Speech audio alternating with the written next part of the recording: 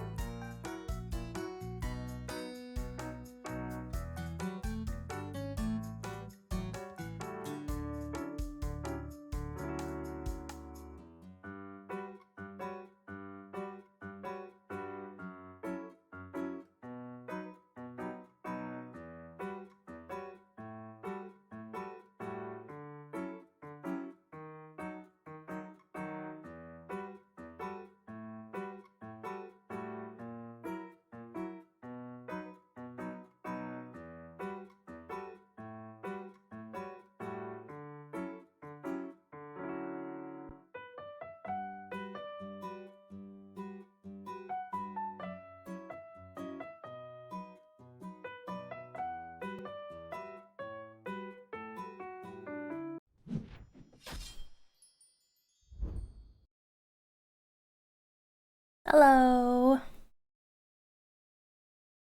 Hello. Welcome everybody to Rice Radio episode 2, part 2, Romance.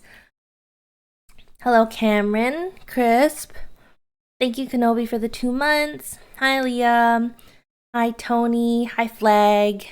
Hi Matt. Thank you. I'm glad you like the cafe. Hello Spicy. How's everyone doing today? Hi Haru. Welcome in, you guys. I hope you're excited because I am. I'm definitely nervous, but I'm really excited to talk to everybody and listen to their stories. Alright, so this first little bit is just gonna be, us settling in, and then we're gonna have our first 2 guests. In about 20 minutes, it's gonna be Shinxy, and it's gonna be SolLegato. Hi, Pengu. Welcome. How's everybody doing today? How's your weekend? Pop your popcorn? Yeah, we're gonna be spilling all the tea today. Hi, Spade. Hi, Frank. We are gonna be spilling all the freaking tea, man. So typically Rhubarb does host the podcast, but they suggested that this time I do it, and I'm very honored. Looking forward to it. Me too. Sorry, there's like something in my eye. But yeah, this cute layout is all done by Rhubarb. And well, the logos and everything, that's all by Kyoko. Yeah, I'm so excited to talk to everybody finally about this. One sec. Forgot to turn on my fan. But yeah, how's everybody doing? You're a cute layout?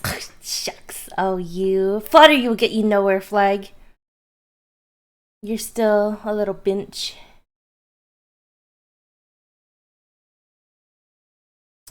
So, I did prepare some questions ahead of time, just in case I'm not too sure what to say.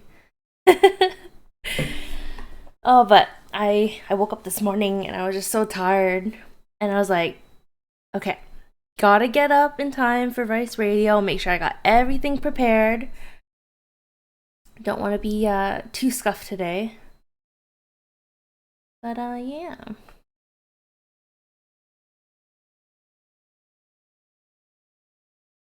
Let's see. It's actually it's been a long time since I used my starting soon screen. I really have to remember to use it more often. A little scuff's alright? Yeah, that's true. But I don't want to be too scuffed. I gotta look a little bit professional. I got some dumplings with me though. I'll probably be eating as we go. But yeah. Ooh, what kind? It's just a pork dumpling, like soup dumpling. I love them. They're so good.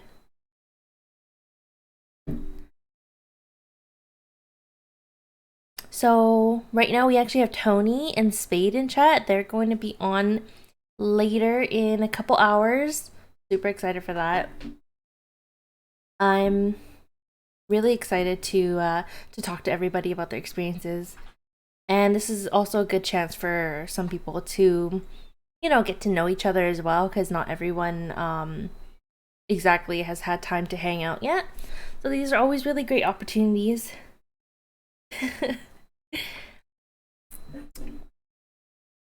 Okay. Everything here looks good. So I just gotta make sure to tweet everything out.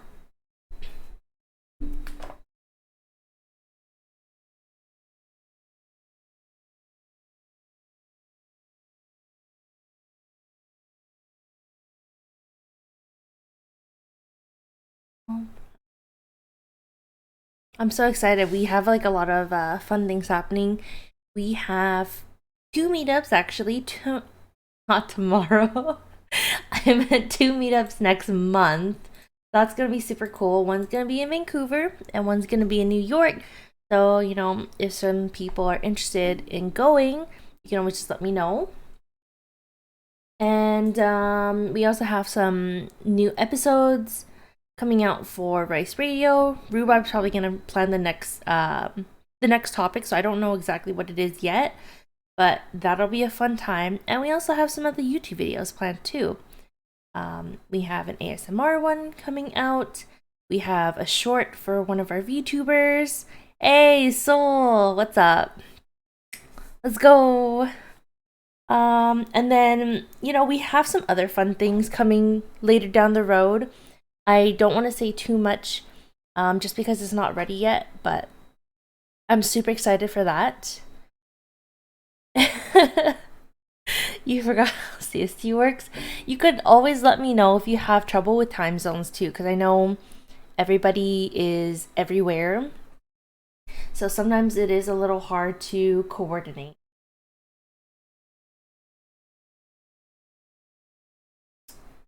But yeah, I'm so excited. Actually, the last time I talked to Sol was on his podcast, Soul to Soul, which right now I believe is on hiatus, but that was really fun. It was my first time ever being on a podcast, and it was just like a really chill experience.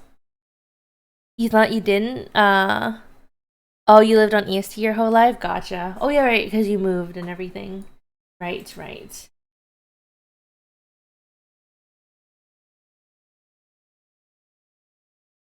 But yeah, your podcast, Soul, was really fun to be on, and I can't wait to see what happens when you bring it back.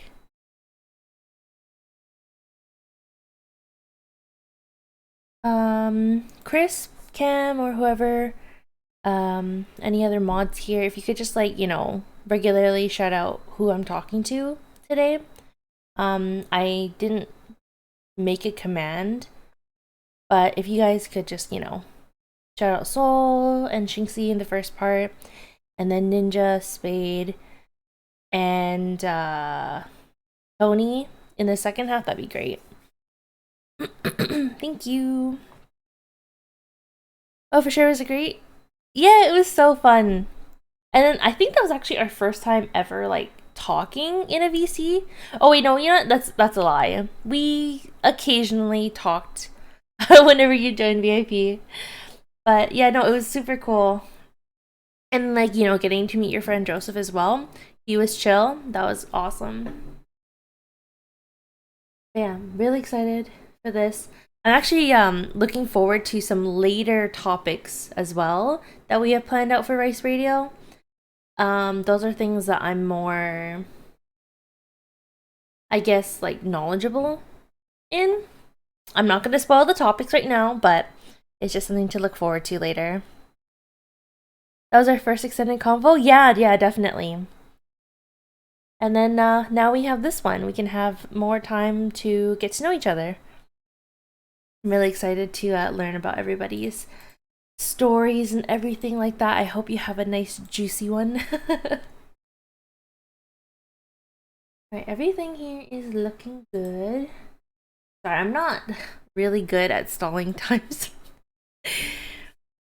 Oh, your experience with relationships are well, we'll find out soon. We'll find out soon.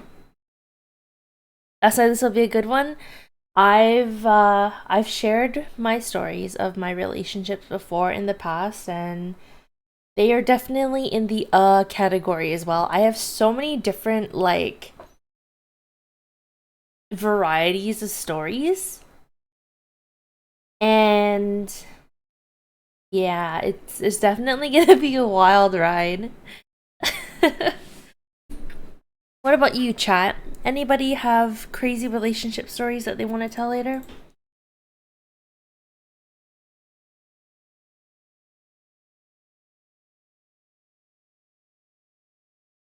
It's either good or yes. Alright, I know Chris is gonna involve mine, bruh. I mean, involve me, sorry. Hi, Elfie. Am I late? No, no, no. We're just getting to know each other until our first guests arrive. Let me just see. If Shinxy's home. If Shinxy's home, we can start early. Opens notebook, yeah. Your only one was a long distance relationship. Honestly, I have a lot of like experience, I guess, with long distance relationships. I'm actually in one right now. But yeah, no one can relate more than me, I think.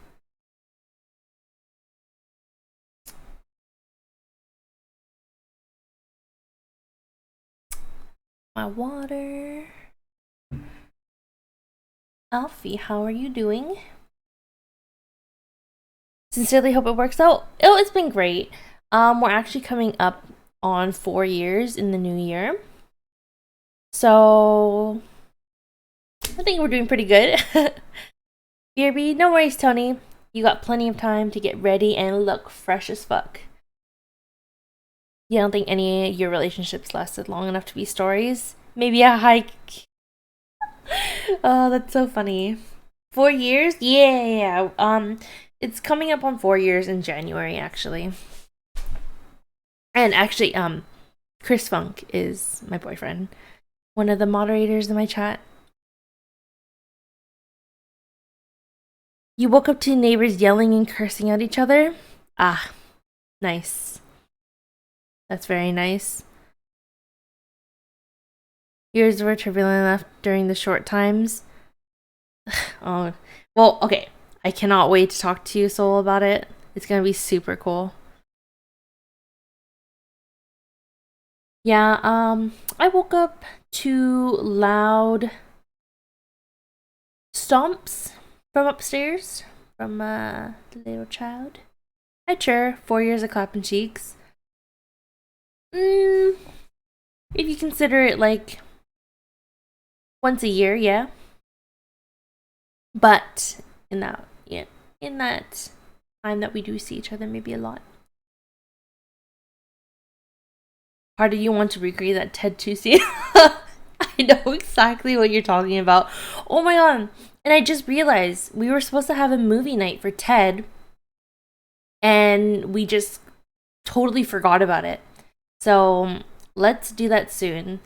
We also have to do a watch party for the rest of the Midnight Club. And then we also have to do a watch party for Edge Runners. And we have to finish the Jurassic World movies. And now we have to do Ted. And there was like a whole bunch of other movies that we wanted to do. I think Chur wanted to watch shoot, what was the movie you want to watch again? It escapes my mind right now.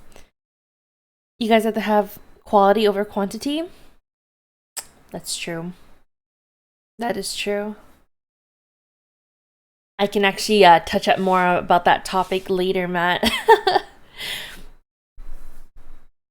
Alright, let's just see where everybody is at right now.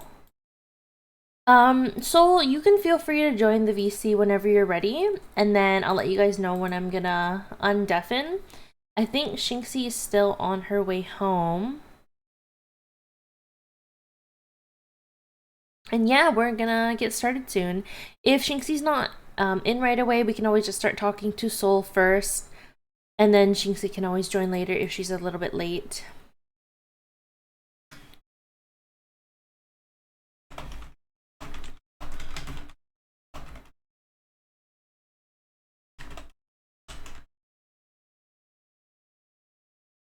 But yeah, Soul, just let me know. Damn, using the never used eventful VC. So for those who don't know, eventful is my Discord server for my stream team members only. Color key. It's up to you, Soul. I'm not gonna get rid of the background because it's gonna play on the screen. You can use a background if you'd like, but I'm not gonna color key anything out. Not this time. Els! Hello! How are you doing? How are you? I hope you're recovering well. Hopefully you're not in too much pain or anything like that. All right, so uh, I'm pretty sure Shinxy is still streaming. I mean, no, no, she's not streaming. I said, I'm pretty sure Shinxy is still driving home. So if you like, we can just go ahead and get started. You're good? Oh, that's great. I'm glad. I'm doing good. I'm getting flustered and can't can't talk.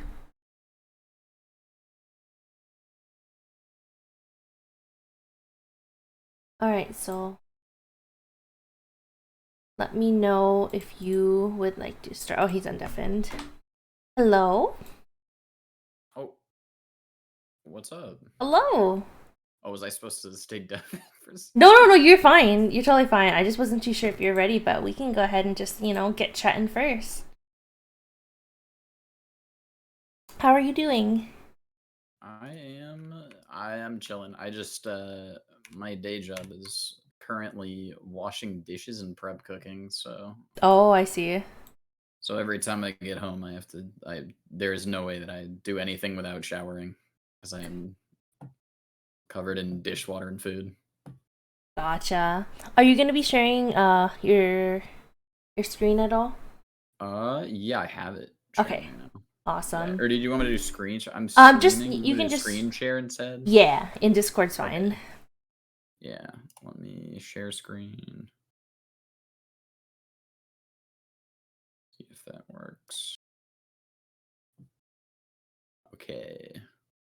That better, maybe? And let me turn you up in Discord a little. Looks like you're a little quiet. Could you say something for me? Say something. No, I'm kidding.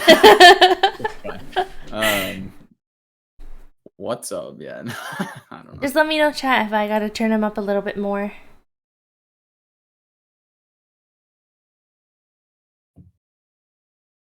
Were you working earlier today? Oh yeah, Ah, that's why it was like I was like, oh yeah, I have plenty of time because it's 3 hours converted to PST. And I yeah. was like, I looked at my phone like when I got out of the shower and I was like, why is Ash already streaming? It's I like, was like, wait a oh, minute. I'm pretty sure he said EST, so I was like, this is fine. And then you're like CST. then I'm like, oh god. Then I remembered that I live in Wisconsin.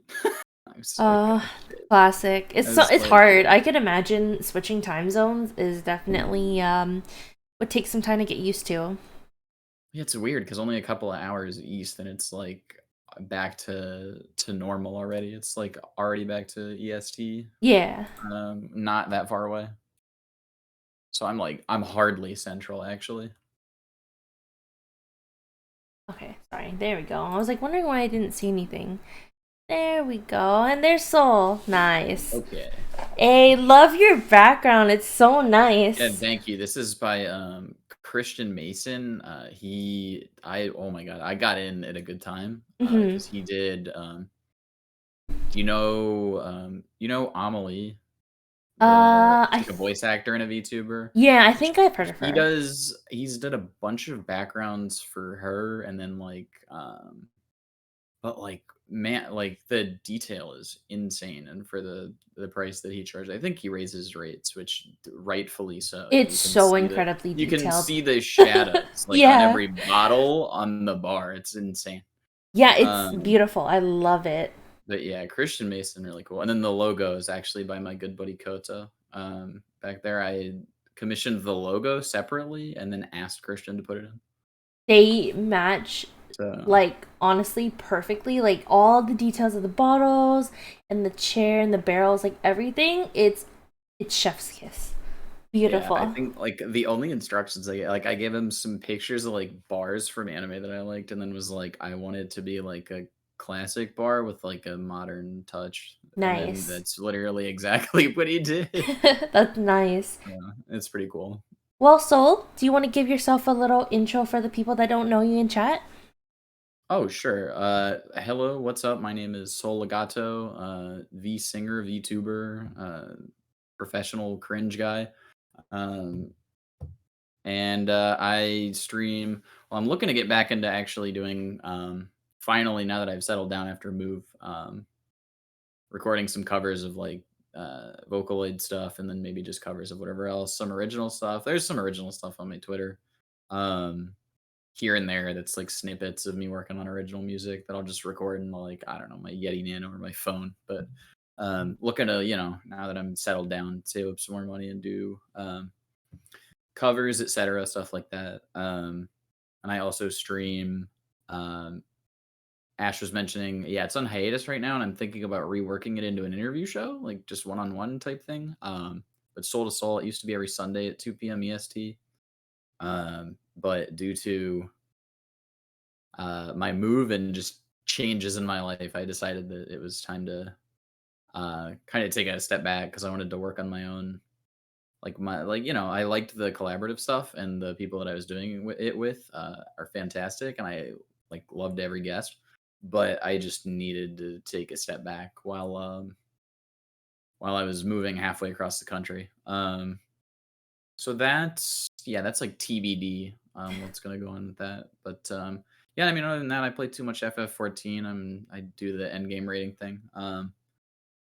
Thinking about getting into Overwatch 2 because I keep seeing it on literally everybody's Discord. I mean, hey, it's free, so if you don't have it Yeah, already. yeah, and I mean, I bought Overwatch 1 like 4 months ago. But yeah, I mean, other than that, yeah, no, that's about all I have. Sorry, I kind of rambled. No, of course, don't worry. Please feel free to ramble about yourself. Well, do you have any memorable stories, whether good or bad? Like when someone asks you about a relationship, right? What's the first story that really comes to mind for you? Oh, there's too many. I can't remember which hotkey the gloom face is on, but I'm just gonna try this one. It's not that one. It's colors. Yeah. Yeah. So where to even start? There's like seven, and then like Jeez. five and a half of them are cursed. All right, well, And one give of us them I the wasn't. one that's like the most cursed. Oh, okay. Well, this one technically we were never in a relationship. It was when I was in high school. There was this girl from like another school, and I think it was like I met her at like a marching band like competition thing because where I went to high school, like the state I was in, they would do like the whole like marching arts thing or Mm-hmm. whatever. Uh, and she was in the color guard, and the basically I was very young and stupid, and uh rose tinted goggles or something else when you're a teenager in high school because basically she convinced me that she was going to dump her boyfriend because he was an asshole. She goes, my boyfriend's an asshole, I don't like him, he doesn't treat me how I want him to, but you do. And I'm like, okay, like All the right. red flags number 1 through 10. Like, okay, it's okay though. I was like, oh man, somebody's interested in me. Cool. Like, and that drug on for a little bit, and then I used some money that I got for my birthday to take her to my school's prom, and I paid for all of it. And it was like a group of my buddies. There was some dude who like he had pretty like bourgeois parents, and he was like, my parents are gonna let me rent a limo. And I'm like, oh, okay. And he was like, bring your date. Like it's gonna be like 10 people, and we're gonna go to a hibachi place. Okay. So, and then I paid for her dinner at the hibachi place, a corsage, both prom tickets. What else? Oh shit, too Man, much, I can a imagine that lot, racking up to quite a bit. a lot. It was like I don't know. I saved up. I had some money saved up, and it was a few $100s, and I did that. Um, we go to the after prom thing because it's like a party thing at like like a sports center or whatever, like one of those like rec centers Hmm. that has a bunch of cool like shit you can do. Um, and that's at like God, I don't know, like it's 2 in the morning. The prom was at an aquarium too, so that was cool. What? Oh yeah, so it was What? more. So it was more because we had to buy aquarium tickets. Oh, that sounds so cool though. But it was cool. I liked aquarium prom. That was cool. Next year was lame because it wasn't the aquarium. But after I drove her home, like I don't know, like 1 or 2 days later, she was like FaceTiming me on like my iPod, iPhone, whatever the fuck, and she just is like hysterical, crying, and just goes, "Oh wait, what? Okay, before it's like, it's not explicit, but Twitch TOS. Can I like is the word like sex allowed on here anymore? I don't know. Yes, you can. All right, yeah. So she just goes, I don't know what to do, and I'm like, okay, just calm down. Like, well, what's up? And she just goes, I just had unprotected sex with my boyfriend, and I don't know what to. And I just was like, huh? Yikes! I just stopped. It was like, and she's like crying, bawling, like asking me a bunch of like incoherent questions, and I just am like, I just stopped, and it clicked in my head, and I just went, I hey, what's up? Hi, Shinxy. But I just stopped, and I looked at my phone, and then I looked at the clock, and I just went, yeah, I can't deal with this anymore. I actually have to go, and then I hung up. That is so I fucking did, wild.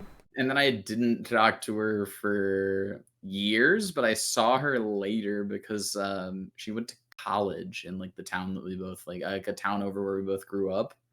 Um and it was just so awkward because it left off like it was just like that whole like being trailed on like, oh, my boy, I'm gonna break up with my my trumpet playing boyfriend I don't like. And then just it was so wacky. It was insane. I don't know what my high school brain was thinking, like, yes, good idea to do all that. So I don't know.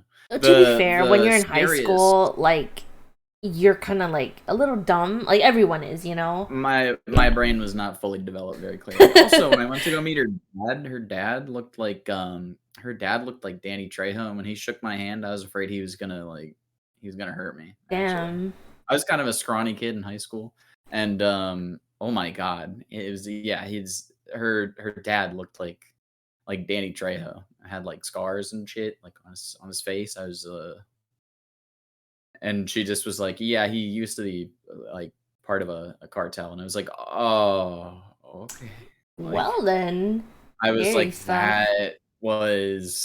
I think that was like one of the two like, whoa, dude, like what is going on moments where I should have been like, okay, maybe I should back up and just be like, ah, what's up, like what's going on. So that's my first one. That's the you said like what the wildest one I guess was. Yeah, that is Yeah, pretty wild for sure. that one is kind of just like, yeah, that yeah. So I'll just open with that one so you can like wind down off of that. Hopefully, Well, to catch you up, Shinxy, on his story, he took a girl out to prom who said she'd break up with her boyfriend for Seoul.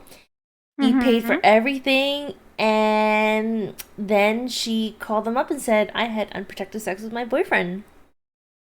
I Yeah. yeah, Yeah, right? That's what I'm saying. yeah. that is not okay. Oh yeah, Crazy. it was. High school love stories is always wild. High school romances are always like the most sweet and innocent thing ever, or they're the most freaking cringe and like awkward thing. Yeah. It is. It really.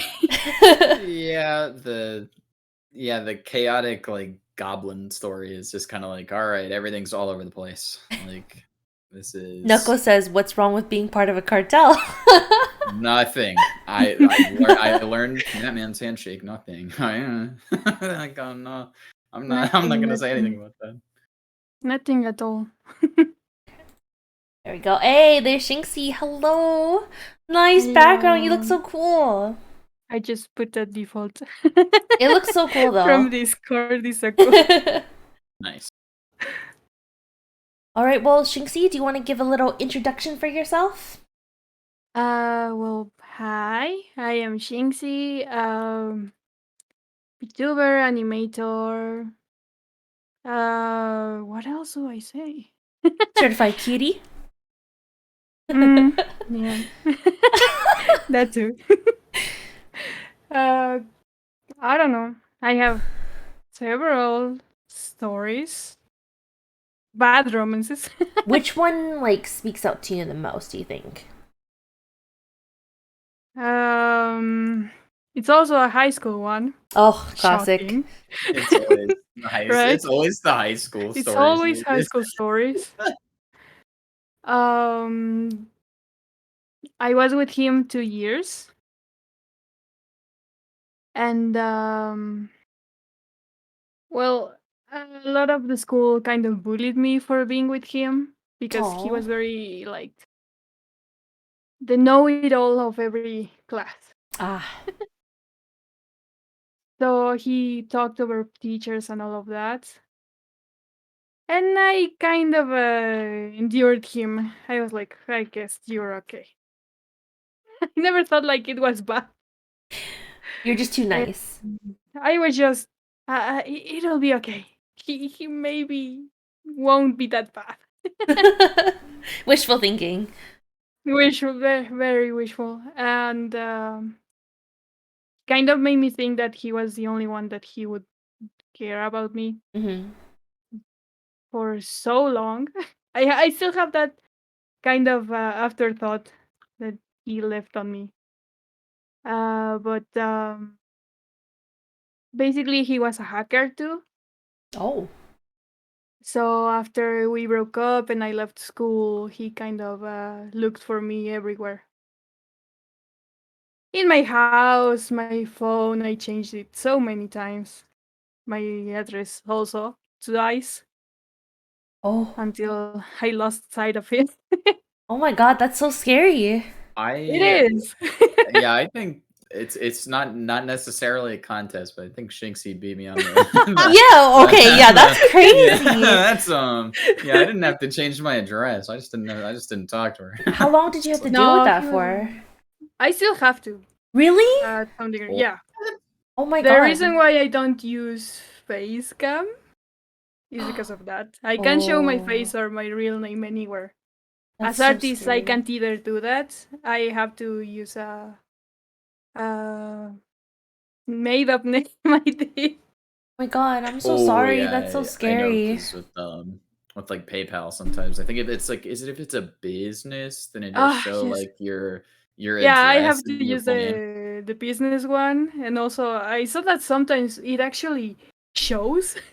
Yeah, I like when you get paid. It's like, oh, what you mean you showed my name? Yeah. Yeah. Like that came on that happened when I was 16. So when I was 18 until now, it's already been 10 years. And the guy is still there. What the? Somewhere.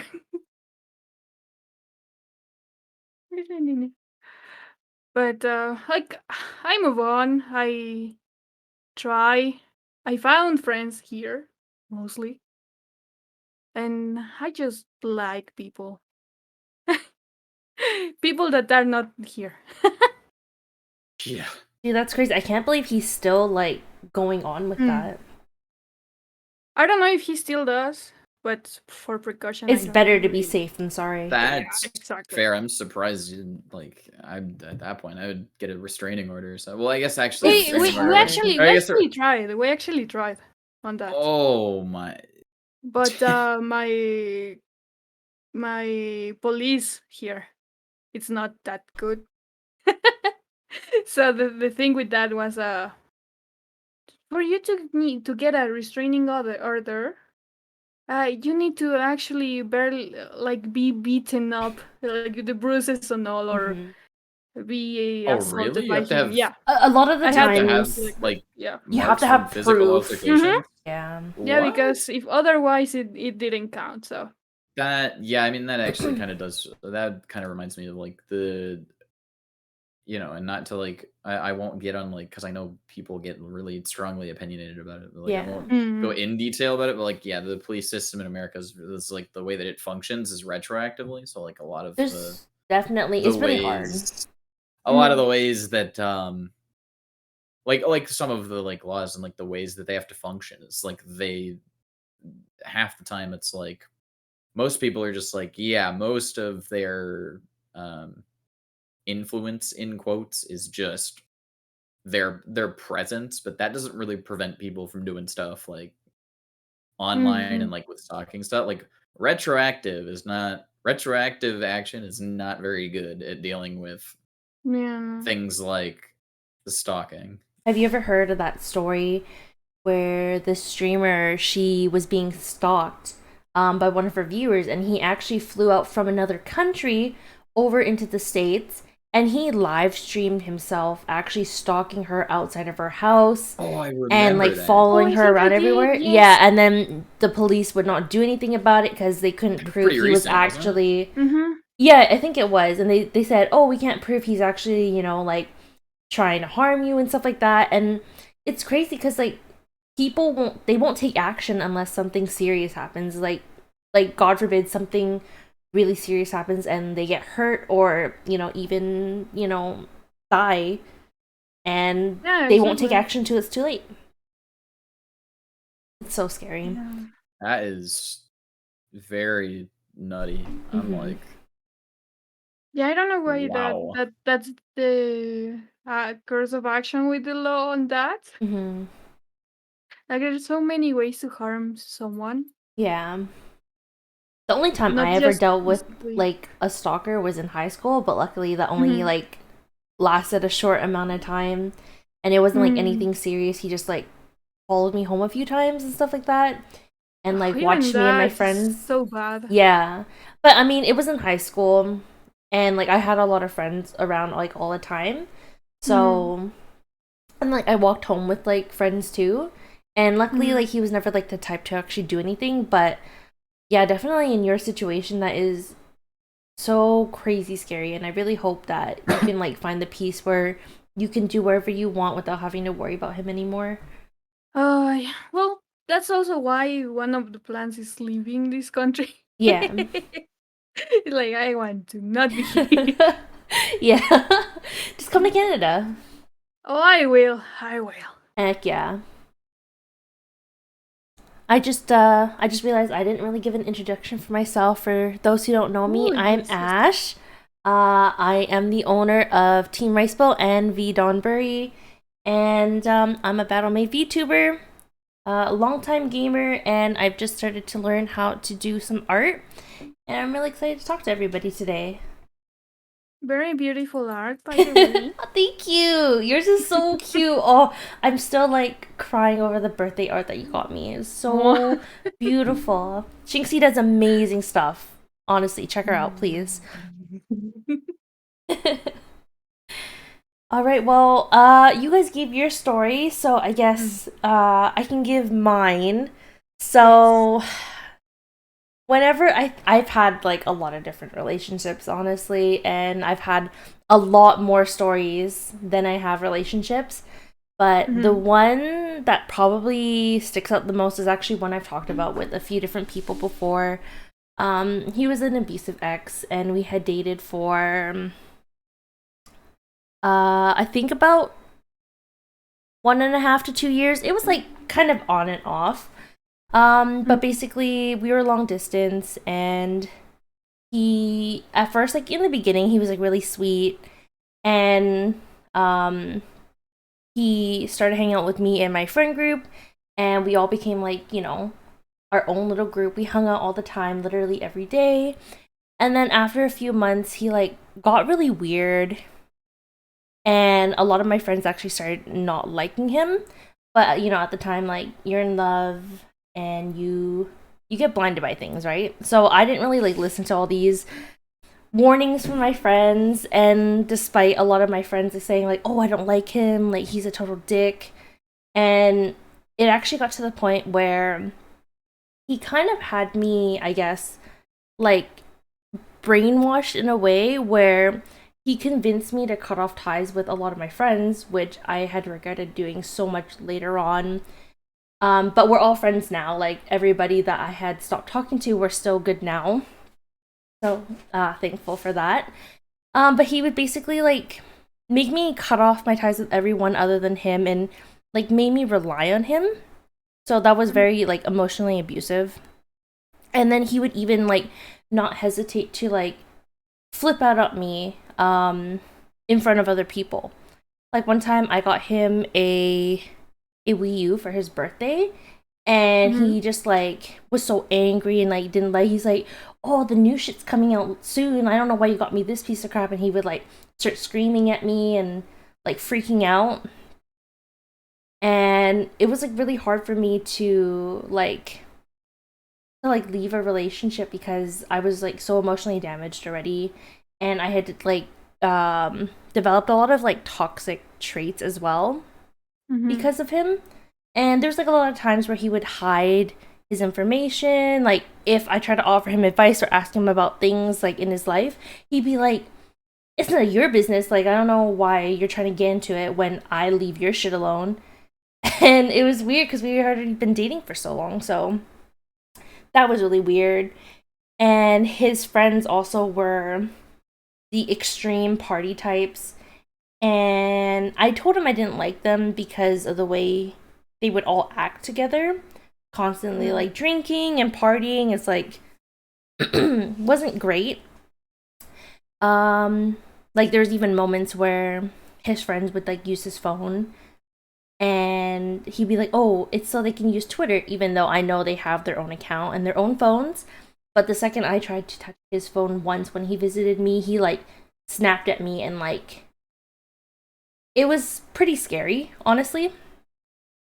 So, you know, there's, like, hiding those things. And when we finally broke up, we had actually planned on going to TwitchCon together. He broke up with me a month before, or 2 months before, and we had agreed, okay, we can still go to, you know, on the trip because we already booked everything, and, you know, it would be whatever. A month before the con, he texted me while I was at work and said, hey, I canceled the B&B, I'm not going anymore, and yeah, good luck. And I'm like, can you at least wait till I get home so I can take over the B&B at least? And he's like, nope, I already canceled it, you're on your own. And he basically kept trying to play with my feelings, like, oh, you know, if you do this or keep up with this, maybe I'll go. And, like, trying to, like tease me like that. And he even admitted that his friends told him to go hit it and quit it. Yeah. So, like, that's, like, the gist of that one. He was very awful, and he let his, like, online work, like, he did carries professionally on a game, and his group of friends would constantly, like, attack me personally, and they would either, like, spam me or constantly insult me and all that shit, and he never did anything against it. He's like, oh, I don't want to, like, look bad in front of the guys, so he just basically let me take all that torment. And yeah, I had really regretted not listening to my friends earlier, and I just always felt so stupid just dealing with that. But, like, when I first met him, I was like 17 or 18, and I had just gone through a really bad, like, heartbreak, so I was definitely in a vulnerable place. Yeah, when you get in that vulnerable place, like heartache, you kind of just go accepting Yeah. whoever gives you, like, a nice gesture. Yeah. Especially in the beginning when he was, like, so nice and, like, everything to me. Like, I opened up my heart, and what people don't understand is like, oh, you're in an abusive relationship, just leave. It's not that easy. It's incredibly difficult because part of you doesn't want to accept that you were wrong about this person and that you were dealing with all this trauma. And like even now, like I still have a lot of those bad traits and I do feel bad about it, but like I try to get over it. And like I'm really thankful for Chris for like dealing with me at my worst times, because I know I haven't always been a fair partner because of those toxic traits, but I've definitely gotten better, I think. But yeah, that's probably my worst. Your worst one. Yeah. Oh, I just realized I was muted for a second. I do actually remember that story. I'm pretty sure you like when you came on my podcast like way back when. I'm pretty sure you talked about it. I probably did, yeah. Yeah. Somehow it does it come was up. because we were talking. Well, I think it was because I think Joseph mentioned TwitchCon. Right. Because he is like geeked the hell out over TwitchCon. He looked like he had a good time. I checked his Twitter.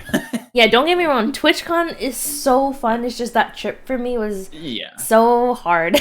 I could imagine it might make it kind of soured. Like it might be kind of soured. Like I would be a little. Yeah, that's like, you know, if you've ever had anything. I was like today at my work. Like one of the servers dropped a plate, and I made a face that like made them pissed off at me. Aww. Because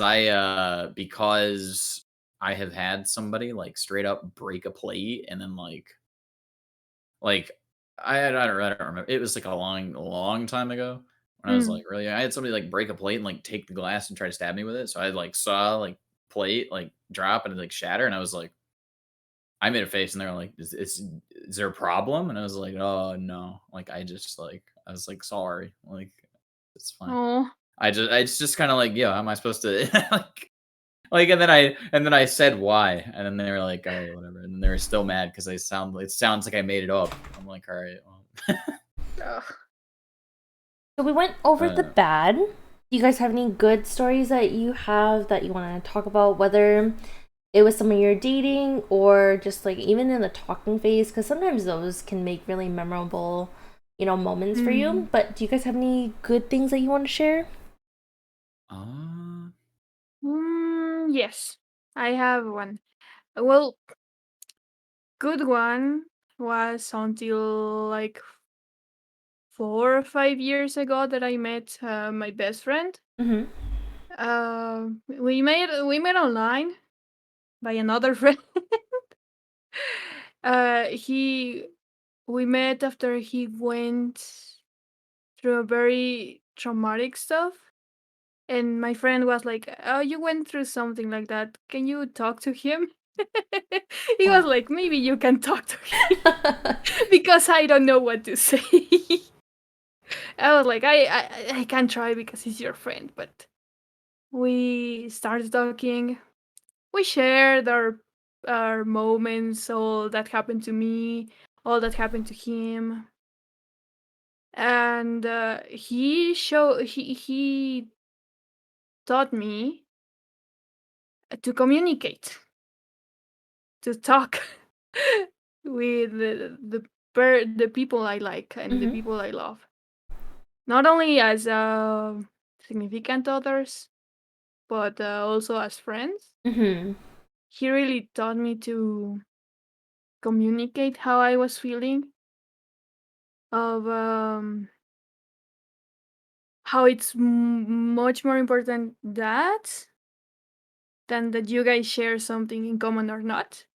That's true. Because I just realized I hit a toggle on accident. That had nothing to do with what you were saying, by the way. Oh my god. I got a smaller keyboard, so I don't have a numpad anymore. It's like, okay, I was not. So I was like, what? Friendship? That's gross. Friendship. What? I also accidentally changed outfits. Oh my god. Right, yeah. All the toggles. Yeah, and well, it's been a very building up thing with him. Because at first we were just pouring everything onto each other. And like yeah, only you get me, only I get you, and stuff like that. But it's like, but we also need our time. Yeah. Beside yeah, you spend time together, but you also need your time, your own stuff. If not, it becomes like a chore to be with someone, and that is not fun anymore. Yeah, definitely. And also, that's it's very important that you have fun all the time with your partner. Well, maybe not all the time because there are fights. You can fight, scream at each other, yell at each other, have issues. But if you have fun, if you talk things out, those are the best kind that you can actually talk. I If you don't think can there's talk, then it's sorry. not worth it. Yeah, I don't think there's a such thing as like a perfect relationship. You know, healthy relationships, you're gonna fight, you're gonna argue about things and Mhm. disagree about stuff. But the most important thing is how you deal with it in the end. Like if you can communicate your feelings and your thoughts with that person, and even if in the end you still don't agree with them, you can still, you know, calmly talk about it and just like rest your case without having to go into a crazy fight or Mm. I have to be right, you have to agree with me on everything. Yeah, also, maybe you don't accept everything they think about, Hmm. but that's also okay. They have their own voice. Yeah. Yeah, I think there's something to be said about, yeah, it's not there, it's how you communicate when there are issues, like if you need, you know, more attention or more space, anything like things like that. Just in general, I think it's Mm. the like just being able to, it's not about like, oh, okay, we can never have any issues, otherwise this isn't good. It's and this is with any kind of like I know the title is like romance, but I mean this is like with Mm. any kind of Yeah. relationship, whether it's a friendship, like whether it's your significant other, whether it's your family. Oh yeah, feel free to branch into It friendship, all can, that type of relationship. it can apply to like to any of the, I think the big important factor is like being, and it's hard for some people actually, so like empathize with some people, and or sympathize, when that is a bit of a daunting task sometimes for people to just like be transparent and like tell you Mm. what's going on, and it's like you both have to be pretty vulnerable to like to for both of you, like in any kind of circumstance like that, to just like open up about what is going on with you, and then ask the other person, okay, what's going on with you, and then they have to also be willing to talk to you about it, like, but that's, I think, where that's definitely like where the most meaningful um connections come from, is like when you take the time to do that, even if it does take a Mm. little bit, and then like I think it's important also to acknowledge Yeah. when someone that maybe that you are close to does that and like opens up about what's, if there's some kind of change or whatever that um was going on, where you were like, oh, what's up, and it's something that you were doing maybe, Hmm. where you didn't necessarily, it wasn't something that you were doing that upset someone or made them angry, but like, it's just like communicating in any kind of social relationship, whether it be familial, um, romantic, yeah, like significant other, or like a close friendship, is something that I think is very undervalued in today's society. We don't really, because I mean, a lot of our, I don't know exactly, and obviously I won't like ask unless anybody's like comfortable. I don't know like, exactly what age like all of us are, but like I'm Mm. at a point where like my parents and their parents were definitely like I could tell that they were kind of just like, oh, it's fine. I just won't think about it, and I'll get over it. Like I'll just brush off my problems, Ah, and yeah. like I could tell they don't really like they didn't really get the healthiest idea of what How to of how, handle things.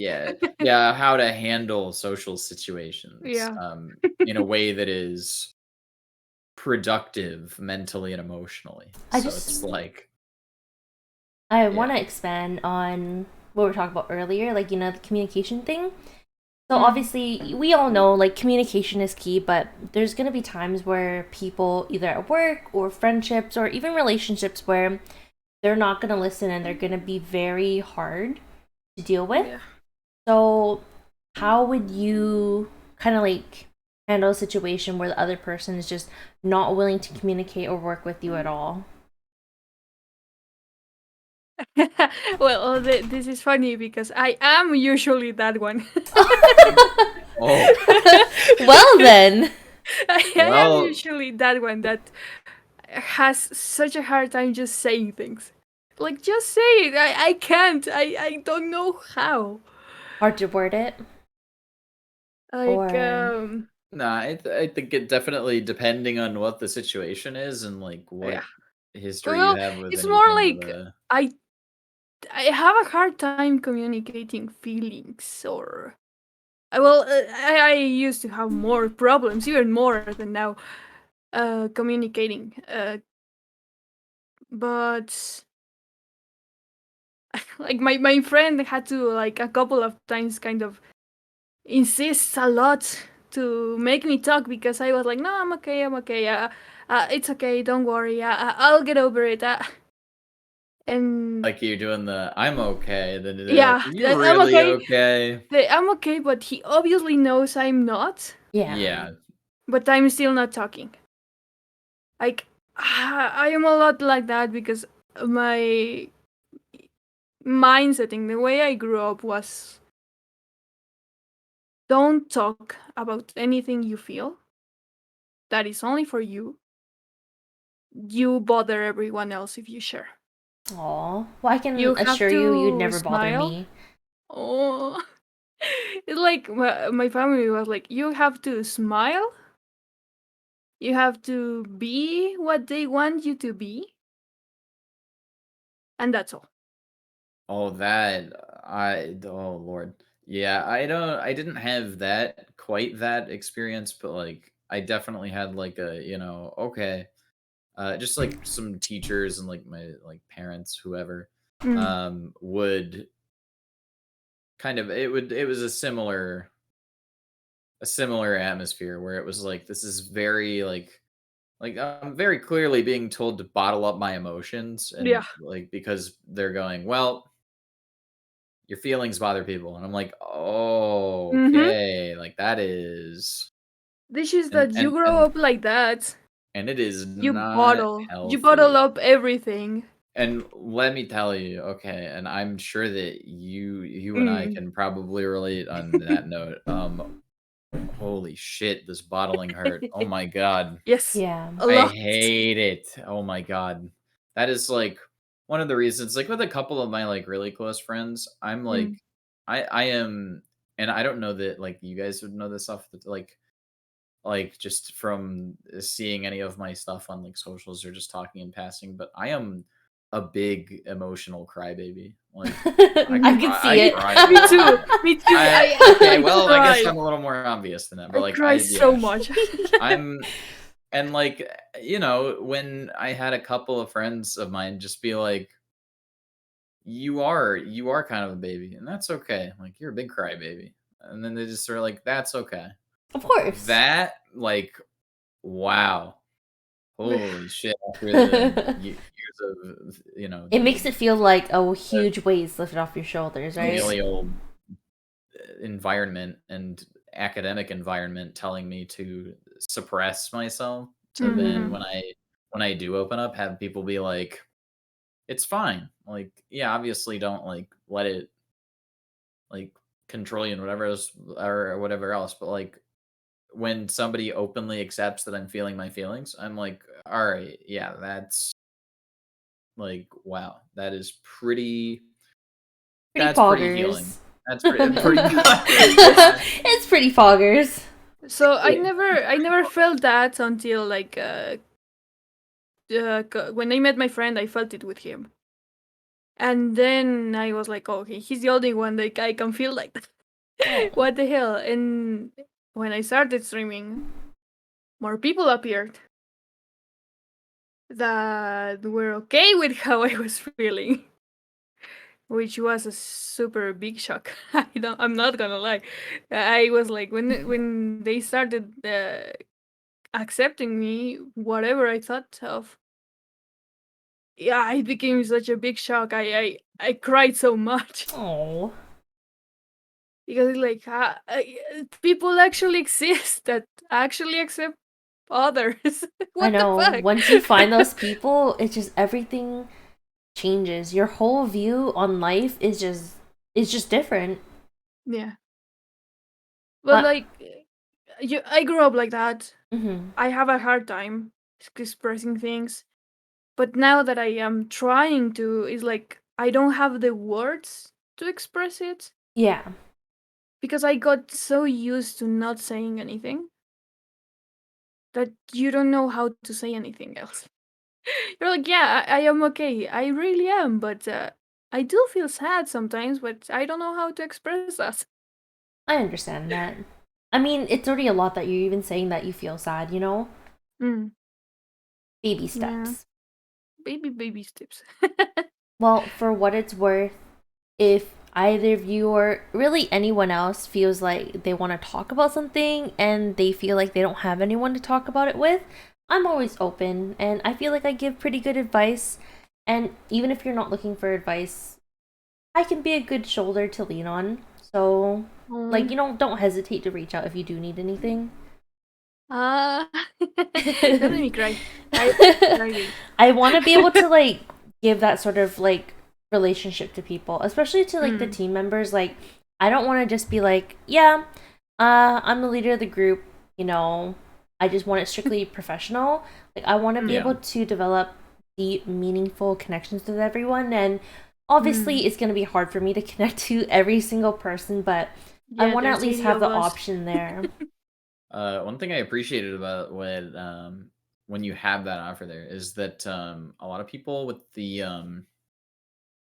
venting offers, they don't the venting offers, they don't take the time to go, if you know, like they don't specify if or give you an option, because some people don't really get that, like there's two kinds.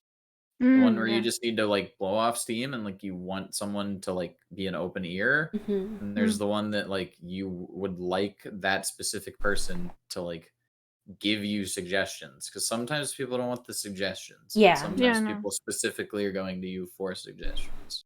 Sometimes you just gotta blow off all the steam that's inside, you know?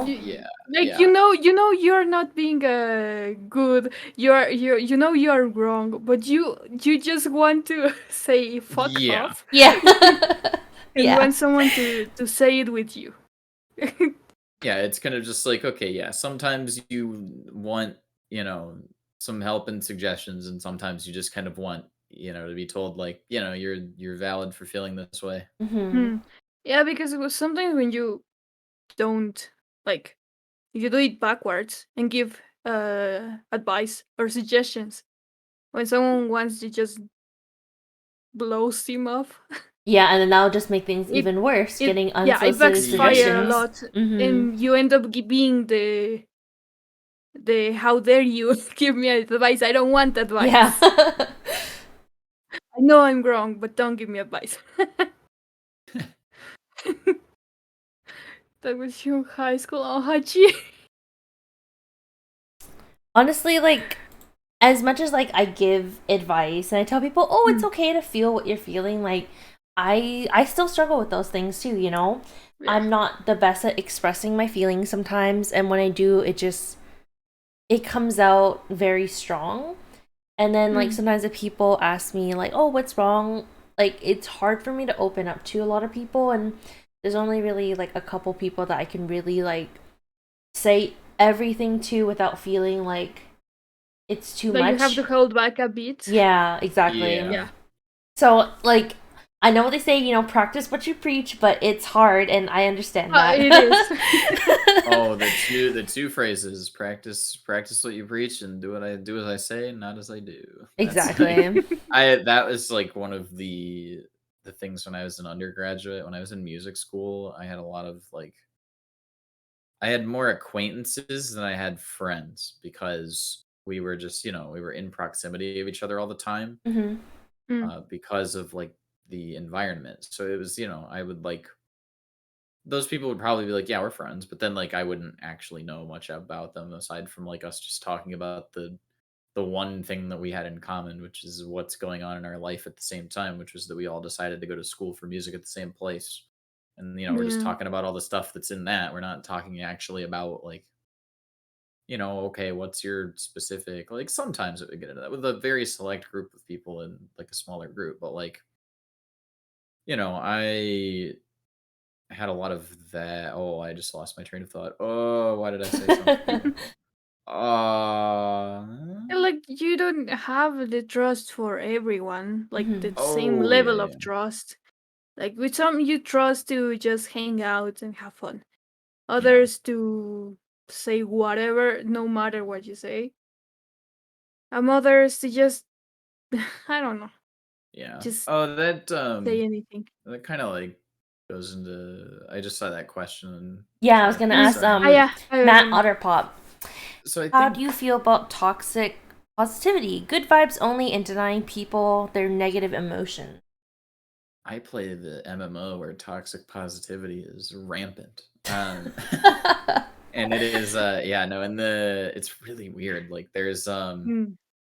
I don't I'm not a fan of how World of Warcraft runs either, where it's just a cesspool of toxicity, and just people being negative and being assholes. But Mm. FF14, the MMO that I do endgame raiding in, in the Party Finder, which is where you publicly just do stuff with other people if you don't have a set group.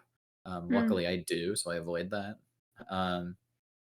But the general atmosphere of people in the game is that you have to be all. I don't know if this regionally, but if you all know what the phrase hunky dory means, just oh yay, woohoo, I'm so happy all the time, everything's great. Let's just be nice and happy all the time.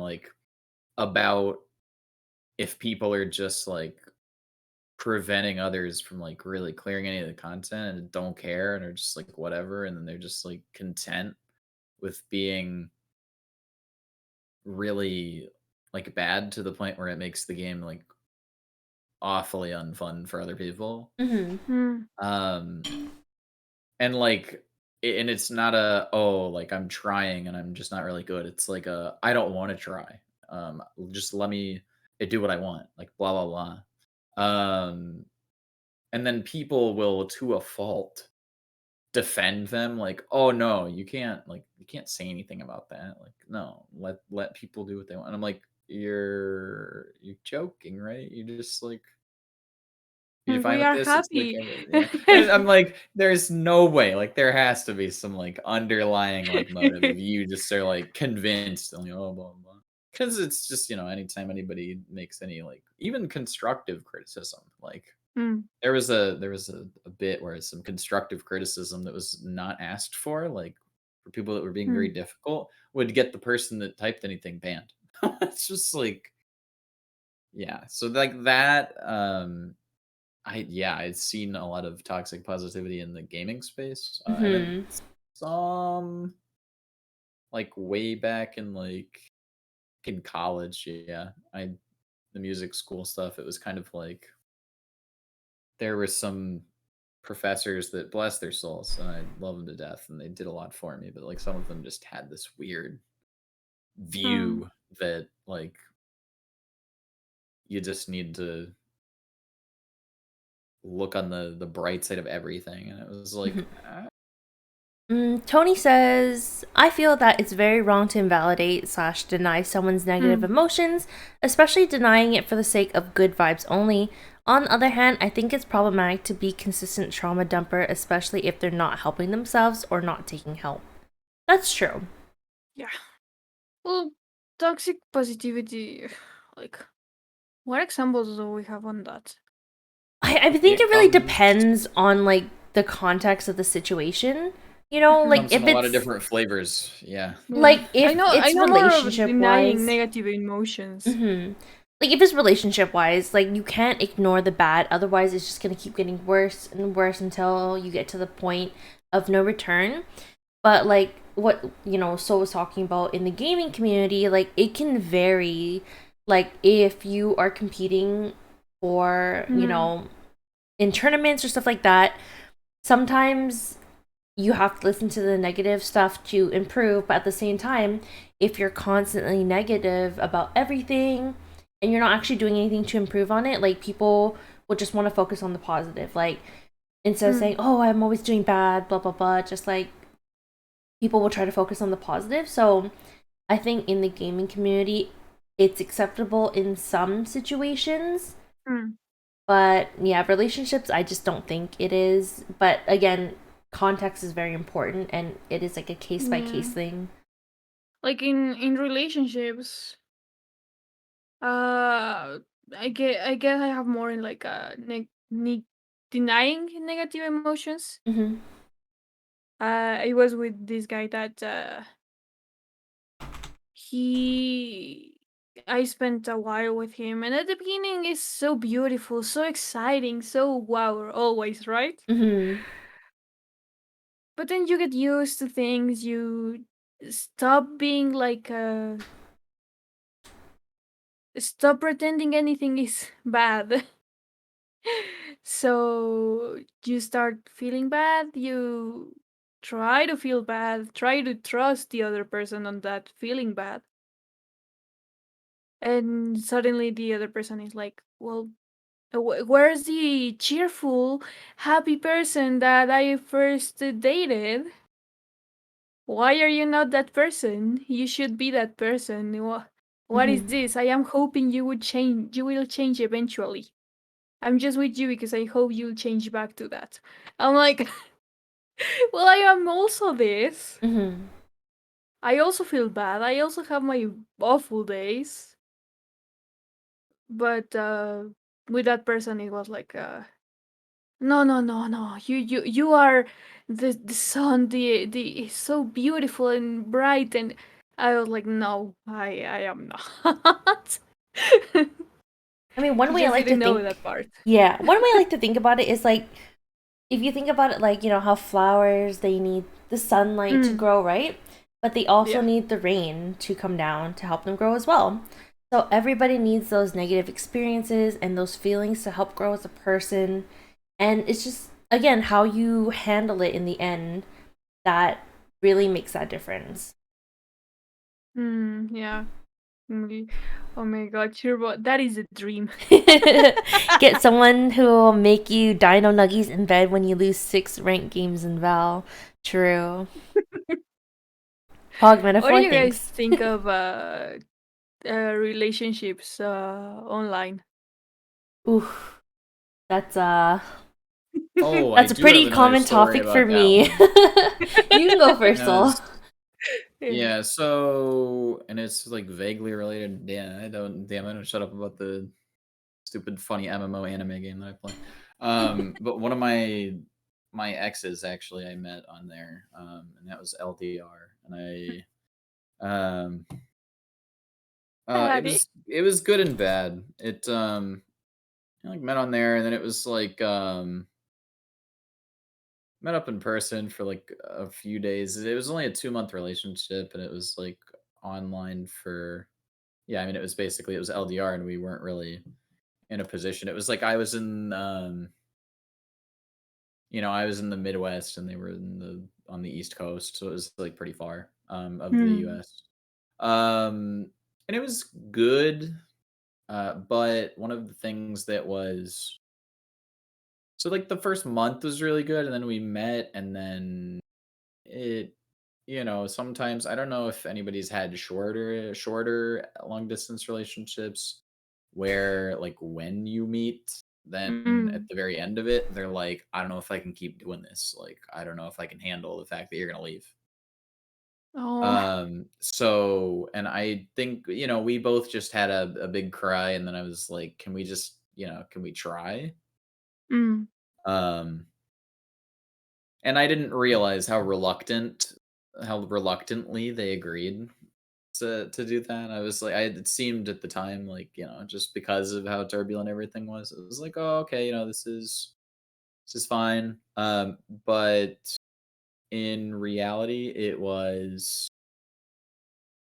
just wasn't good. They had a lot going on that they didn't really like openly express to me.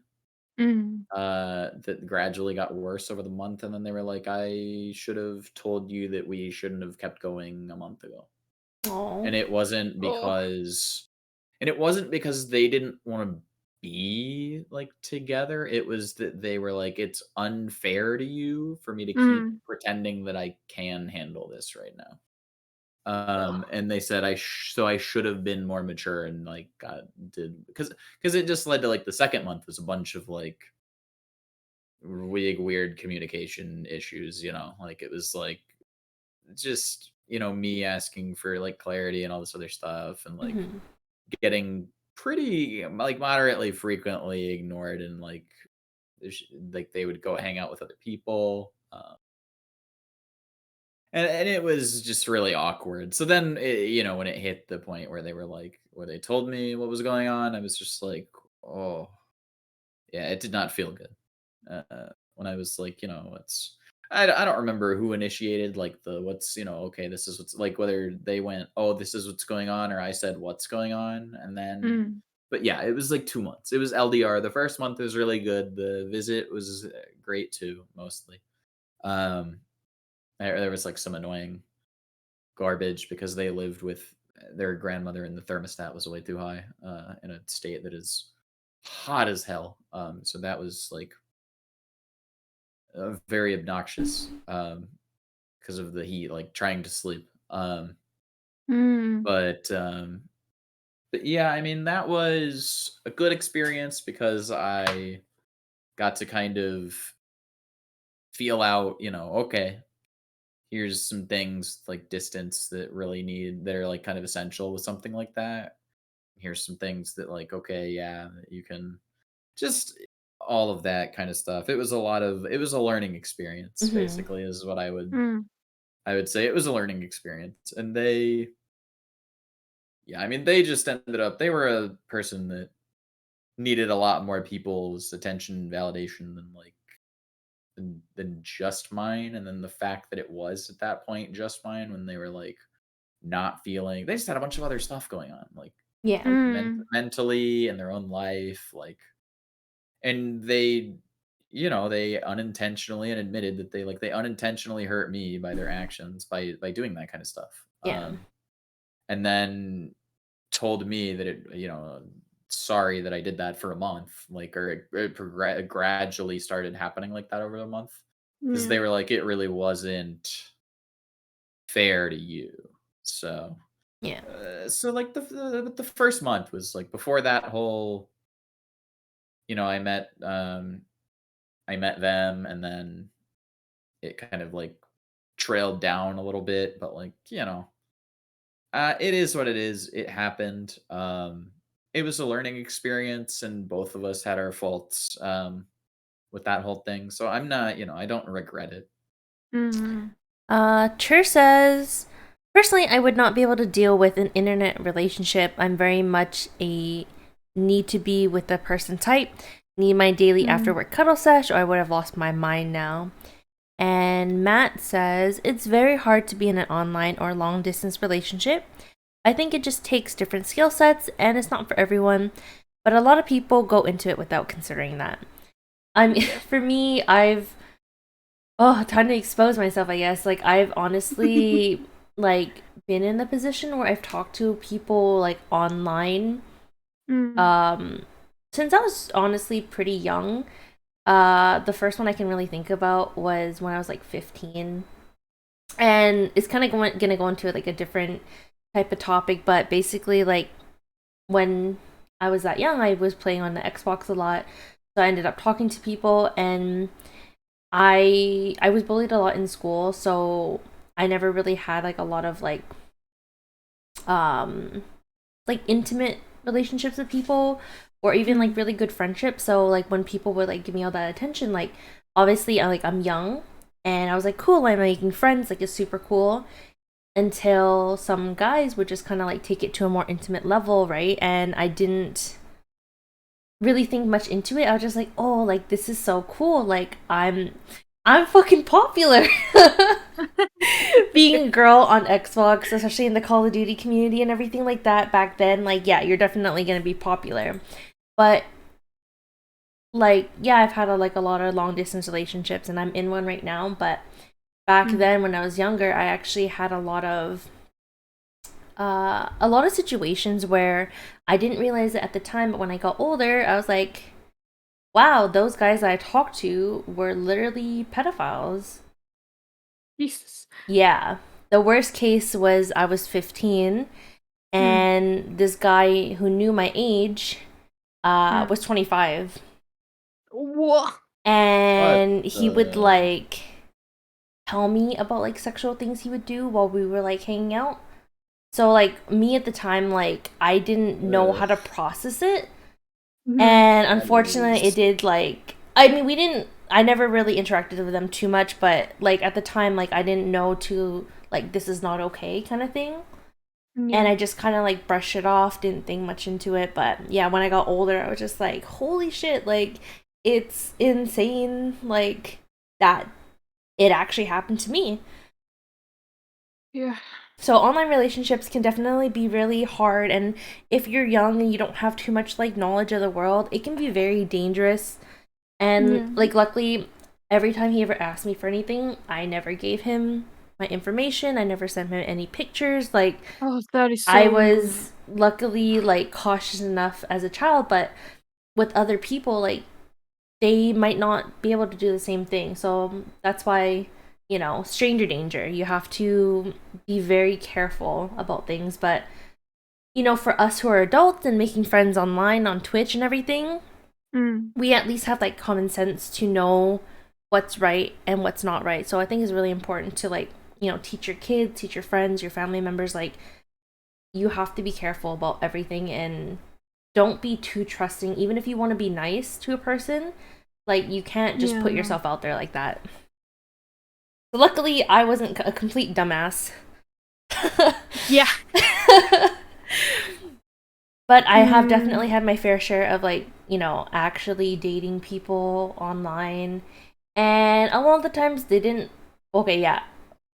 Almost every time didn't work out, basically. But I mean, I had two really good things that came out of it, honestly.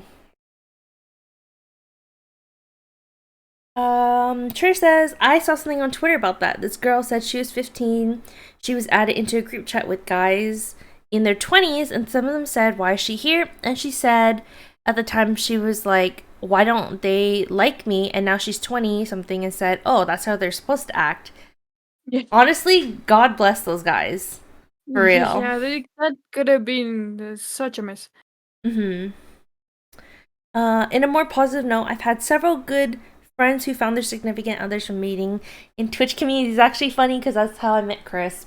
We actually met on Twitch through a rhythm game stream that we had both watched. So that was crazy. Oh. That is so cute. Thank you. So Soul Shinxy. What does healing mean for you guys? If you, like, obviously we talked about like being vulnerable and not being able to, you know, express our feelings super well, right? But for you, like how do you heal after dealing with something, you know, traumatic? So that's a good question because I'm still working on we are that. still healing. I'm still working on figuring out ways to do that every day, and luckily, you know, it's. Well, has anything worked for you? I mean, I think that, admittedly, as terrifying as it is, and as much as it can, like, you know, the prospect of the prospect of being hurt in a similar way that you had been before, like in any kind of sort of, friendship or relationship that you have with a person. I think honestly that as counterintuitive as it sounds, it's ironically enough, being vulnerable with like those people that will let you, and not obviously not just like too much without any kind of like not just like one-sided, like you obviously don't want, like, no one should be in a friendship or relationship or even with your family, like, no, it should never just be like a one-sided trauma dump or something like that. Mm-hmm. It's not really fair to the other person. If you're I mean, as much as sometimes the other person's going to need more than you are at any given point in their life, and sometimes you're going to need more from them maybe. But I think that, yeah, just letting yourself be vulnerable, and having those moments where you are open with the people that you care about, Mm-hmm. and that the people that you love and the people that love you. It's and again, I want to preface that with I should have prefaced that with, holy shit, it's not easy. And I will never claim that it is easy. Not in a million years. It's hard. Oh yeah. But it's hard to open yourself up and let yourself be open to that. Like, to be like vulnerable. But I think that it's healthy. It's not good for you to close yourself off too much. And I know some people, maybe like that's part of like their upbringing, or sometimes that's like a comfort zone that like you want to stay in. You want to stay in that kind of lane where like you really don't feel comfortable opening up. And so, it might take time depending on who it is or who it's with, Mm-hmm. or what your relation to that person is. But I would say that it's worth asking and talking to that person, when you're ready to like open up Mm-hmm. about things that you struggle with, that you're passionate about, anything, honestly. I think just we need to be more. I think we could afford to be more, as human beings, could afford to be more in tune with our own emotions and with each other's. So Mm. What about you, Shinxy? Healing. Oof. Well, healing is learning the things that you did before were wrong. Mm-hmm. Which ones were wrong, which ones weren't. And try to not do them again. But Learning from your also, like, mistakes. yeah. But when you are trusting someone, sometimes healing is also being by your own. Just dedicate to yourself, to the things you like. To improve how you are as a person, it's also healing. Because you start being someone instead of just being someone that's with someone else. Yeah. And healing. Spend time is also healing. Spending time is also healing. Like, sometimes you don't need like, okay, like Turbo that said that need a cuddle Yeah. after the day. That is also a type of healing. That after a long day, you need a cuddle. You need a hug to help you heal everything on the day. Definitely. that's unironically why I own a body pillow. Oh my gosh. I'll make one for. I have a dog. I'll I make have a one of dog for Shuffy, that. and then everybody on the team can get one whenever they need a cuddle. Yes. No, but I definitely agree with both of your points. Like being able to be vulnerable with other people, but also having time for yourself to like reflect on the things that have happened.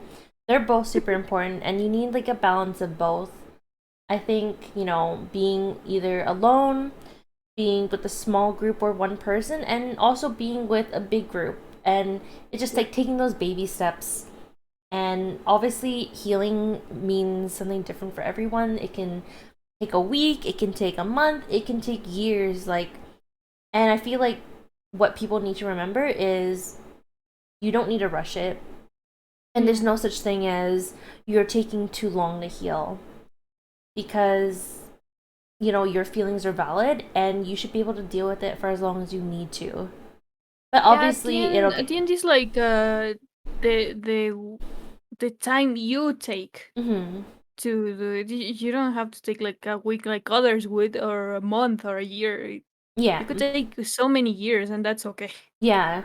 But also you need to remember, like, if it's getting to the point where it is like a very long period of time, if what you're doing isn't working, then it's okay to seek professional help as well. And it doesn't mean you're weak or anything like that. Sometimes people just need a little bit more, and that's totally okay. Yeah, completely. Let me just help is good. Yeah, let me read a couple chat comments here. Yes. So Trish said, a huge issue a lot of people have in relationships is they don't work shit out enough.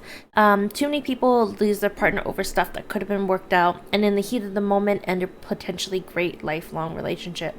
That is definitely true, and it is definitely common for sure. Like, people don't know how to handle their feelings, and when a situation gets tough, they just rather end it.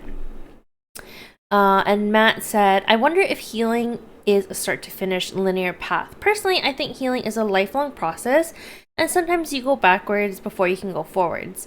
It sounds cliche, but I think it's a long process that's not one size fits all. And I completely agree with you. Of course, some situations are a linear thing, but like if you've lost a loved one, like say you lost a child, that's something you'll never really truly recover from 100%. Like, yeah, but you'll be able to, go on with your day, but it's just something that's always going to be there, and you're never going to be able to fully heal. So definitely, I think what you said, Matt, is totally true. Like on Turbo, the one that Turbo said. Yeah, a lot of times is you get angry and lash out and things because you lashed out because you are tired. And the part on that is sometimes in those moments you need to step back. Each of you need to take a breath. It could be the whole day. It could be 15 minutes or the whole day. Yeah. And then come back when you are not feeling like you want to rip off the head of the other one. When you can actually discuss it. I'll be honest, So it's hard. It's really hard. Yeah, it's hard. At the beginning of my relationship with Chris, like, sometimes we would get into a heated argument, and like, for me, when I get angry before, it would be hard for me to deal with my feelings, so I'd be the type to like lash out and then like try to end things. But that's like one of the toxic things I had mentioned that I had picked up from my last relationship. And Chris, he never like let it happen. He always took the time to talk to me, gave me my space until I chilled out, and he would just talk to me with so much like, he just always made too much sense every time he talked to me, and it made me realize like how stupid I was being. And definitely over the years, that's something that I've learned to deal with better, like not to like lash out, to just ignore him if I'm feeling angry, and just my overall like emotions to keep more controlled, because I knew it was like always unfair to him. And like I even like lashed out at friends before because I'd be so upset about something. Yeah. And then I would just feel so much guilt afterwards that it helped me, stop doing those things and just to become like a better person. Yeah, like sometimes you can't help it. It's too much around Mm-hmm. that affects you. Yeah. And sometimes you can't help but lash out, especially if others are pushing into it, right? Mm-hmm. If you say, I'm okay, but they know you're not okay, but they keep pushing on that, you end up lashing out worse at them because they keep pushing. And then there's the guilt. The full guilt on, oh no, I lashed out on them. Now I made things worse for me. I feel worse for that. I was already feeling bad, and now I feel worse. Yeah. That's a tough one because I think sometimes when we are the person that Mm. it needs a bit of a push like that, like sometimes, I'd say there's situations where sometimes we need the person to be like, "Are you sure you're okay?" Like, but then there are other times where it's like, "All right, yeah, you would just need the space." But Yeah. it's hard To figure out which one, for yeah. us to just expect the other person to know Yeah. on any given day. So that's like, so I mean, I think that's part of going back on the letting arguments or disagreements, like, they'll happen. Like, it's not always going to be, it's when I said, oh God, what was it? When I said the thing about being vulnerable and opening up, and that being so healing, Mm. I do remember it, just to, like, reiterate, yeah, again, the same on the same side of the same coin. It's it's not easy Yeah, no. to accept that you're going to have those disagreements and misunderstandings, but it's more important that you don't let that ruin Mm. a Mm. relationship with people that you love in your life, like whether they are your closest friend, your close friends, your significant other, or your partner, whatever title you want to put on any kind Mm. of relationship you have with a person, or even your family. I know the family thing is like that's, oh my god, because you're a child that doesn't know any better and they're responsible for raising you into a functioning human being. That adds a few more layers. I've got Mm. stories with that, but yeah, I mean, it's just it's it's hard. Mhm. It's Mm. not easy, but it's important to do that, I think. To just feel, you know, to form and maintain those important relationships in your life so that you can be like so that you can heal and so you can be more emotionally healthy. Mm. Like the I when I get angry and I lash out, like last time I was gonna do that, I told the other person like I don't want to lash out on you. I am angry, very angry, but I don't want to lash out. I just need time. I need to distract myself. I need time. I don't want to lash out on you. But they kept pushing, right? Yeah. And you're like, I really don't. Come on, stop it. I really don't feel okay. I don't want to deal with you feeling bad for not helping me. And then the feeling bad for the other stuff. And the way I used to react to that, instead of saying I I don't want to lash out on someone, or instead of talking like I don't need this right now. Before it was like I am angry. I am ignoring you to whoever tries to talk to me because I was angry, uh, and I didn't want to get.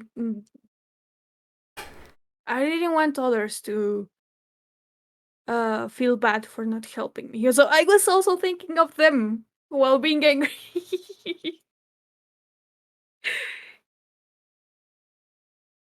It was really weird because I am angry a lot, but I keep thinking of what they'll think of me while being angry. Honestly, I can relate to that too.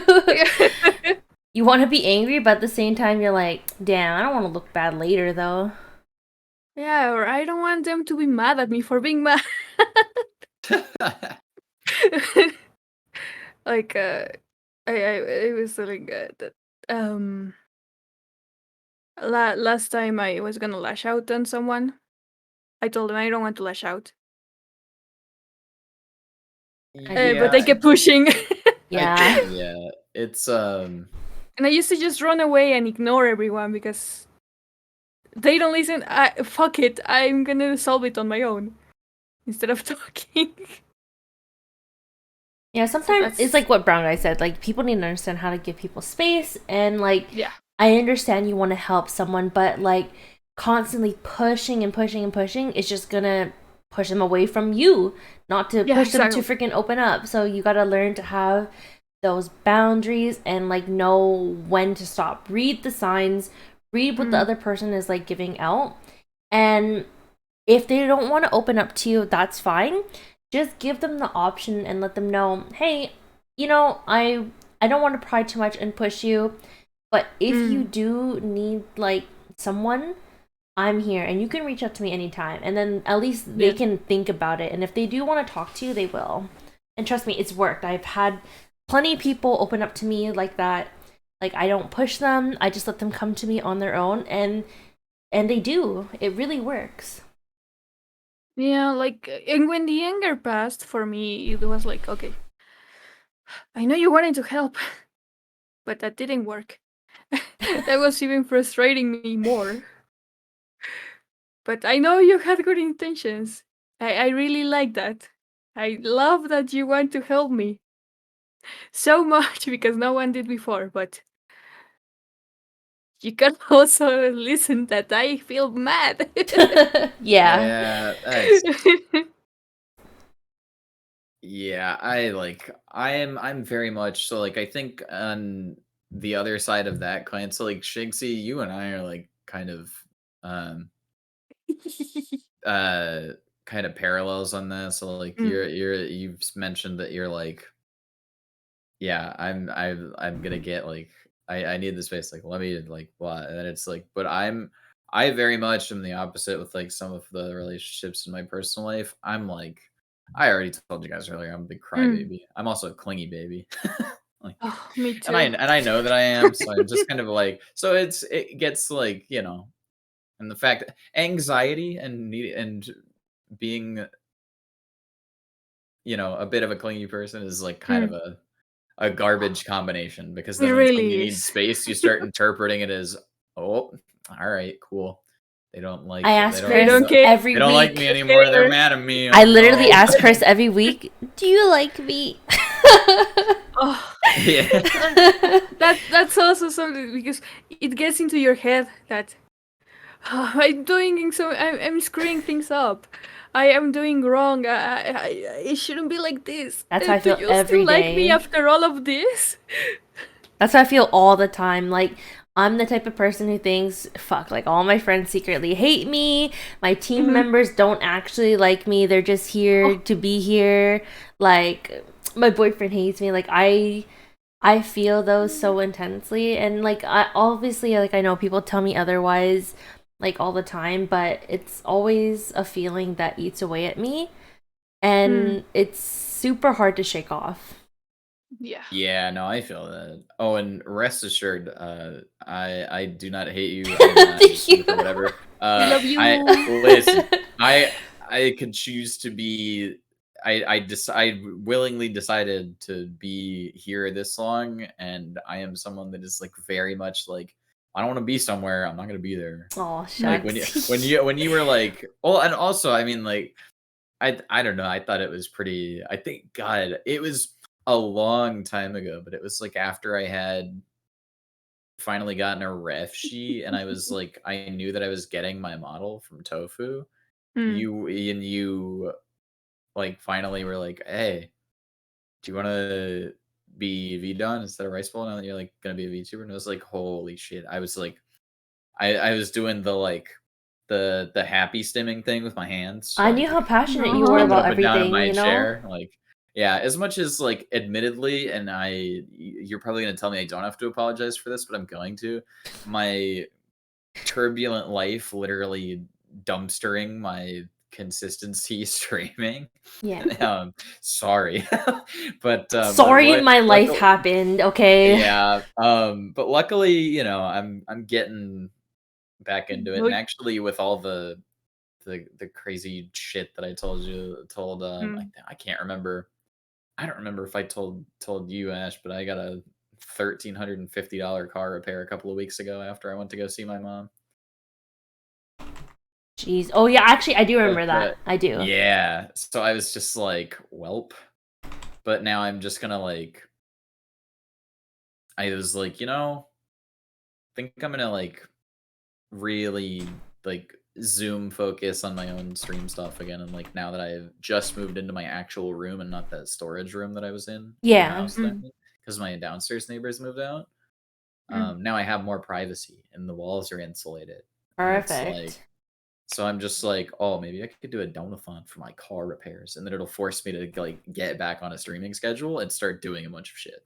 Yeah, for sure. So it was just kind of like, I definitely, yeah, I'm like real geeked and amped up to stream and do the VTubing stuff. But it was just like, oh my god, life man. I know. Slapping me in the face. Life beats off. Well, and luckily I left where I was in Florida, because actually that was one of the many towns that got razed to the ground by a hurricane.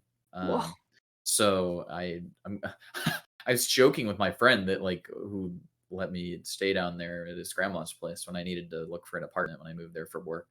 He went, "Oh, I wouldn't stay in that town more than 10 years. It's going to be underwater soon." And we were like, Jesus. We see the same thing here. Slaps desk.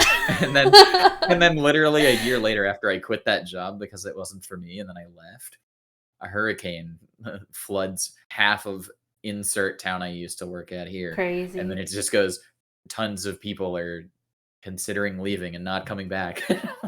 Jesus. Oh. I'm like, oh. That's yeah. So that was kind of whack. That's crazy. But yeah, I'm Hurricane. Yeah, no, I'm pretty sure we all I obviously can't speak for God. Do we have like 100 people or something? Like there's like 54 or somebody. One of my friends, it's like it's on like one of those VTuber teams, and one of those like small corporate. They were like, "How many people are on your team, dude?" And I was like, "Oh, let me check." And then I started counting VDon, and I was like, "Oh, like 54." And they're like, "Holy shit!" In VDon, there's 54. Yeah, apparently, yeah. Both teams are growing crazily. Oh wait, there's more. I forgot about that post recently. Actually, we actually added 2 more members that weren't announced yet. So, okay. Yeah, there were a couple I saw that were familiar. Actually,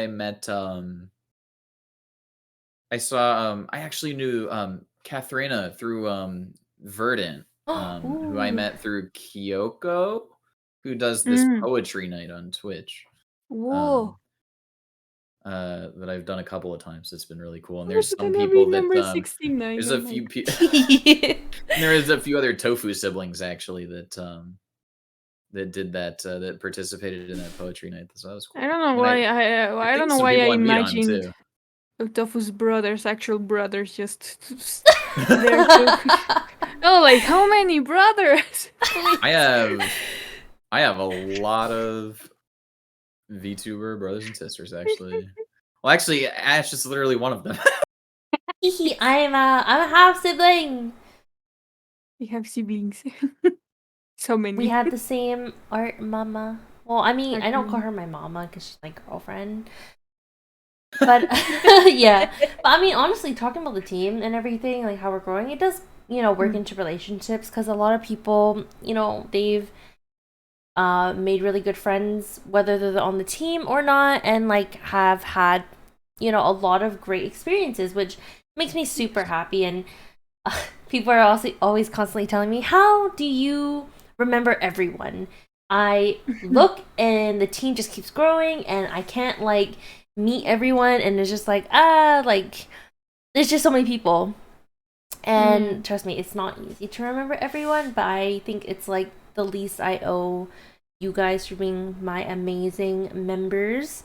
But I am really happy at all the relationships that people have formed through the group.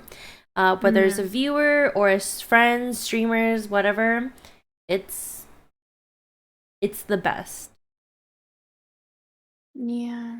Like I started all of this through Rice Bowl because it was Blue and Qsan, the first ones I saw and met. Mm-hmm. And through them, so many others, and then you, and I was like, oh, you guys are in a team? Well, I mean, everybody Actually, loves you, Shinxy. I think that's actually, yeah, I remember, I think the first time I saw Shinxy, like, once I was on the team was actually, yeah, it was through, I believe, Blue, and then, but I found, like, Blue and, Qsun through Harue's streams. Oh, yeah. It's like Haruo was one of the first people that My math that I talked to was some. backwards. I met Haru through Blue Oh, and through Qsan. Q and Blue, yeah. Oh, Man, that's Herb, just like don't do that. that's I know it's kind of off topic from like the main topic, but well actually I was just kind of curious now, like Shinxy, who was like when you joined like Rice Bowl Vita, like who was like the first like who were the first people that you kind of like gravitated towards? Because I think all of us like it's not like Ninja. there's not True. We all can relate to that. Like, there's not cliques, but there's just like groups of people that just by circumstance or like what they stream or like that they might have already known each other, where like they're kind of in their like they're like in like smaller like close groups of people on the team that we talk. definitely don't have cliques, and it makes me sad when people think we do. I'm like, we're all welcoming. You're welcome to hang out. You're just scared. No, that's why I was like, yeah, no, there's not. I don't think there's cliques. Like there's like it's like obviously. Oh, that's like the same thing as, oh my god, you saw the VTuber Twitter cesspool of like somebody was like, oh my god, big VTuber has a clique and they didn't let me. They're so clicky. They didn't let me hang out at TwitchCon, and I'm like, they're like, it's because of the follower numbers, and I was like, nah, maybe it's because they stream with each other like every 3 days and probably have met They're each other actually IRL friends and try to and make they're an actually effort. friends. Yeah, I was like, and they're just comfortable hanging out with people they know and not some random VTuber on Twitter. I was like, all right, dude. Like, but no, I don't think we have like cliques. Hachi says the only cliques we have are time zones, which is so true. So bad. It's so bad. It's just close friend groups, like I think just one of the cool things is, I mean, like I bounced around a lot when I first joined. So this is the middle of COVID, so I had all the time in the world. I remember Ash was like, Jesus Christ, so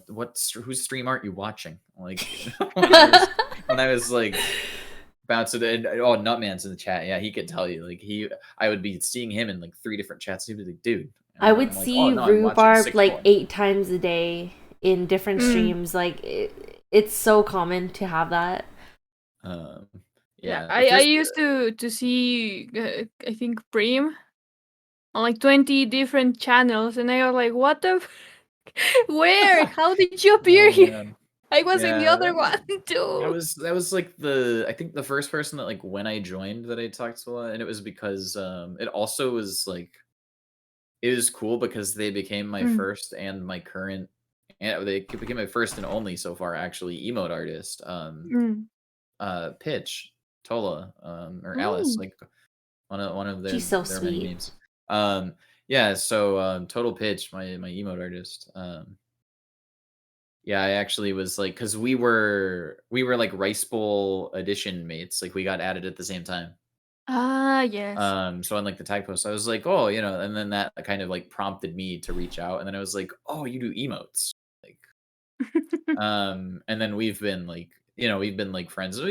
We'll like randomly like and not hear from one or the other for like 2 months, and then be like, yo, what's up? Like, how are you? That's cute. And then definitely one of the people that obviously that I kind of talked to a lot when I joined, because he was kind of the reason that I did, like, or the not the sole reason, but like he was the one that kind of pushed me to. He's in the chat. He's putting a bunch of funny Mr. Peanuts The brown guy. Yeah. We don't talk about them 98. here. The man, But- the myth, the legend. No, he it was funny because I was like, he just was like, oh, you should apply. And he was like, okay, luckily for you, he recommended you back when I didn't actually hate him yet. So, I mean, just That want to... was- Lucky for you, Sol. I remember just having this conversation when you came on the pod, actually. It's so funny. But yeah, no. With me, it's like I watched first Kiss on Blue, and from there I was like, oh, Fira is nice, and I've been building like this friendship with her like for the whole year. We talk about anything. You now. guys are so we watch cute whenever a I lot. see you together. Oh my god. We Friendship watch a lot goals. of stuff together now, and I join more the boys' calls on Rival when Ninja is there. Because Ninja is like I can join, I can talk. Hi, Ninja. Of course, you're welcome Like, anytime. He's that I know, but so suddenly when he's not there, I don't know why, but I am like. You know what? It's I because he's so loud and just like people just tend to gravitate to his energy, and I can totally feel him. it. It's I love his chaos. I love his silliness. He's so fun. He is very meeting him in person charismatic. was crazy.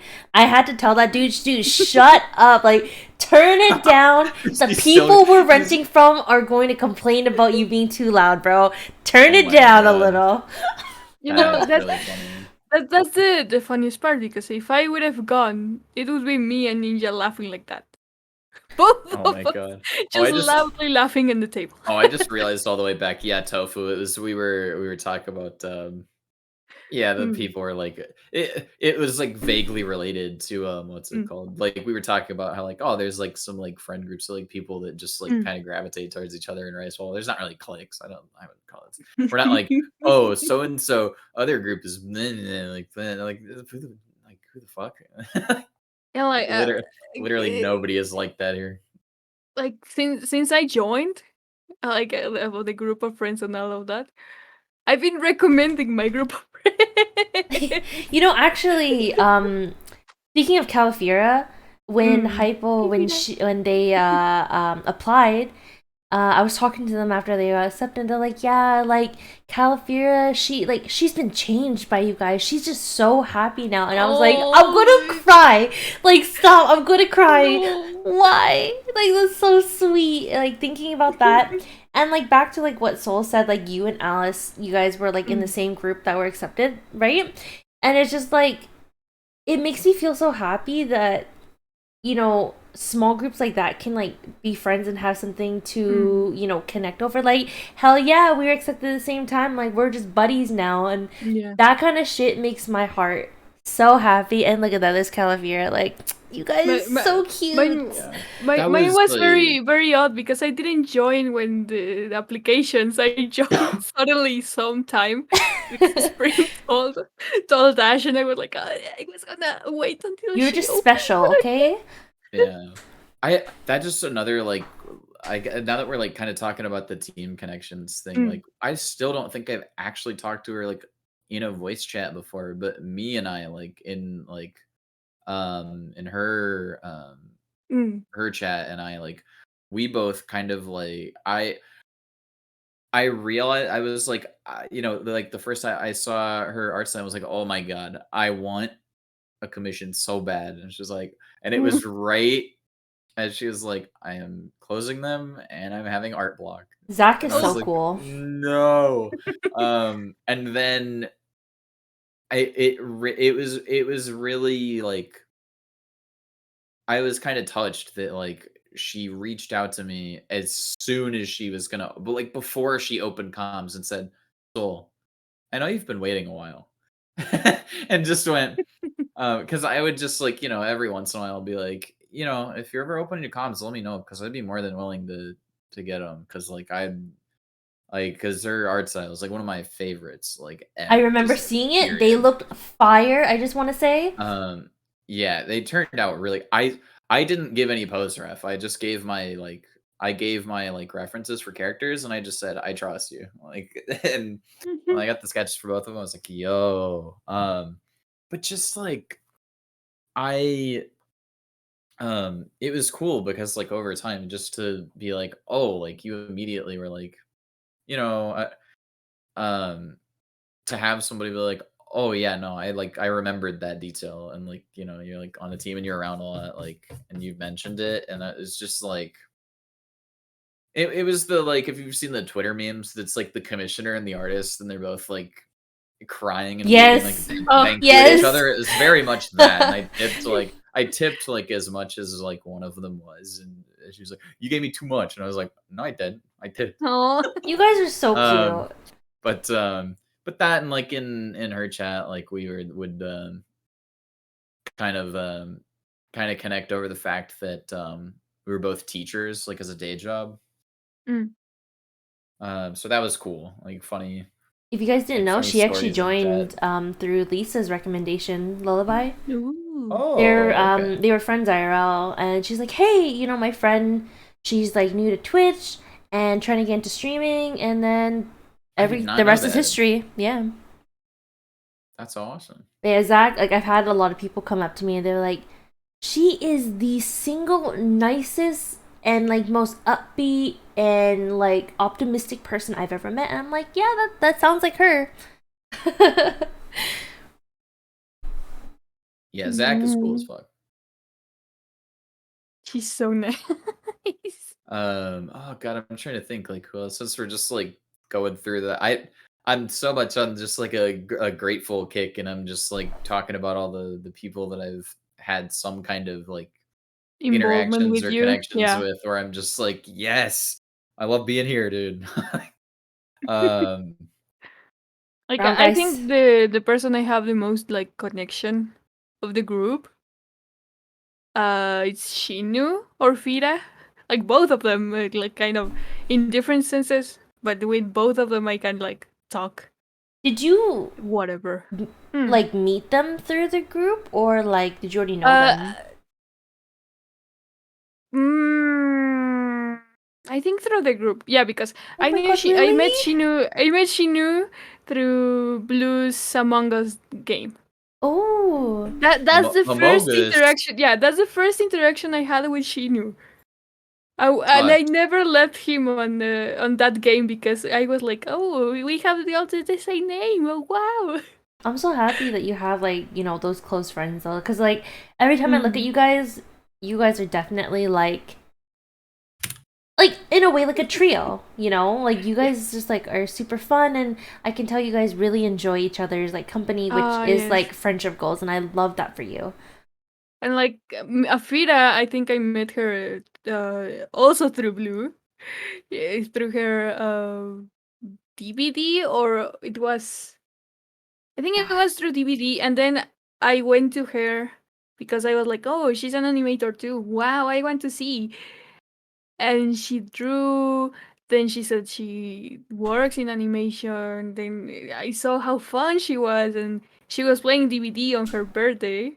And I was like, well, I can play with you if you want. Aw. And since then, just been a full-on year of getting to know each other. So it's gonna slightly tie into, you know, our topic of relationships, but Kemi Cakes is actually one of the newer members of VDawn. What?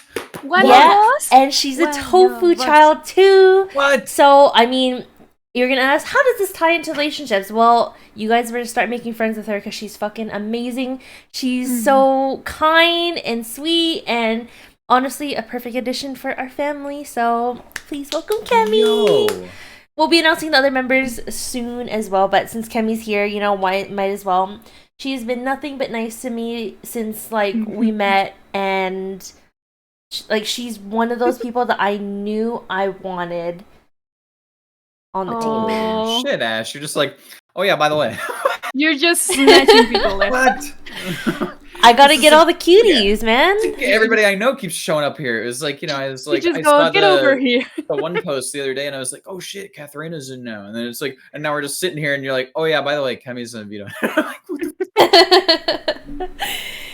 I don't know if Kimmy's still here, but even if she's not, be sure to go check her out and make friends with her.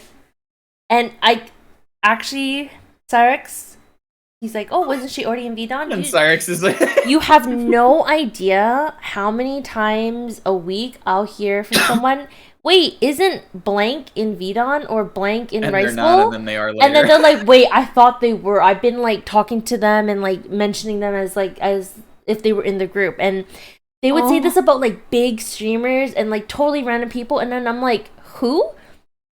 And then they're like, fuck. Hey, yo. Fuck.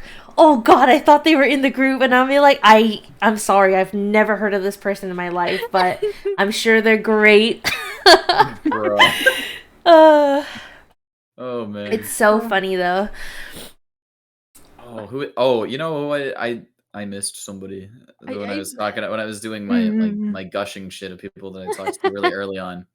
And I know that he's been doing stuff to help organize this. Rhubarb, oh my god. Rhubarb, I kind of he was one of the first actually I guess it's just honestly that was and I've told Tofu this and it's blatantly apparent because Ash, when you gave the people in her Discord that are that she's their bottle mama, that you gave us all the siblings role. Oh yeah. So many of the first people I interacted with on and off of VDON or Rice Bowl were just a bunch of my Tofu siblings, and Rhubarb I think was the first one that was part of the team that I was that was also a sibling of mine that I talked to. Okay. But yeah, that I meant the Tofu. I kind of want to put you two on the spot right now. Oh, is there someone on the team, either team, that you want to get to know more, talk to, or even introduce yourself to, but you just honestly haven't had the courage to do it yet? I'm pulling up the page. Hold on, fuck the page. Okay. There's gonna be 2 pages for you to look at. I mean, even if it's you want to talk to them as friends, or if Shinxy, if there's someone an artist that you look up to, who do you want to get to know? I have two. I have two. One that's content related, specifically music, and then one that I first they were, I want to say they were a relatively recent addition. Can I take a guess at one of them? That I popped in. Yeah. Is it Made Nagi? No, actually, but I do really enjoy. I popped into Nagi's streams. Okay, because you said music, so that's who I think of first. They're pretty good. So it was actually, I didn't realize it was Eru and Ru actually told me about Khan. Yes, Khan is so cool. Oh my god. I listened to I listened to a few of Khan's tracks on repeat, actually. It's on my Spotify. Yeah. Yeah, I would love to do a collaborative thing and write something and then have Khan produce it, because oh my god. Khan's you guys is so good. I think you guys would get along super great. You're both nice, you're into music, Khan. I mean, if you want, feel free to join our Con fan club. We got that going on, okay? Yeah. But yeah, no, just some of those tracks, I've just been man, these are really his voice is. It's Easy to Feel and So Low are the two ones that I was yo, these are good. And then the other one, I actually dropped into a few of her streams, and then I've been meaning to again. It's the other VTuber on the team. This one I'll actually give you a blatantly apparent hint. It's the other VTuber on the team that's that's Sun related. One of their Oshi marks is a son, or was a son. I don't know if it is anymore. Oh god, you're putting me on the spot. Their theme is Sun related. They recently had a an outfit debut. Cool. Okay, I'll narrow it down. I'll narrow it down. I'm gonna get because we have three members that have a big hat, and it's one of them. Is it Haru? Yeah, it's Haruki. Okay. I honestly wasn't too sure if the hers reason I was said 3 is sun-related. the reason I said 3 is because it would have only been 1 with a big hat, but Rhubarb just debuted new Yeah, design well, no with one a cares big about hat, Rhubarb, and so we don't worry also about just that. added and we just added Katharina, and she also Yeah, she got a big hat. So I was like, all right, you got a 1 in 3 chance. And I said, the sun related thing, yeah. But yeah, no, I've like the few interactions that I had when I dropped into to Haruki's stream, really cool. And I actually that's just like, yeah, I geek over people that have like similar like design like aspects that they pulled from, but that are obviously very different designs. Like as me, like I thought it was really cool that like, between actually who I met Katharina through, he's not on the team, but Paladin Verdant, he is also somebody that has like a sun thing, but like his design and vibe is like a totally different thing from mine, and it's still sun related. And like Haruki is like still has like the sun theme. You'll have Totally different. no problem trying to get to know her. Like, just, like, strike up a conversation, and I'm sure you guys would be, like, good friends. Because her and Vel are very easy to talk to. They're very, like, supportive of the community. And, like, I met them both in Evie's chat, and she's Evie's child. Oh, okay. Yeah, so... Oh, that makes a lot of sense. No, actually, I was just like, what? I was like, man, this art style looks really familiar. yeah, definitely. So then, like, that's why. That's how I met them, for sure. Mm. Okay, what about you, Shinxy? Who do you want to get to know? Lil Poogie is in our team, what the fuck? Yeah, I was surprised when she applied. I was like, girl, I DM'd her. I'm like, girl, do you know that your model has been on our website as an example for like a year? And she's like, what the? Because then, like, Suika, she's on the team. And I'm like, yeah, girl, like, I recognize your model and your name right away. Like, I know who you are. And I was like, I couldn't believe she wanted to apply. What? What? I was just looking at Liz and I was like, what the fuck? I see all her TikToks. What? Maybe her. I don't know anything about her. Okay, Ange is so nice and so welcoming. She's been playing a lot of Omega Strikers and Overwatch 2 recently. Oh. And I mean, like, she's incredibly easy to get to know as well. Like, just, like, chat her up on her stream or something like that. And then, like, she's so freaking friendly. I was scared to talk to her at first. I'll be honest. I was scared. But, like, she's just so easygoing that I feel like if you, approached her, I don't think you'll have an issue. Like, and I mean, hey, if anyone is trying to, like, meet someone and needs a little help, hit me up. I'm here to, like, make friends, like, and help others make friends. Like, don't be afraid. Like, I know sometimes people need, like, a middleman. I can help plan collabs and stuff like that. Like, let me know, people. Like, also, the few times I've seen fruit snacks, my God, I love them. I love those guys. They're so fun. They're so funny. Tim and Jen, I fucking love Give Me the Fruit Snacks. When they did the charity stream with the fruit, I was dying, man. Oh I love those guys. Oh my God, they're so funny. Like, every time we have a raid train, they'll dress up and, like, get all these fun decorations, and I'm just like, you guys are the fucking bomb, dude. Like, you're so funny. It's so funny because I think twice I've had on those events, I think twice I've been after them. And I'm like, holy shit! How am I gonna? Yeah, I've had those raid train moments where I'm like, oh, I don't know this person at all, but they're gonna know me now. I try to mix things up for the raid trains. Like, I've always tried to. And I appreciate it actually because it lets us not just like be comfort zone. Like, I know that some people like want to be like in their like comfort zone. Oh, I don't know these people, but it's just like that's like it's like it helps with the community building stuff. Yeah, I try to mix it up from people think, oh, you just slap people in, right? But I consider everybody's availability, their time zone. It's so hard. I also have to making specials. consider like the differences in viewers. Like I try to even it out between people who may get more versus a little bit less. Like I try to even that out.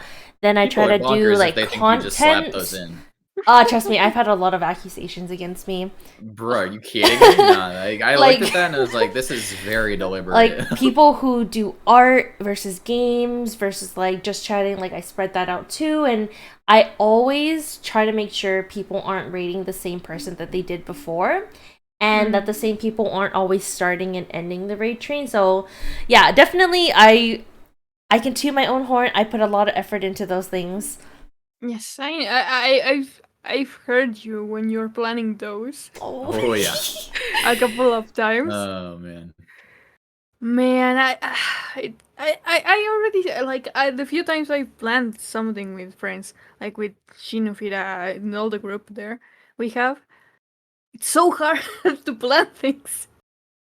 So hard to like think which time is best for you, for them, for what if they have something here? What if something popped up?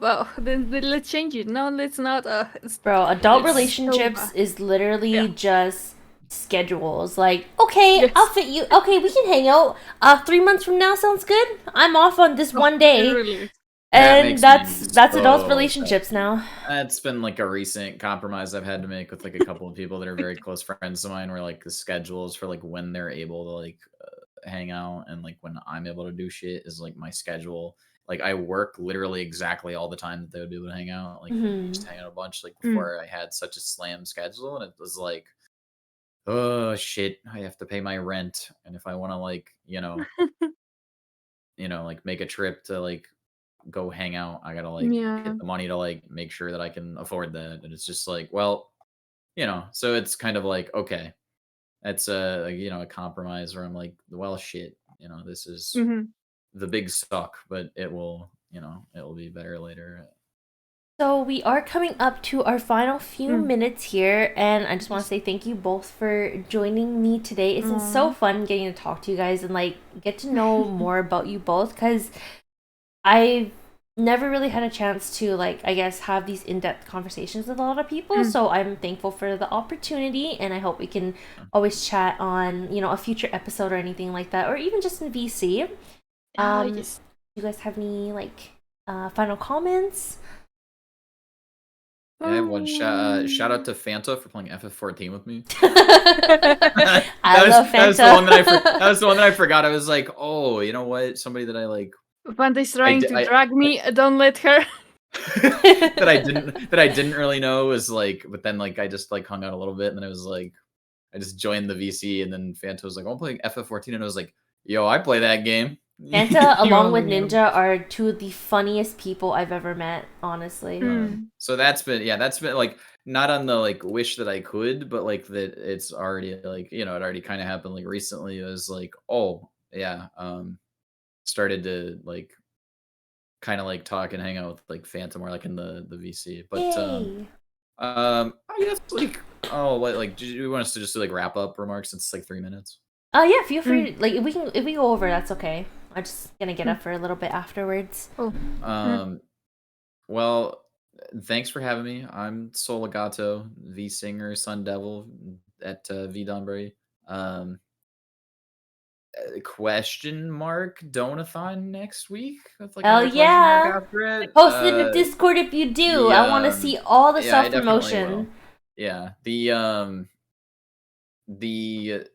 reason, and I will be very transparent about it, is just because I don't want my wallet to hurt, and it's for car repairs, so I can get stuff that my car needs. So, yeah, I mean that, and then like, I think I'll just like plug in, like maybe a little bit of extra money in there, but then like, and then facilitate it as a way to like get my ass to finally start covering stuff and like release more music, and just be like, that'll be a goal on there, is like finally actually release vocal aid covers and like get my like original stuff like done and actually like send it to producers and stuff like that. Heck yeah. But yeah, I mean, yeah, aside from that, I mean, yeah, okay, like big question mark, Donathon next week, and getting back into finally like really digging into the music stuff, and I'm like gonna start streaming again now that I'm in an actual room with insulation and walls and privacy, and not everybody above me in a living room can hear everything I say. Love that for you. So. What do I say? Well, to end on the topic, relationships are nice if you learn to trust each other. Yes. Have fun. It's nice to have fun in relationships. It's so nice.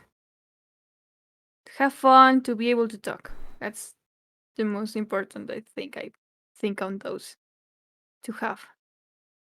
Yeah, I just taking the time to like trust somebody else and open up and get to know them and enjoying them and then enjoying you. Yeah, it's definitely. I think it's Also, pretty. I need. It's undervalued. We don't think Yeah. about it as much. Also, I need to hear you sing. I've never heard you sing. I What? actually haven't heard him sing much either, so Okay. I mean, if you want to take a moment to like, give us a little sneak peek, Actually, let me dig up some shit off of Twitter. Because there's Sherman, that didn't happen. more sing Shinxy. Okay, Shinxy. Oh? What? No, you didn't hear anything.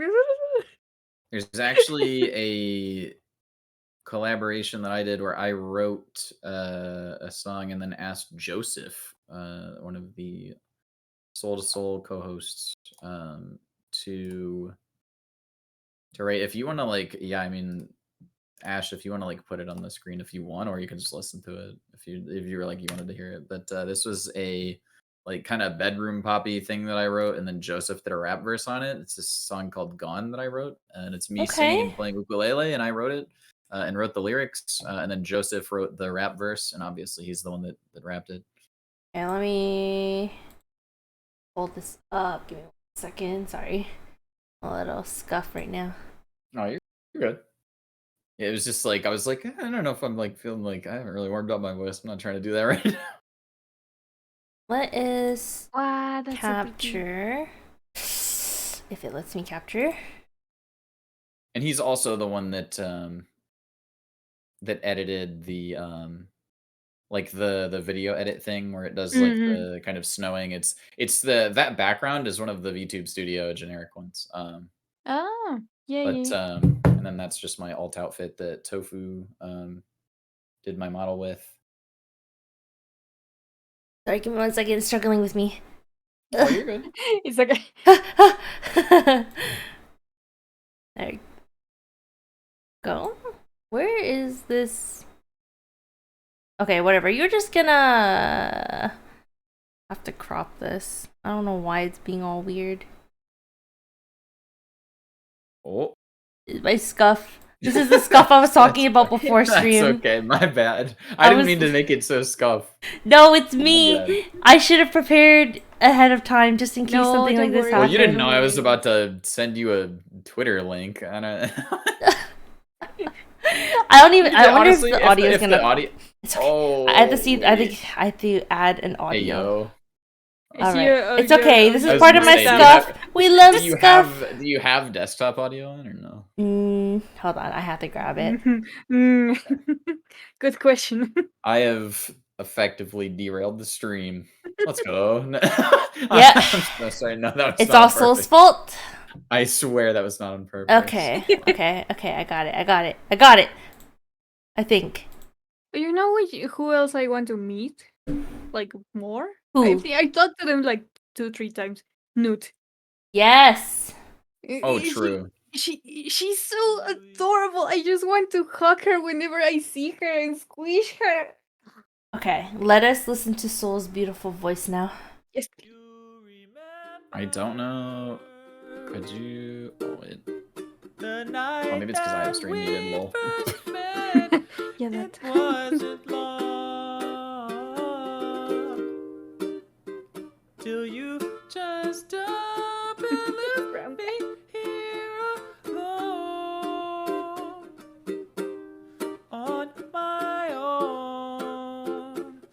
smite me from your throne. And I say why does this have to mean goodbye?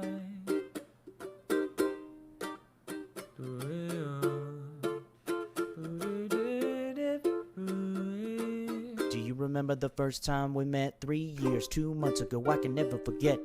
Took the bus to the mini arcade. We played Street Fighter 2 all damn day, throwing the fireballs left to right. Then we walked back home later that night. Young Jay on the mic, soul on the track. This is round one, we gotta run it back. Back to back, and it just don't stop. Catch Soul to Soul, the next podcast drop. Oh, shout out to Soul fire. and all the Sun Devils. I need to get good and get on your level. Peace. Dang, okay. That was fire. Yeah, Really? Joseph really went in. Holy shit. I remember that. That was fire. Like his verse and edit on that was really good. So that was a really fun thing for me to do. I really enjoyed I wrote that a long time ago, and then like a few months ago, I bugged Joseph again. I was like, "Hey man, you know how I was like, you want to rap on something like a while ago? Would you want to do this?" And he was like, "Oh yeah, I can do that." And then like a few days later, sends me that, and I'm like, "Sheesh, okay." Like, yeah.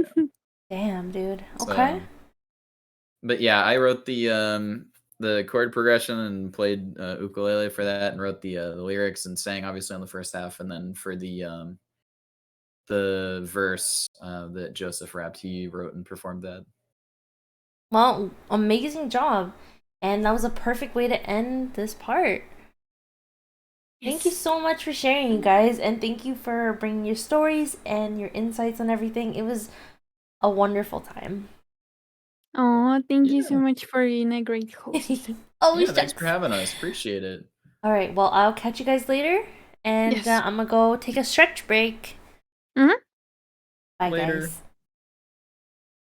All right, everybody. Well, that was super fun. Please make sure you guys go follow Soul, that you go follow Shinxy, okay? Make sure you go do that. And I'm just gonna take about maybe like 5 to 10 minutes and just stretch and chill for a second. You guys make sure you go stretch, hydrate, eat whatever you need to do, go to the washroom, and we will be back shortly with our other 3 members. If Ninja, Spade, and Tony, you guys want to start joining the VC and get ready, that would be great. And I will be back soon. I'm just gonna switch to my starting soon screen while I do that.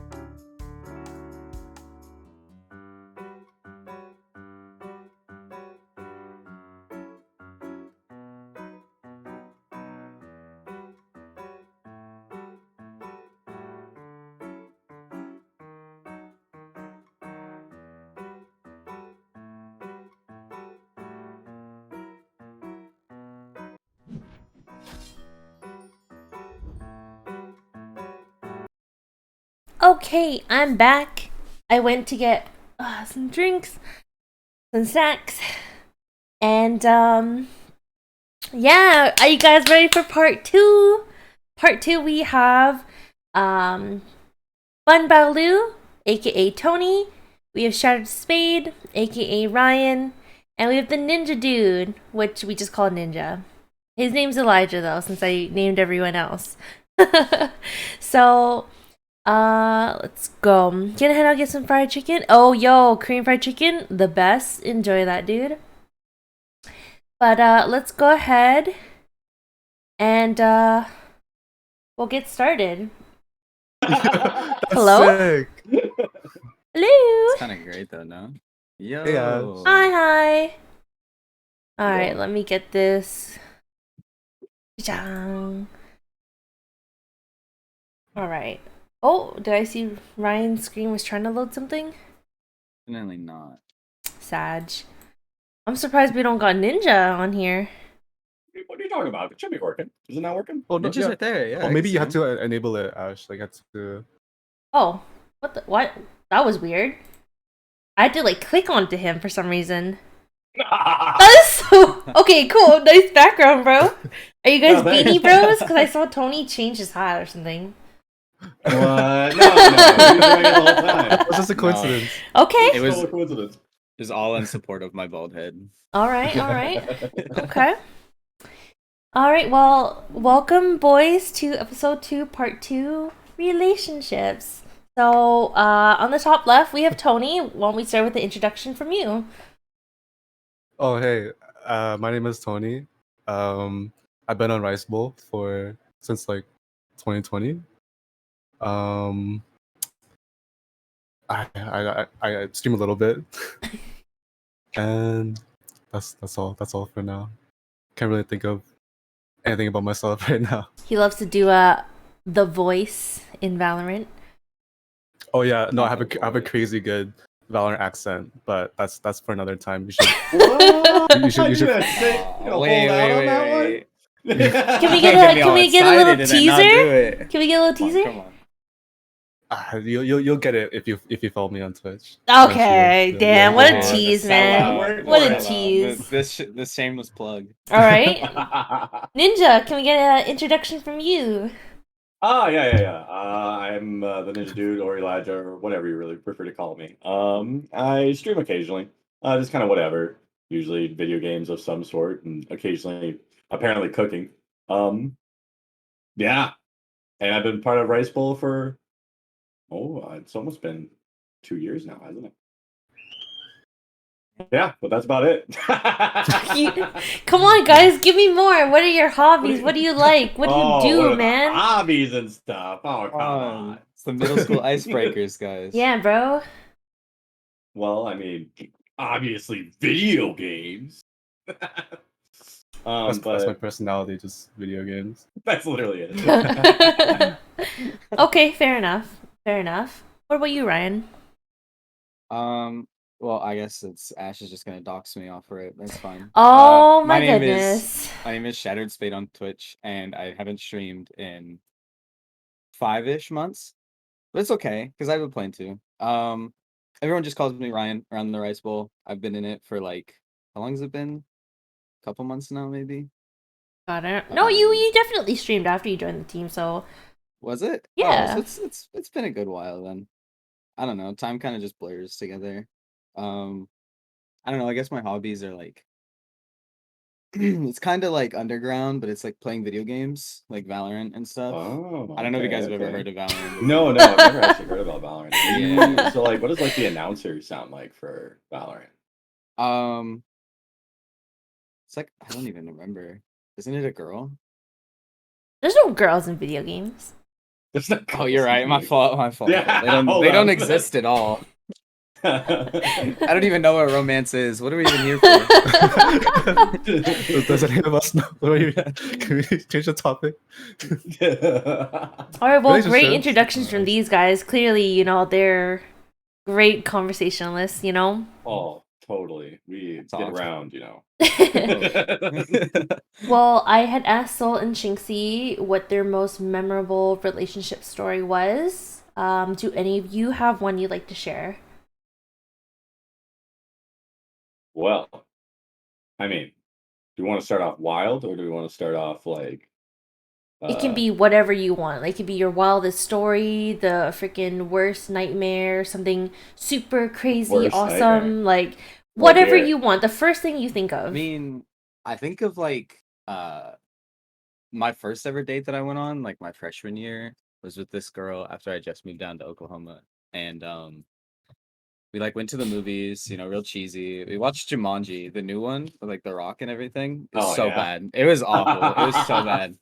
And then like afterwards, her parents were gonna pick us up, and like we go out, and their truck pulls up, and it's her entire family. Oh Like my I mean, god. her dad, her mom, her like stepbrothers, and I was Not like, the stepbrother. yeah, the stepbrother, dude. And we were all like squished into this big truck, and like me being my little awkward self, I was like trying to make jokes with the dad to like get him to like me. And I just remember looking up in like the rearview mirror, and he's just like giving me this like death stare, and I was so terrified.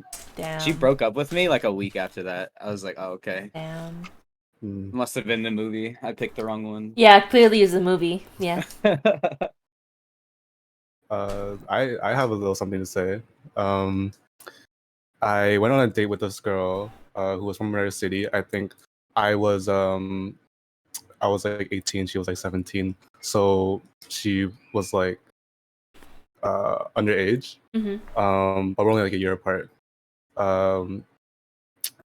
She has a really like strict curfew. Strict parents, strict curfew, so she had to be home by 9, but she snuck out and came over and like we like hung out.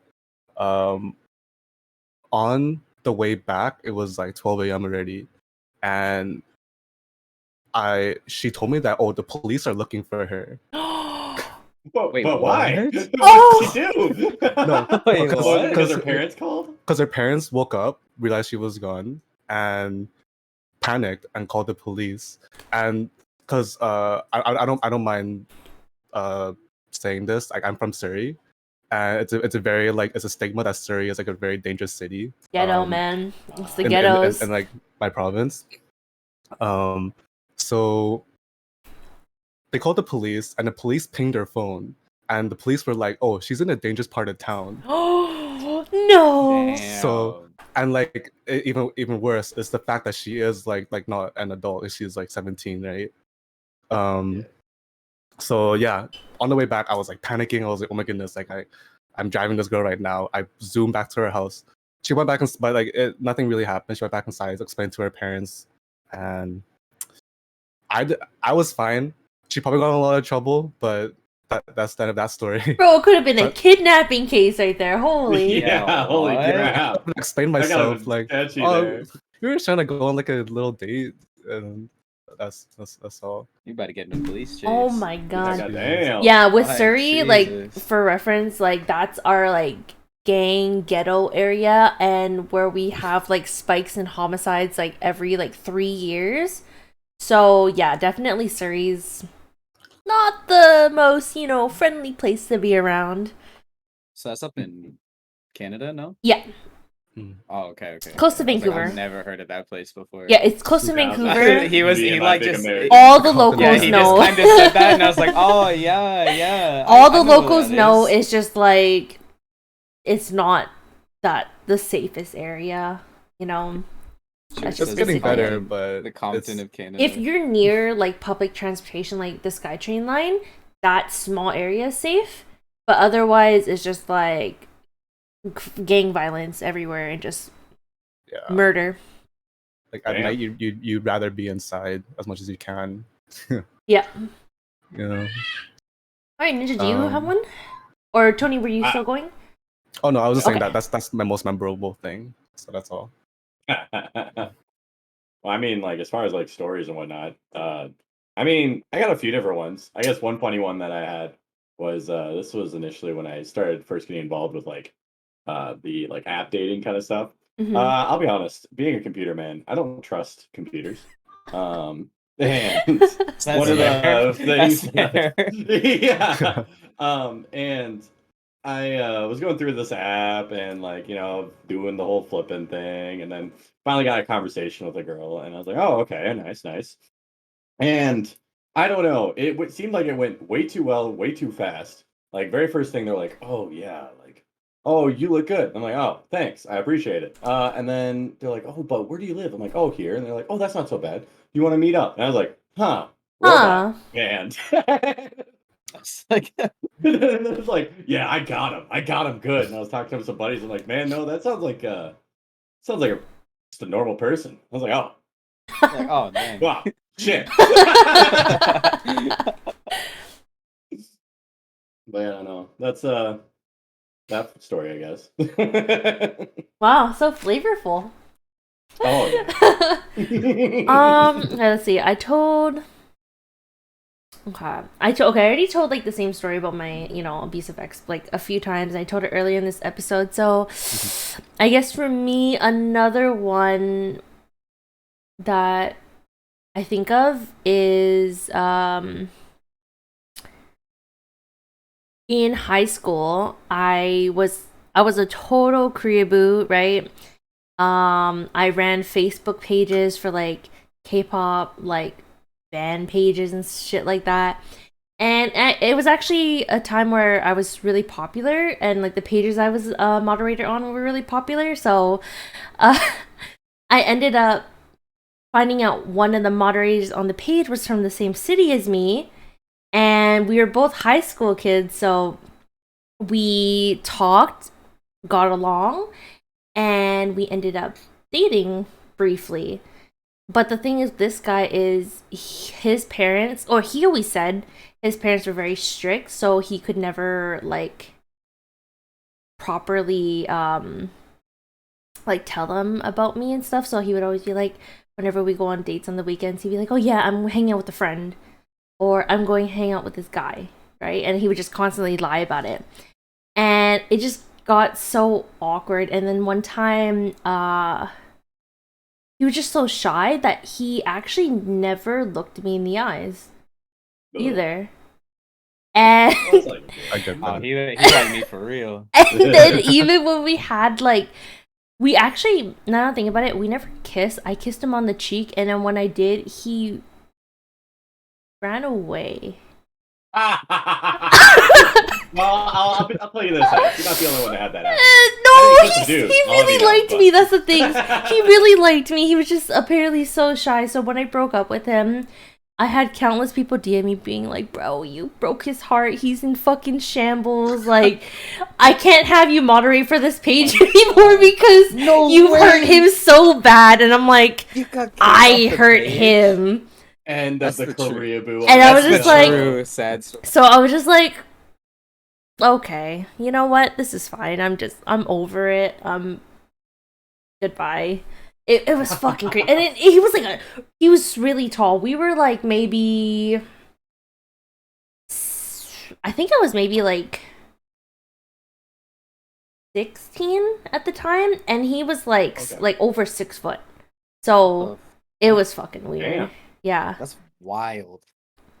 But yeah, that's one of my other stories. Wait, Ash. Yeah. So you knew that he liked you a lot, but did you like him like as much? I or was did. it less? I liked him, but like he hella like fell in love like right away, but he just couldn't like face me for some reason. And like I liked him because like online we got along really well. We could talk properly. It's just in person he was like so awkward. Yeah, that's all I could put it. Yeah. Oh, you probably just blew him away, dude. Yeah, literally, like, there's no way she'd ever kiss.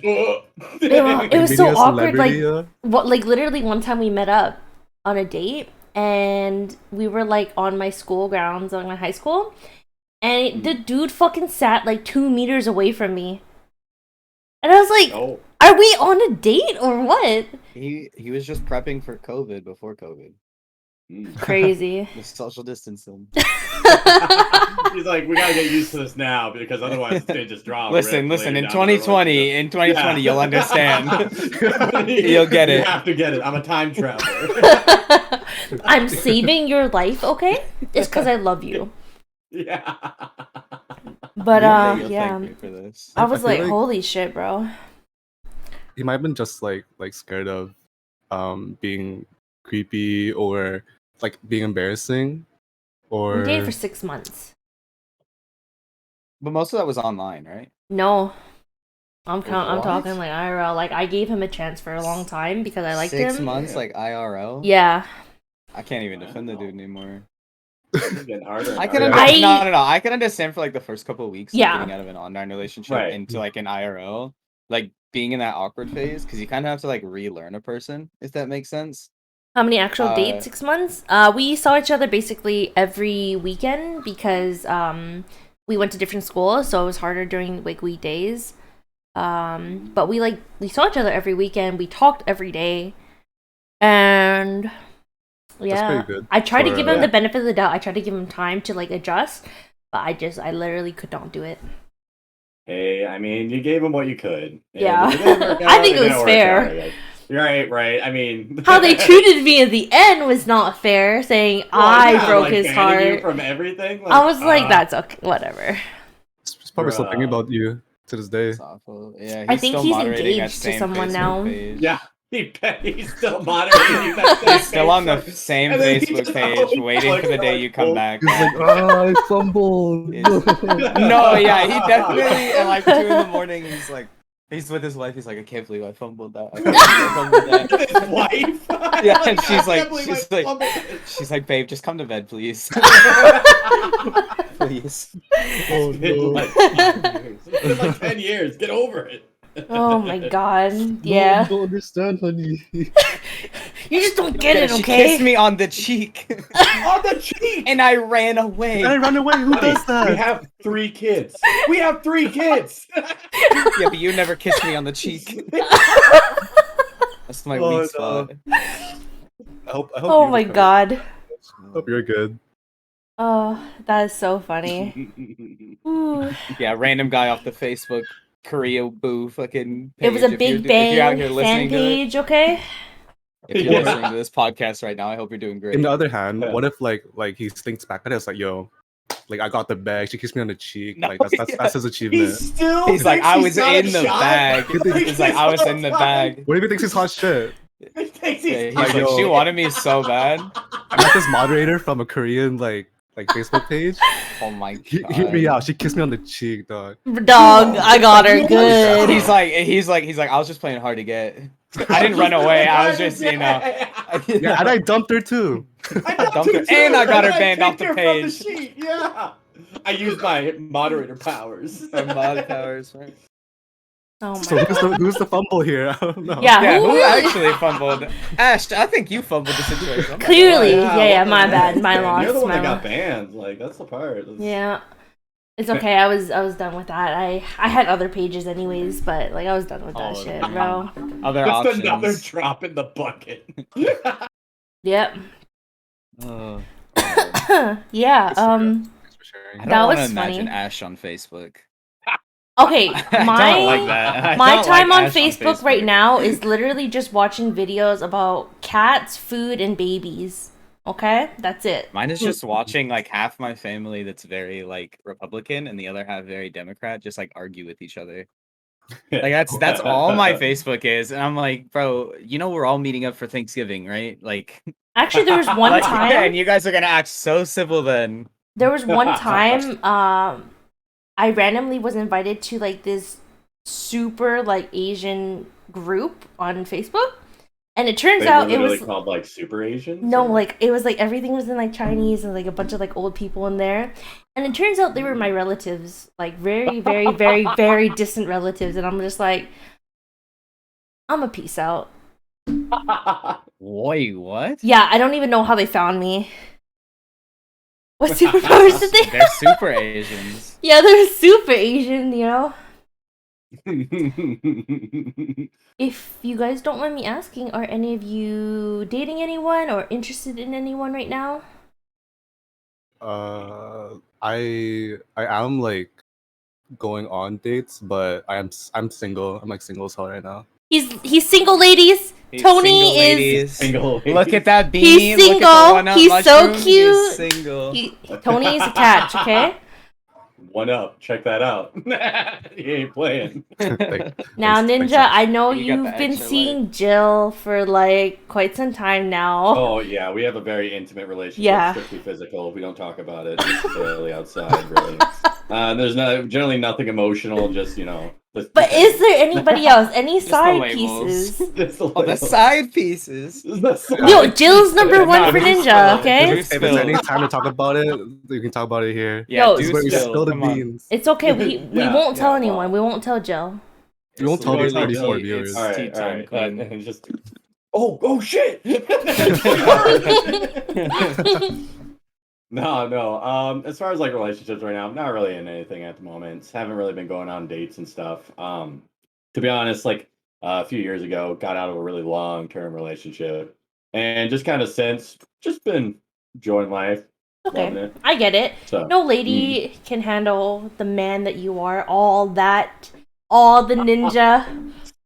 sometimes you just got to give them a hand, right? You're just too manly for them.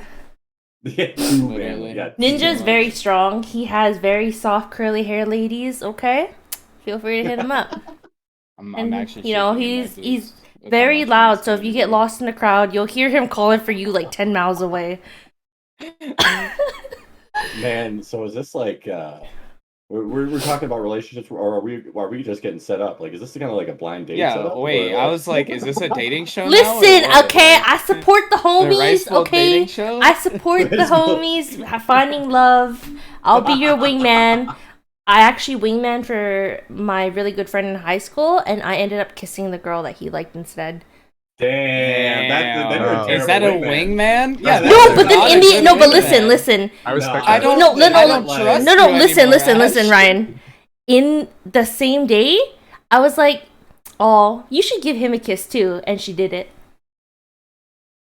But you still took the first one. Like, Yeah, that's no, not but he like- was dude, so that's fucking not happy. good. No, he was Oh, you know so what? happy. No, I gotta you're get gonna. You're gonna like set Ninja up with the girl of his dreams and then steal her and then be like, yeah, you can have her now. I'm Oh done with my her." god. I am Miss I'm Steal done Your with Girl.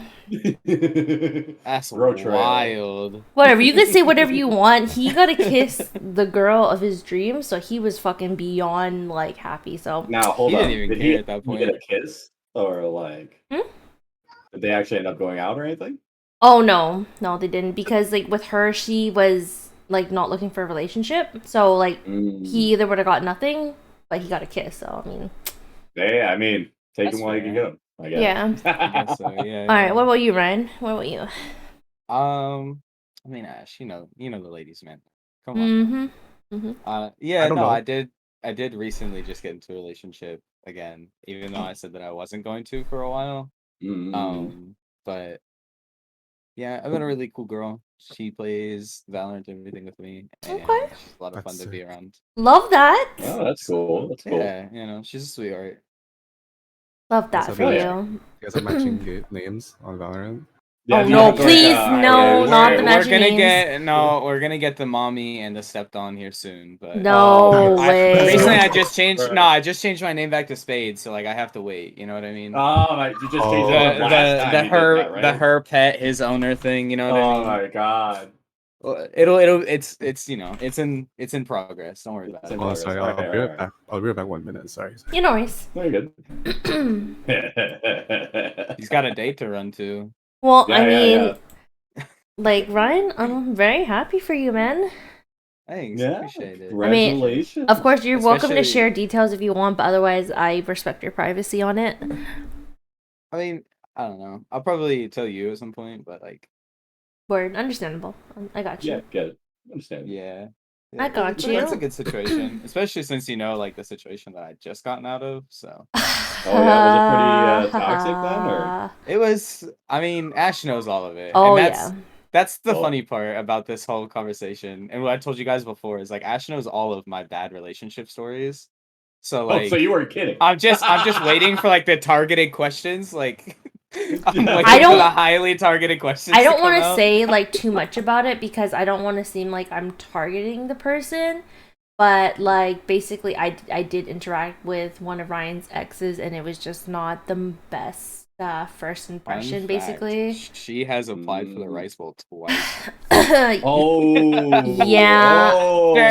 After we broke up, which is the funniest part. Okay, listen, like her applying is fine. What really just brought me over the edge was the fact that she brought up their breakup and the drama in her application, and that just really turned me off. And like, she's a nice girl, but I just couldn't really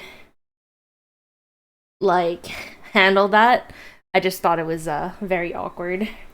Yeah, she's a good streamer. Like, don't get me wrong. Like, I wouldn't mind having her in the Rice Bowl. It's just, I don't know. It like the application was so weird because like she told me about it too, and I was like, why would you mention me in that? Like, like at all. Like, her whole main reason was like knowing me and like knowing Chur and being like, yeah, you know, I was in a relationship with like Spade, and I was like, you think that's gonna get you like bonus points? Like, And it's Ash not hates me. Like that honestly took No, points off. Like there are no brownie points to gain here, man. You just went to no, the you're bottom of the just chip hurting queue. yourself. You should have said you didn't even know me. Yeah, and then it was just super unprofessional in my opinion. Is like, you wouldn't talk about that kind of stuff in like a job application. I get it's not as serious as job application, but I take, accepting members very seriously, and I just try to avoid like drama and things that I feel might be problematic later on. But yeah, like nothing like personal against her. Like, she's a nice person, but that was just too much for me. Definitely not. All the love for her. She's great. And there's no hard feelings about it either. That's good. At least it was like civil. For sure. Okay, well, let's move on to some questions. Let's see. This is an interesting one. Do you think men and women can really just be friends? This has always been like a hot topic for, relationships, and I've heard good arguments on both sides. I'm just curious what you guys think about it. Yeah. I mean, to be perfectly honest, I have plenty of friends who are women that I just hang out with on occasion. Mm-hmm. Nothing like as far as like relationship, just being friends. Nothing crazy about that. Feel that. Like, I can understand like some thirsty boys, but I think I feel the same way. I feel like you definitely can, but I feel like for like a lot of guys, it's kind of like they kind of have to grow out of that like having feelings stage, because I feel like with a lot of guys, when a girl shows like genuine, not like interest, you know what I mean, but like, cares for you as like a friend, a lot of guys take it the wrong way. You know what I mean? Mhm. And I feel like once you grow out of that, you can definitely be like just friends with girls, because I have girls that I'm simply just friends with, that I enjoy just hanging out with, But I feel like it's a lot harder for some guys, especially in like online situations. Like in person, I feel like it's a whole lot easier to be friends with like girls just being friends with them. But in online, it's a little bit different. it gets a little weird, especially because it's like for how much of like an online persona can kind of like, I don't know. There's a lot of people on the internet who are just very the stereotypical nice guy. So it's like it's really hard to convey that you're just a dude as opposed to just trying to get on their good side for whatever else. Like I guess it also goes the other flip, the reverse way, right? Like some girls will catch feelings too. Like I have been told that I sometimes have like a very flirty personality, so I feel like that's why like in person, like I'll still have my flirty personality, but I'm like sitting like 40 feet away from you. You know what I mean? But like online, when I'm like in a VC with someone, they're like, "Wow, you're like flirting with me." I was like, "I was." It's like, no, I'm pretty sure I was raging at Valorant and like screaming my head off, but sure. So wait, 40 feet away and being flirty. How do you accomplish that with like a megaphone? Walkie talkies. Sign language, Sign language. Oh, all right. I feel like for you guys, it's easier to say yes. When for girls, I think it's definitely a lot harder because, like, you never, like, for a girl, obviously it's not going to apply for all men, but you never know what a guy's thinking. And if you even, like, try to be friends with that person, it could lead to a very dangerous situation for them. And there's been plenty of times where, unfortunately, girls have passed away because they said no to a guy, to their advances, and even if they just wanted to be friends and were already friends with someone and they didn't want to take it to a next level, it can be very hard. So, yeah, I definitely think from a girl's perspective, it's a lot harder to say that guys and girls can just be friends, because a lot of the times, it's not that case, which sucks. Yeah. Yeah. Unfortunately, a lot of guys have like ulterior motives that they'll like never show. You know what I Yeah. mean? Right. They're like, oh yeah, I totally just want to be friends with you, like seriously, and then like, deep down they know that they want something. Makes it else, hard to and they'll, trust like, people. Yeah, they'll try to like Yeah. manipulate you into it. Yeah, It's like guys are now, horny though. little bastards on the internet. So Yeah. These days, it's not as simple as like, oh yeah, like guys and girls can be friends. It's really crazy. I've definitely experienced like on the third person where you have two people that were friends for a really long time, but then like it's learned much later that the guy has always had feelings and like has always in the head like, oh, if I'm friends with this person long enough, like eventually they'll fall for me. But like the girls for the whole time was just completely platonic, right? That's really sad to happen because I've heard stories where like girls get really sad about that. They thought they had like a genuine friend. Yeah, I've And it could definitely be over a experienced course that of years. too. yeah, I feel like Yeah. as a society we're very like a romantic society at this moment. Like everyone wants to be in a relationship, so I feel like everyone thinks like the next level from being friends, like the natural like occurrence is just being friends, and you go into like a relationship with a girl, right? Mm-hmm. So Oh yeah. I feel like that's a lot of the problem with like guys catching feelings when like girls just want to be like regular friends, you know. We live in society. Well, I'm Yes, definitely society. glad that you guys agree that it can happen, and I just feel like that's how, everyone should be. You shouldn't Yeah. expect a relationship or expect Yeah. someone to have feelings for you, and even if they don't act fucking crazy over it, you know? No, for Oh, sure, right, for right. sure. Please It's so don't. ignorant. It's so ignorant to think that like it doesn't happen, or like yeah, no, guys are just trying to be like friends with you. We're not that like evil minded or whatever, but you'd be surprised with all the stories and stuff. Yeah, like just always remember, they don't know you shit, you don't owe them shit. Period. Sure. That's it. Mhm. Well, and see, like I Periods. actually have, like, yeah.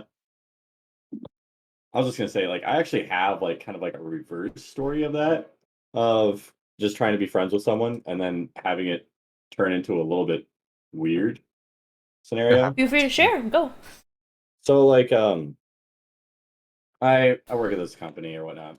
And anyway, we got a new individual who started joining the team, and they're around my age. So I was like, all right, sweet. And didn't seem like they were really from the area, so they actually hadn't had like a whole friends necessarily. So I reached out and kind of was like, hey, how's it going? How's life going? And then they kind of talked about themselves, went on. And anyway, started introducing her to some people and be like, yeah, here, this is so and so, this is so and so, kind of like had her join like the local clique kind of thing. And it was just weird because there's like we were hanging out one time and she went through and she was like talking about like, oh, I think I might like I think I like this person, I think you like me. And it's like I just don't want to like drive a rift between us. I'm like, what are you even talking about, bro? Just do you, man. It's like, but like I don't want to like destroy what we have. I'm like, just friends. Go for it. Like do whatever Exactly. you want. And that's the risk you always gotta be willing to take though. right. And anyway, ultimately she ended up getting into a relationship with one of the guys, and they're happy. I think they're going on a vacation fairly soon out of the country, and they seem to be doing really well, which is great because I felt so bad for the guy that she like before they were dating. The guy, he got out of a really bad relationship, it seemed like, and he was not doing too hot. And I mean, I was trying to be there like support wise, I guess, like, hey man, it's cool, just like whatever. And now, obviously, he's doing way better now that he actually has a relationship that seems to be pretty functional. So, but anyway, long and short of it is, it's like it's not just one side that kind of does it. It's people just kind of gravitate towards something, because I know it seems like, especially in today's society, like yeah, we're very relationship focused. It's like, oh, well, I need someone else to tell me that I'm worth it, or like I need something else. I just need someone to say that I matter or something. And I mean, I can 100% understand that. Like, if you need to have a support system, go for it. If you need someone to support you, definitely. But you should never, like, one problem I always generally see with that kind of thing is that people tend to lean too hard into it. And one thing in relationship especially is that you don't yes, they love you, but they can't be everything for you. Like, Yeah, that's you a have good to have point. some of yourself in a relationship. Like, they can't just supply every one of your needs so you can live happily. You're gonna have to learn to kind of like supply for yourself in a way. Like, you're gonna want to make sure that you're able to function. Like, I know this is terrible to say, but you're gonna have to learn how to function without that said person, because I No, I've mean, had a girlfriend like that before. exactly. And it's just It's not fun. it's not fun, and it just makes things a little too toxic, because it's then like, I think ultimately it kind of closes off your worldview in a way, because you, instead of looking at yourself, you start just looking at the other person and saying, why aren't they making me happy? Why aren't they doing the thing? Yeah, and then that like weighs on the other person. Right, because then they feel like they always have to like make you right, and you shouldn't be putting that kind of pressure on somebody. Like, Exactly. they can't become your entire self-esteem, and you're gonna have to. Yeah. Anyway, I guess long and short of it is, is that yeah, No, you're all good, it bro. flows both ways. Yeah, I know for sure. ultimately a lot of the stories kind of show up, like in the media and stuff, of like guys doing it and stuff. And I'm not saying that guys probably don't do it more than women, but we're all human in the end. So Clap it up for my man Ninja, bro. He preaching right now. Yeah, for sure. He preaching right now. Matt asked, how much do you think social media has exacerbated our need for validation? I saw an IG post the other day saying 50 likes is nothing, but if 50 people came up to your IRL, you'd be overwhelmed. Oh yeah, definitely social media has like skewed people's ways of thinking.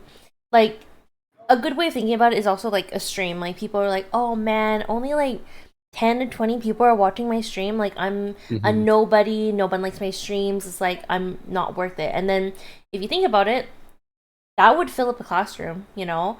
And then it's like, it's huge to think like that many people would be watching you in person, but for some reason online, that's just not good enough. right, because it's like this weird disconnect, it kind of seems like, with when you're streaming or you're like on a post, you never actually see the people liking it or watching usually. What you usually see is, you just see the number and you're like, why isn't that number bigger? Don't I matter? And it's like, but like, if you really think about it, how often has, I'm not saying that people saying nice things on like posts isn't a good feeling, but how often has one of those posts had the same kind of impact as someone telling you in real person? Like, if you posted a picture to like Twitter or something and someone says, "Oh, you look nice," it's like, "Oh, that felt good." But if you're going out in public and someone approached you and said, "Oh, you look nice," it's like, that can have one of two ways, really. I guess it kind of depends on what they're buying. Like, I'm just saying, it's like, well, either they're trying to hit on me, or like they actually think I'm generally looking nice.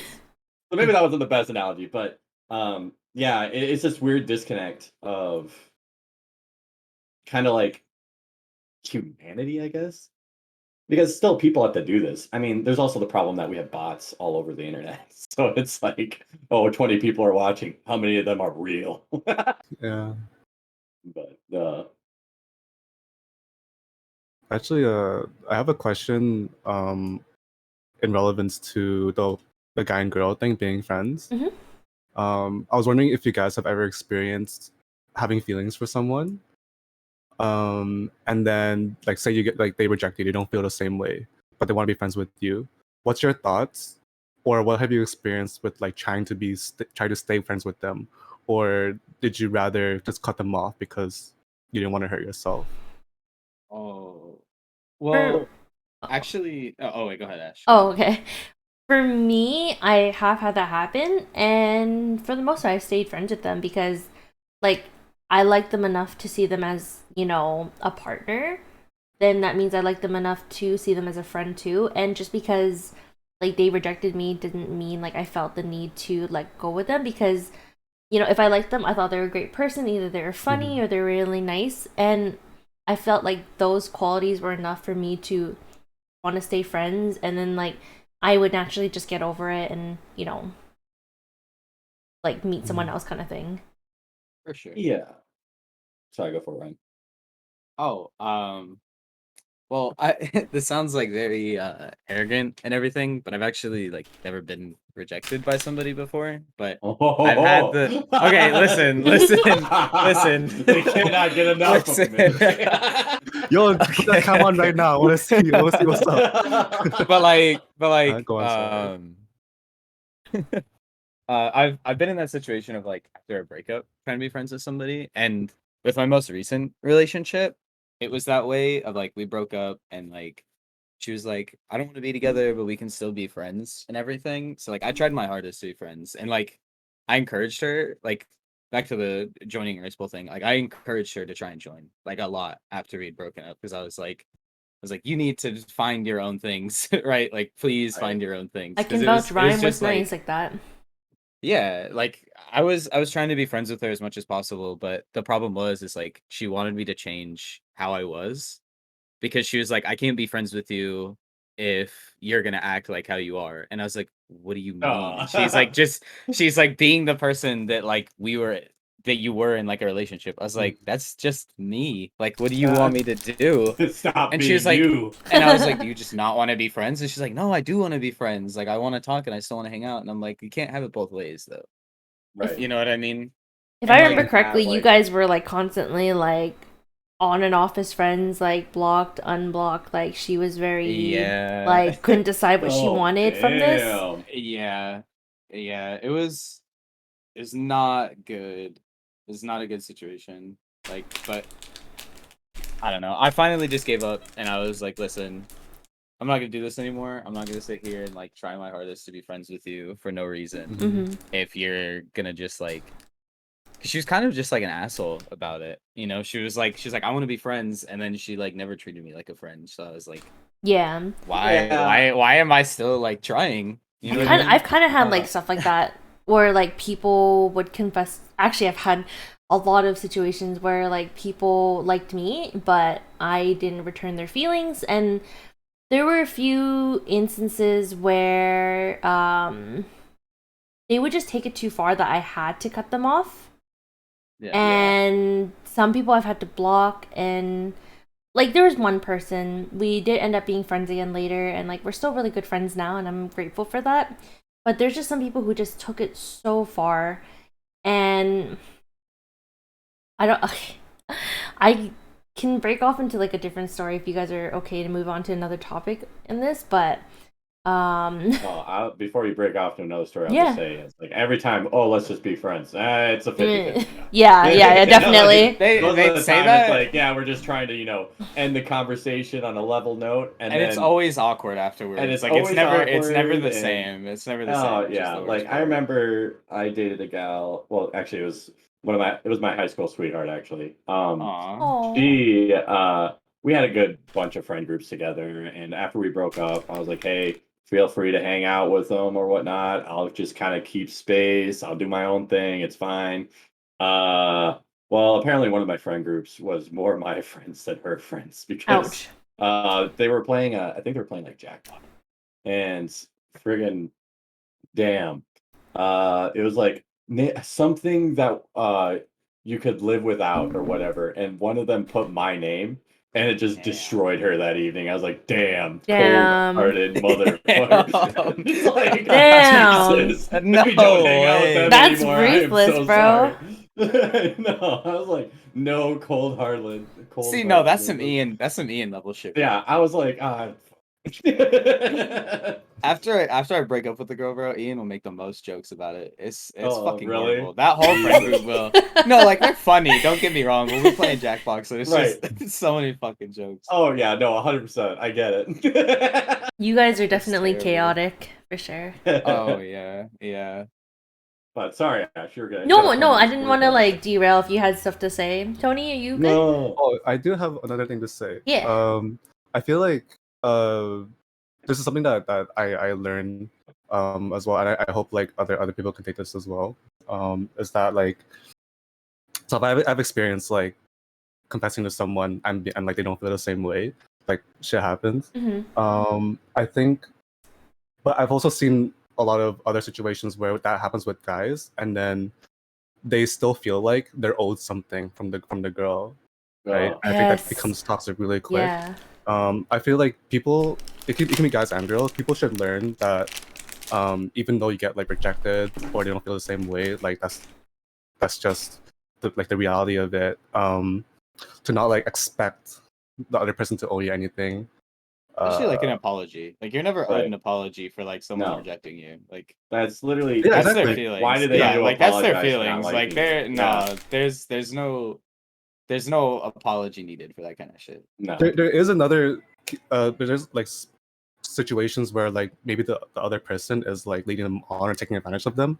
That's a different story. But most of the time it's just like, oh, the one person just misunderstood or took it wrong, right?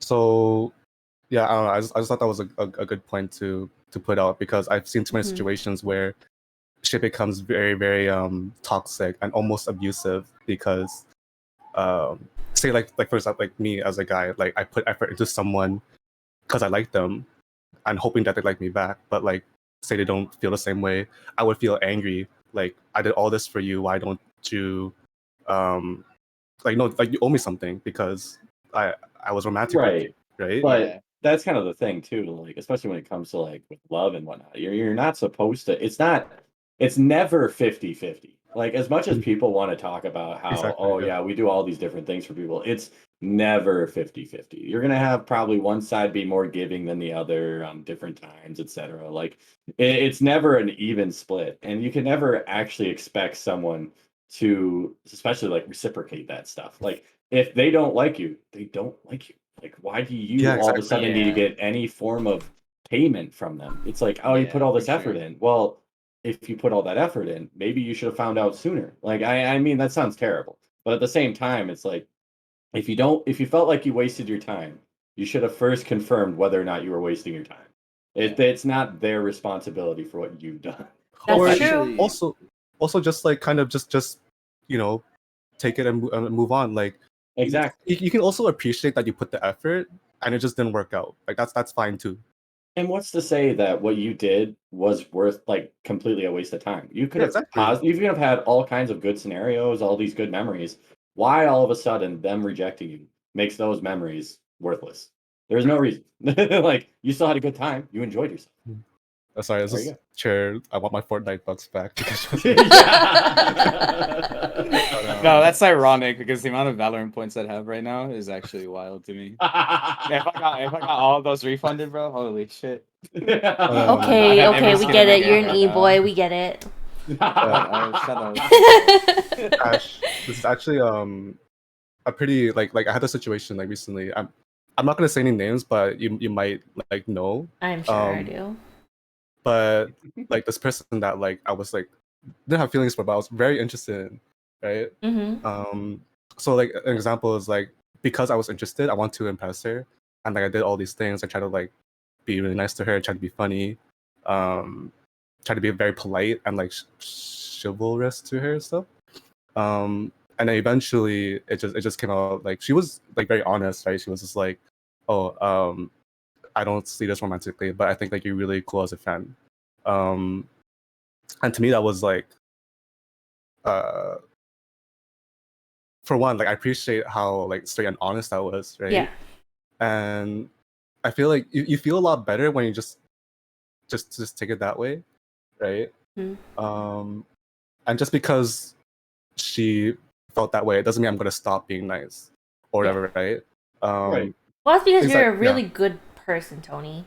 Like, I feel like that's part of it. Like, if you're a good person, you learn to understand these things and like deal with rejection well. But if like you're low key like an asshole, like you're gonna take it in an asshole way, you know? Mm-hmm. Yeah, it's just like I still like admire her as a person, especially as a friend, Yeah. right? So it's like, who am I to like all of a sudden be like mad? Like come on, like I was being so sweet to you, like Yeah, at least and at I least be a think little, at least be a little bit romantic with me. But like no, that's terrible. That's wrong. And I just Yeah. like I would honestly wish more. It's not just a guy thing either. I think it can go both sides. That wish more people just had that mentality, just to avoid all this like abusiveness, because I think that's terrible. I feel like as humans, it's like kind of second nature to us. You know what I mean? right. Yeah, I Like get we that always too. we always look for what we can get out. Like even if you don't mean to do it, I feel like subconsciously you Oh, yeah. like you always like look and you're like, all right, what can I get out of this situation? You know what I mean? Yeah. Mhm. Right. Even if you Right. really don't mean to, like even the nicest person on earth will always have like a bias towards themselves. Yeah. And that's just It is being a human, natural, for sure. unfortunately. Yeah. Yeah. But no, I agree. I wish that more people would just be like, Mm-hmm. chill about shit. It is natural. I'm not trying to dismiss that it's natural. It's just that like I think it is something people should learn. Obviously, not. At least I hope most people won't take it so aggressive that it becomes abusive. But Yeah. the fact is, in the world, people will. Oh, right. Especially in this world of like where people like you said, Ninja, where people are so focused on relationship stuff, right? Mm-hmm. So the feeling of getting rejected, it's I think it means a lot more these days. 100%. And like time wasted means a lot more these days. So yeah, I just thought to throw that out. But you're Honestly, right, I it think is a like natural thing. I think that kind Yeah. of goes back to like the social media thing too. Is like you always see someone like a bunch of happy couples on like Instagram. And Oh everything. yeah, So exactly. you're like, I dude. want that for myself, especially celebrities, bro. Like seeing Oh, celebrity it's And it couples ends is up being like so right. fake. it's like wild, and you're like, damn, like I want that, and then like you just go and you search it out. It's like when That's why. Brangelina, everyone found out it was bad and they broke up and everybody's wild. heart was freaking broken, mine included. Yeah. It's rough, but Yeah. I mean, I guess Actually, go for it. what? Go ahead, Ninja. No, you're good, bro. Go ahead. Oh no, I was just gonna say like it's like one of those things. Like one thing, and if you're going into relationships, one of the very first things you should probably learn is how to take rejection. Not saying that some 100%. people may never experience rejection like someone in this call, but but it's one of those things that you just kind of have to grow and learn to kind of accept for yourself on how you're gonna move along because it everyone says it like every time you have like a breakup or something. Oh, there's plenty of fish in the sea. There's so many more people. Well, they're right. There are tons upon tons of people, and there is Yeah. no reason for you to necessarily get so strung up by one person that it ruins your own life. Like Yep. there you have so many more opportunities in that aspect. Like if they didn't see an opportunity in you, why should you continue to invest any of your time in them? I guess. My thing is, No. I definitely see that in like so many like young people, like Yeah. because we're all still young. We're all still relatively. Nah, Ninja's none of old. us, Shut none of us up. are like super old. You know what I mean? Ninja's super old. I'm not super old. How old are you, Ninja? We're just old enough. Old enough to drink his water out of an egg. yeah, Cup. just old enough to be concerned. Yo, about he's health. literally so old that he's like phasing out of the cam. Like he's slowly Oh, like going shit, to the no, next no. world. He's getting like Oh my Thanos. God. He's going to the next world. Yeah. My I'll see time you is in the over. afterlife, buddy. But like, I don't know. It happens so often with like younger people. Is like they get like their heart broken one time and they're like, I can never love again. And it's like, Oh my god. dude, you're like, come on now. You're like 18. Chill Yeah, out. don't- Chill don't out. know Get on yourself out Fortnite. yet, Get a bro. victory royale, and you'll be Come on, fine just go tomorrow. get Post that on your that- Instagram get story. Like It's you'll GG, be bro. all right, bro. You'll be all right. Yeah. Like, I actually had a follow up question to what we were talking about with like asking people out and like getting rejected and stuff. I actually had this conversation with one of my coworkers the other day, What's it like feel a like? group of them. No, not really that because I've never felt it, but more of like, who do you think should make the first move? Do you think it should always be the guy or? Oh should hell the- no! I've made the because- first move plenty of times as a girl, and let me tell you, it's worked out a lot better than a lot of people would think. Well, because like Obviously- the girl that I was talking to at work, she was like, "Well, you know, us as girls, we put all the effort into like getting your attention and like, you know, looking pretty and Well, like because like how society is like made it feel like that's their role in it. So then it's like it's the guy's job to like come up to you and yeah, like but then it's just give the like attention. You know it what I brings it mean? back to the whole you should never expect anything from anyone. If Exactly. you are interested in someone, you can't just sit around waiting for them to make the move because chances are they're most likely not going to, and you're going to miss out on an opportunity if they start dating someone else. So if Yeah. you want something, you should be the one to go out to get it, regardless of if you're a guy, girl, you know, whatever. Like, Yeah. just go make your move and stop being like honestly like a damsel in distress, waiting for someone to come Right. to you. Yeah. So the Right. problem with that is like every time I made the first move with my girlfriends, they just and every single one of them have told me like Yes. because I've been like, yeah, I've been flirting with you for like a couple weeks now, and they're like, wait, really? And I'm like, was it just not obvious? I was like, am I that bad at flirting? It's so Like, holy your like shit. normal conversation, but then even like process it. They're like, "Oh, it's just Ryan being Ryan." Yeah, I was like, no, I was like actually flirting with you, and they're like, oh, well, no, I didn't even notice that. I was like, oh, okay, yeah, that's great for my like self-esteem. Damn, does that mean I have no game? What the fuck? Yeah, I was like, my game is weak, I guess. Holy. I mean, nowadays it's hard to tell if someone's just being like flirty or just like joking flirting or even just being Yeah. nice. Like, Oh, that's part it's of the so game. hard. Yeah, it's so Yeah. rough, man. That's part of the problem. Is like it seems so terrible that you can't just be honest sometimes. Like, just be honest out of the gate. Like, if you want to see like where this stuff goes, just like start asking, start doing. I don't know. Yeah. It's Honesty so is such rough. a big thing to ask for nowadays. Yeah. Like, it's crazy. It's so rough. Man. To answer your question, Spade, I always thought like for a long time in my life that the guy should make the first move. Because personally I want to make the first move, but I realized down the line that's like, oh, maybe that's just me. Because like if I'm interested in someone, I want to be the one to like make the good impression. I want to be like it makes me feel good to make the first move. Especially if it goes right. But on the other hand, I feel like these days, girls should take the chance to like make the first move. It should become more common.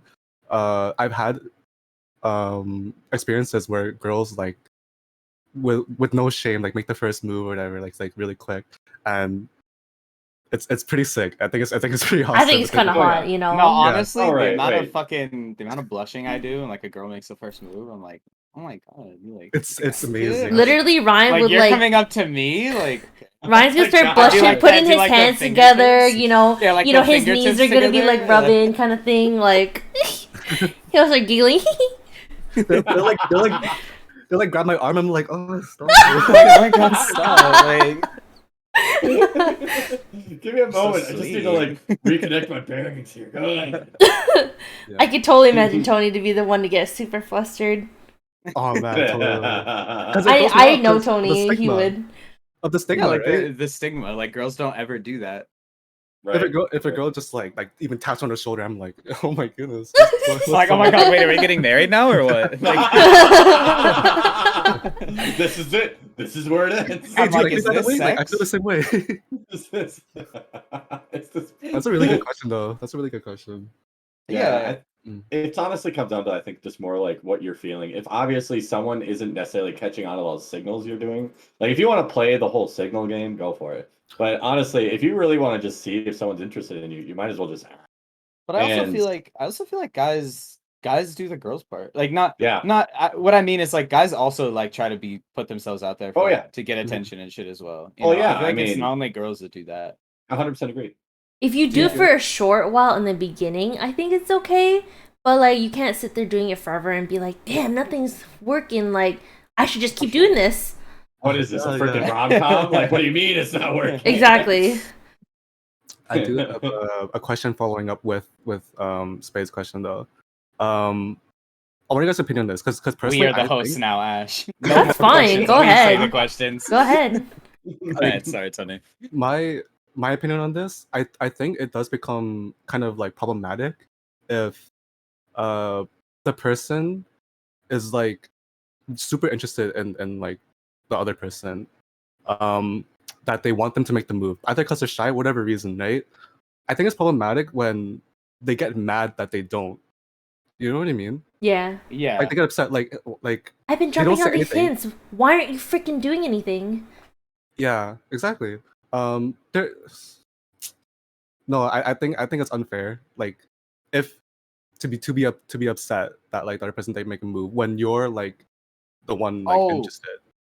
no, yeah. Oh, that's so annoying. It That is. is yeah, because it's like if you like them, it's like you can easily make the first move as well. Like you Mhm. don't have to sit there and wait for them and then get upset when they don't. It's okay to wait because like you're shy. Maybe you want to see how, like their personality. I think that's a good way to kind of like gauge how someone is. But Right. then to down the line be like, oh no, this guy's an asshole. Like, oh he's like he's not it. He's lame. Because he didn't like make the first move or whatever. I think that's like fix yourself a little bit if it come down to that like conclusion. So Yeah. if it turns out like, oh, you're too shy, because I know some people that like they're too shy to make a first move. They wait for the other person to do it. Doesn't work out. They blame themselves and then they like kind of work on it. So that I think that's totally cool. So yeah, I just want to see your guys' take on that. Like, do you think that's fair that the person gets upset that they don't make the first move? No, No. of course not.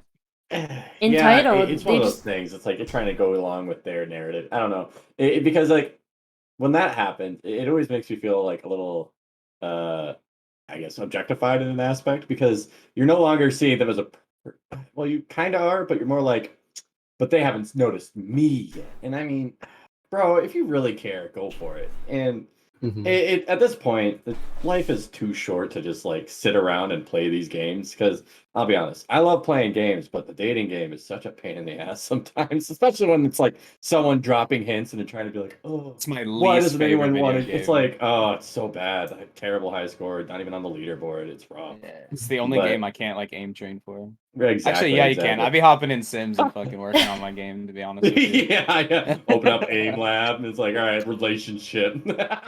Going into more what chat's talking about, like another reason why people wouldn't, take the move and confess to someone is that it's so common now for simple rejections to just, people will get made fun of for it online.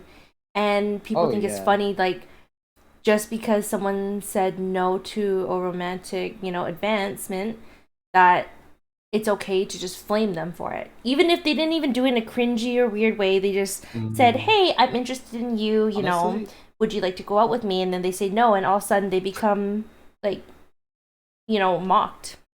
yeah. Well- I think that's a lot of like the reason why a lot of guys don't make the first moves anymore. Yeah. It's Oh because my like goodness, yeah. as cringy as this is gonna sound, we're getting into like a girl boss era in the world. to where like like if a girl like rejects a guy, it's instantly like, oh, I'm going to the girls, I'm going to the girlies, and we're making fun of this guy for like even Yeah. thinking about it. You know what I mean? And that's Yeah. like always, that's like constantly a thought in the back of my mind for like anything. You know what I mean? Like I'll be at work and like handing people their food, and then like girls will like look at me, and then they'll like turn to their friends and like giggle, and I'm like, oh bro, they're talking the most shit. I'm like, I'm gonna go fucking cry in the break room right now. Like I'm a 20-year-old man getting made fun of by like high school girls. This is bullshit. I'm in shambles.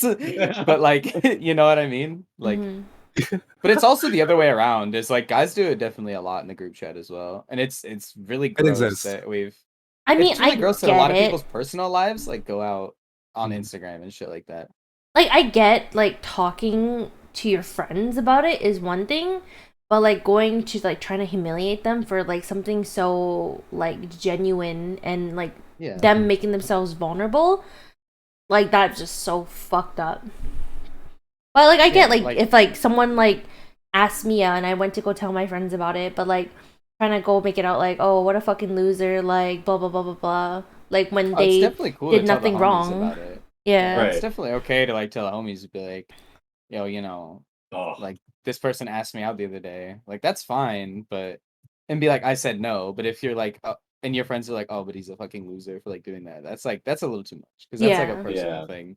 You know what I mean? It's like you're now attacking their character when it's like yo, hold up. She just didn't want to. Like, why all of a sudden are they the bad person? Like, yeah, it seems silly to just kind of bet. Well, and I wonder if that's also because of like some people have just venting out their frustrations in the fact that this person had the audacity to go for this kind of thing. Like, I don't know. Exactly. You're not that weird hot stigma. shit, okay? Yeah, Like, calm right. down. Oh, he thought he was that big a deal. I was like, Yeah, well, I listen. mean, Nobody's that There- hot shit. yeah. Going back to what we talked about earlier about like how guys and girls can be friends and like rejection and all that stuff. I have this one like really crazy story. Like there's this one point where I was single, and not to like make myself sound away, but like in the group of friends I had at the time, 3 of them like all were like in love with me. Uh-oh. So, I mean, like, I made it clear to all of them Literally I wasn't lived the interested, harem life, huh? kind of thing, right? Like, I wasn't interested in them, but we all still hung out, and because, like, they all wanted to, like, try to win my affection, I guess, like, we all, like, hung out, and, like, you know, we became really good friends, you know, blah, blah, blah. So, one of them, I kind of almost came close to dating, and he was gonna move here. And then all of a sudden, like, he just kind of went AWOL and then, like, stopped talking to me, saying he had to deal with his own stuff. And he didn't want to get me involved with it. And we just basically stopped talking there, and he just, like, deleted all his accounts. So, never heard from him again. The second person, we went through the thing where, like, they were too clingy in the end. I had to stop being friends with them. But later down the line, like, a year later, we became friends again. And now we're, like, super, super chill. The third guy is the crazy one. So some of my friends know about this, but basically he was super in love with me. I didn't realize at the time how crazy it was, but he like got my address from someone else and he sent me gifts, right? For Christmas and stuff like that. And I was like, I didn't think about it. I was like, oh, we're really good friends. Like he probably asked one of our other good friends, like whatever. And basically his family, somehow found out about me, even though we're not like dating or anything like that, and kept calling me like a catfish, and then I was trying to like scam him and shit like that, because like he would donate to me too. That was something. But I made it clear to him that I wasn't interested. We're just really good friends. And I guess he didn't really take the rejection well, because later on a bunch of our friends and I were like saying like, oh yeah, we should all go to TwitchCon together, get a house and everything. And we were all in VC with a bunch of people, and he openly admitted that he was going to try to like R-word me. Bro, that's not even like, and you don't joke about that at all. He wasn't joking.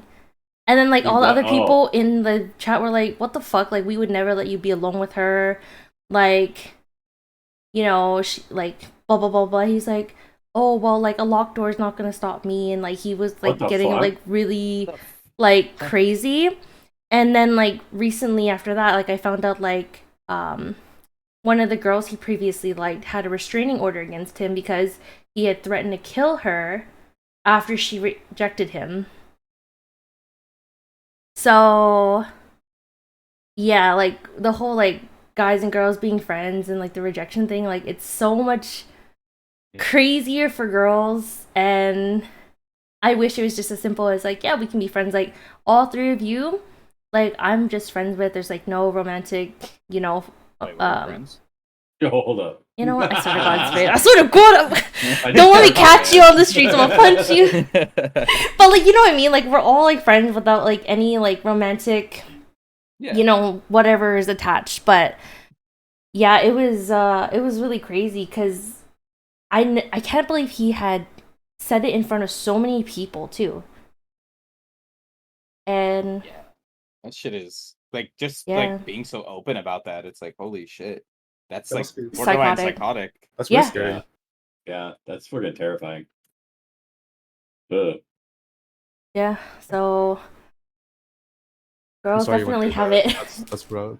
Yeah, definitely. I mean, like, in the end, like, he just, like, he stopped talking to me on his own. Like, I obviously, like, like shunned him from the community and everything like that, but like he like at least like naturally just like left me alone, didn't try to like pursue anything after that.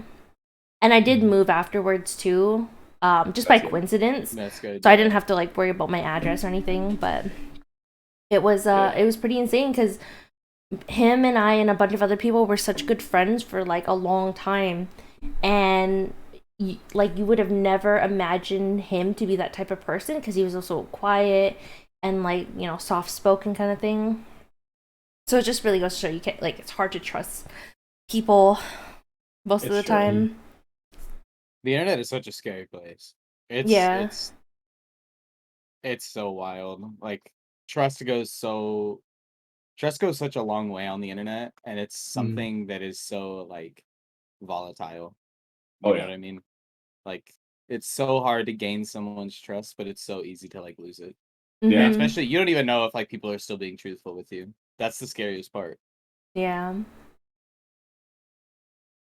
Yeah. Just a bit. Also, sorry, I had to go run and grab water. Who knew you would talk so much on a podcast? I was like, I was like dying of thirst.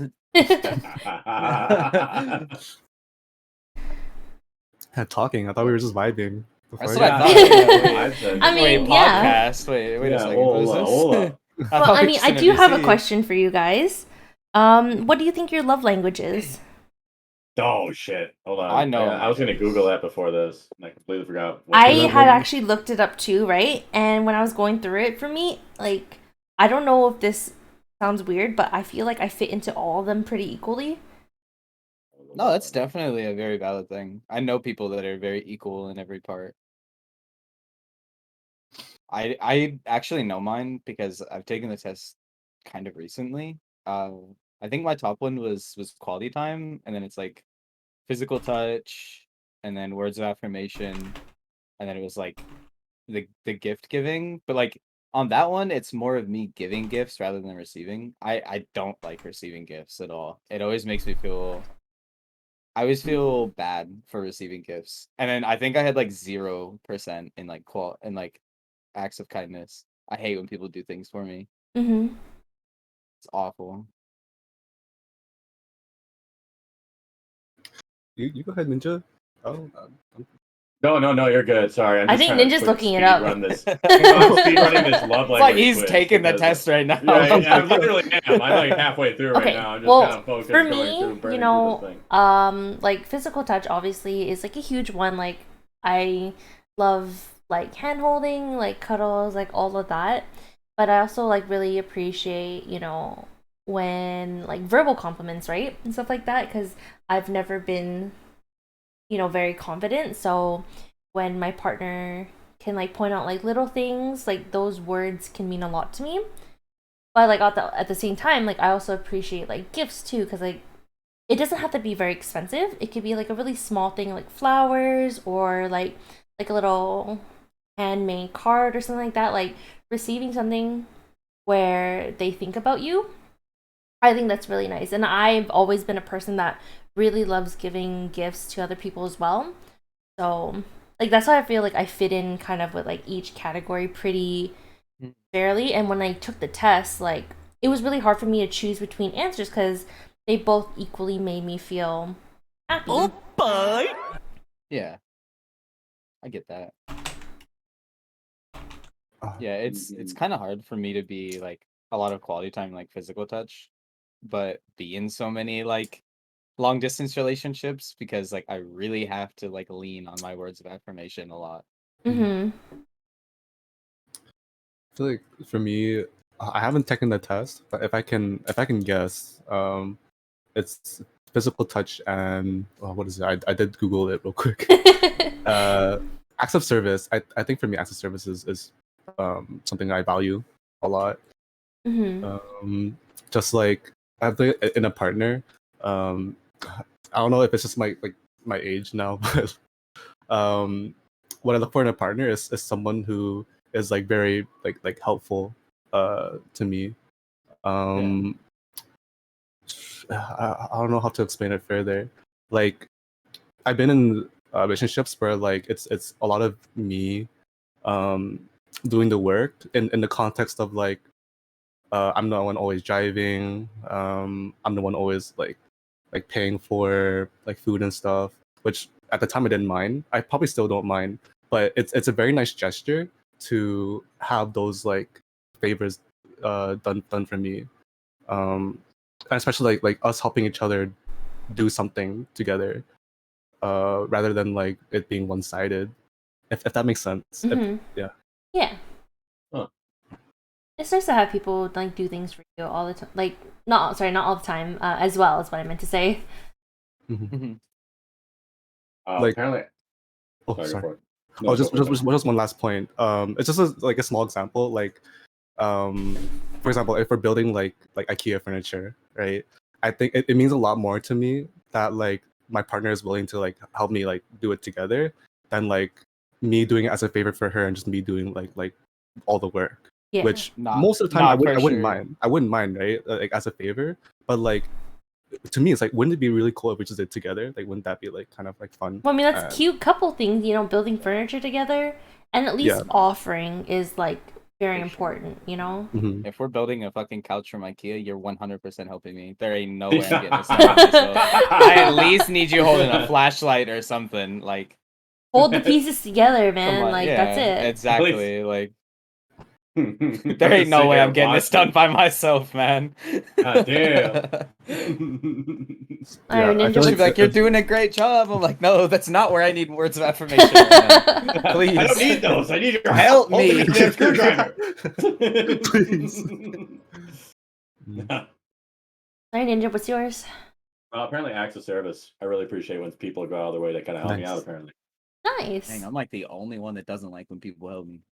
Man, I'm perfectly fine That's with like wild. I people think- doing things like they're thinking about. Yeah. Anyway. I think Ryan, for I guess- you, is because you're still younger than us, so like you have like time to like grow out of the independence and like accept help. I think because I feel like when Yeah. you're younger, you feel like really energetic and like you can, you feel like you can tackle anything, and especially when you're younger, I feel like it's harder to ask for help.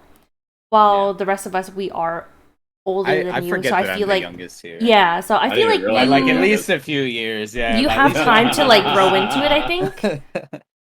I think that's fair. I just think that like in the coming years, like you'll kind of grow into like accepting help or wanting help.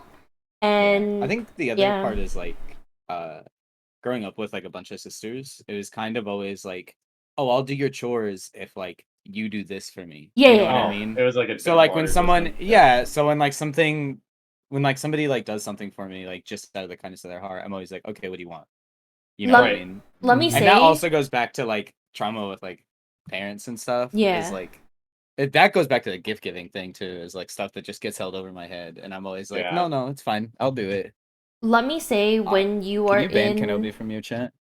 Kenobi, Ryan is Yeah, just he called stinky. me stinky. Okay, sure. Stinky. I need to ban. But let me say, Ryan, that once you're in a more serious relationship, like if you're moving in with someone, right? When you're living with a girl, you're gonna like a girl that's not like a sister or a mom, like with a partner, you're gonna see how different things are. Like it's gonna be little things she does, that's gonna improve your life, right? And then that's when you're gonna realize like how much you're missing out on like things, or how much you actually needed those like small little acts of like kindness or help. And I think feel like that's the your experience that I'm perspective, missing is yeah, like, an extended period of time with like a significant other. exactly. So I think Like, like even right like now a week it's of like fine. being with someone. You know what I mean? Like Mhm. in Right. person. Yeah. Because I can say like I've definitely changed like a lot of things for Chris in like those aspects, whether like our time online or in person. Like I've definitely like opened his eyes for a lot of things, and definitely for you, like since you're still young, you have plenty of time to experience those things later, and then I think your perspective would change. Yeah. I hope so. Yeah, because definitely that's the other thing. Is like living with someone. Definitely a different experience. Yeah. Like you really start to learn about people when you actually start living with them. Yeah. I mean, Definitely. I've had in-person relationships before, but it was never like being able to like be with them all the time, like for like multiple days at a time. It was kind of like we hang out like at school and after school for a while, and then like you know, we might not like hang out for a couple days, like, but past that, like, I don't know, I've never really hung out with like someone, just me and them for like an extended period of time. And I feel like after that experience, that's definitely when like things will start changing. Well, I have a question for you guys. When you're in a relationship, like, do you think you balance your relationship with your partner and your friends well? Sorry, go for it. No, you're good, bro. If you got something to say, go ahead. I'm Oh no, literally I was gonna thinking. say, I'll be honest. No, I'm pretty fucking awful with it. Personally, I try to merge the two. Like, oh yeah, you know what? We'll just get you over here. Then we can just, Yeah. double dip. Then we don't have to worry about it. Yeah, it's kind of bad because a lot of the relationships I've had online, literally the one I'm in currently, and then my past two, which I've told you about, like I've always been in like my server, right? So like they've always been like around my friends, and it makes it really awkward because like shut up, Ian, because see him in the chat. Like, see, it makes it a little awkward to like merge the two because then I feel like I'm always giving one side more attention, and I feel like at the moment that's kind of how it is. It's like I'm kind of hanging out with my Well, girlfriend a lot more than I'm hanging out Yeah, with but like early some of my relationship, I friends get at the it. moment. though. Like, Yeah. especially when you move from like being single into a relationship, obviously you're Yeah. gonna spend less Yeah. time with your friends. Yeah. But then it's But I like, feel yeah, you want. Sorry, go for it. I feel like the other there's just one more point that I was making. It's like the other awkward part is like after like being with those people for so long, your girlfriend or like your significant other is obviously going to like become friends with those people as well. And it's always awkward to see like after you get out of the relationship because like I see that Ian and like Kenobi still follow my previous girlfriend on like Twitter and stuff and like interact with their posts. So like I'll be scrolling through Twitter and then all of a sudden it like pops up and I'm like, "Oh, damn. That's great. That's what I wanted to see tonight." You know what I mean? But Yeah, right. like it's definitely an awkward situation, but I don't know. I feel like I try to balance it, but I always end up giving time to one side more than the other and I don't know. I feel like it causes some problems. There's no way you'll ever be able to perfectly balance it either. It's just one of those things that, like, yeah, will have to be addressed probably in your relationship or something. Like, if it's really bothering your significant other, then okay, then you got to kind of address it and be like, well, you have to understand. Yeah. Yeah. I feel like I used to be a big believer in like I'm not gonna let my partner affect my friendship or like my time with like my friends because I value my friends a lot. So me being such a strong believer in that, like in my last relationship, I actually put more effort than I should have in like dividing the time between my friends and my partner, which didn't like at the time didn't seem that serious, but after we broke up, I realized like it hit me that during the relationship, which was like 1 year, because I divided it so much, it didn't make her feel significant to me, which I learned was kind of problematic of me and wasn't fair to like my partner because she devoted a lot of time towards me. I feel like ideally I would want to obviously not alienate my friends just because of a relationship. I think that's also like toxic. But for someone who's my partner, to make them feel like they're my significant other, right? Like my friends are here and my partner is like here. So because I think for someone who's your partner, they should feel that way. Like they in a sense they are more important than your friend group. I mean that's debatable, but in my opinion it is. I think it's also a sign of good friends, like when you're able to do that and like spend more time with your significant other and like they understand. You know what I mean? Totally, yeah. And that's Right. something I really value, and I'm gonna keep bringing them up, but like Ian and Kenobi, for example, is they understand that I'm gonna spend more time with my significant other than like it does seem like that. And they're listen, they like to make their little jokes and everything, but like no, they at the bottom line like they understand, and I get especially it. like I had experiences where like I completely just fell off the map for them. Like I just left every Discord that I was in with them and everything. for when I was in college. Like Ash has heard this story before. Like one of my girlfriends literally was like, "It's just gonna be me and you. That's it. Oh. No one else. Like at all." And so we did that. And you know, like I expected to come back and not be like friends with like Ian or anyone anymore. And like they like took me back. They're like, "What's up?" Like nothing even happened. And like I think that's a really no like no literal W friends for sure. But like I feel like that's another thing that you have to have is like really good friends that understand that like you're gonna value your partner more than them. Of course. And it's not a shot at them, right? It's not like you're saying that you dislike them. It's just like a significant other will always come first. You know? Yeah, exactly. The way I see it is like, you know, with your partner, you know, if you're not trying to, you know, play around. No, Ian. Okay, bro. Come on, no. Come on. I'm sorry. Well, no. Why? I was like wondering why everyone was laughing. Anyways, with a partner, like most of the time, if you're not like just trying to play around, your partner is there for you to hopefully one day marry and start a family with. So obviously you want to, you know, give priority to them, you know.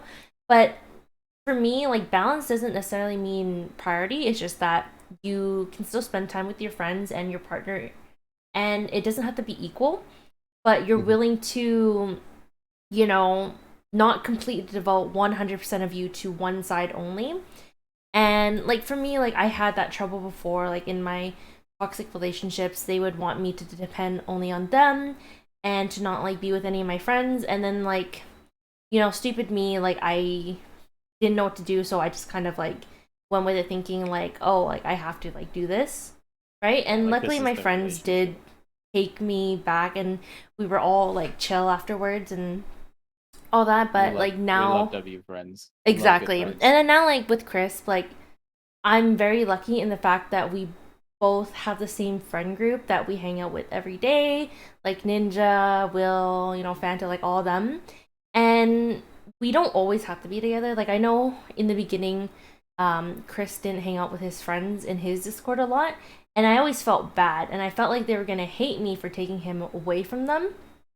But like we're all chill, and we have that balance now that since we've been together for so long that we can just go do whatever we want, and when we want to spend time together, we will. But if we want to hang out with someone else, then we will. Like if I want to stream on my own and he wants to go play with our friends, like we can just do that, and it'll all be chill, and we have that very healthy balance, which I'm very thankful for. But yeah, definitely when you're in a new relationship, like Ryan, like being able to prioritize your significant other is very important in the beginning, for sure. Just, you know, never forget your friends and like treat them bad, and you're good. I treat Ian like shit.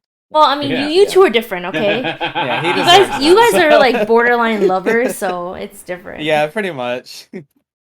And I guess kind of expanding on that too, it's kind of one of those things that, as I said close to the beginning, it's like you can't make one person your everything. I mean, yeah, they can mean everything to you, but they can't be everything to you. Yeah. And I feel like, especially if you're going into like a longer term relationship, you have to respect that. Yes, they are going to be involved with other people. Like they have friends in which they would like to spend time with. They can't necessarily completely 100% take all your time. And if like past, you know, generally like the honeymoonish phase of a relationship, they're still like 100% taking up all your time. It really sucks because it feels like one of those people is probably going to feel a little out of touch with what they would do before, or like what they kind of did do, because like they're no longer like really themselves at that point. Yeah, that's what I'm trying to get at. I hate when partners like don't let their partner go out with friends. Like, oh, well, can I come along? Or, well, I thought we were gonna do this and that. Like, that's just not healthy. And you just have to like respect that and like let people recharge, because it takes energy to interact with people, and sometimes you just need different kinds of energy. I'm not going to get into like crystals or some BS, but I'm just saying like the fact that like when you're astrology and all that, like yeah, right. You know, just kind of align your energies and read your star sign. Yeah, honestly, no, but it's not just the like Italians. Yeah, like the Italians. I was like, what are you doing? But like, That's something that I'm. Oh, sorry.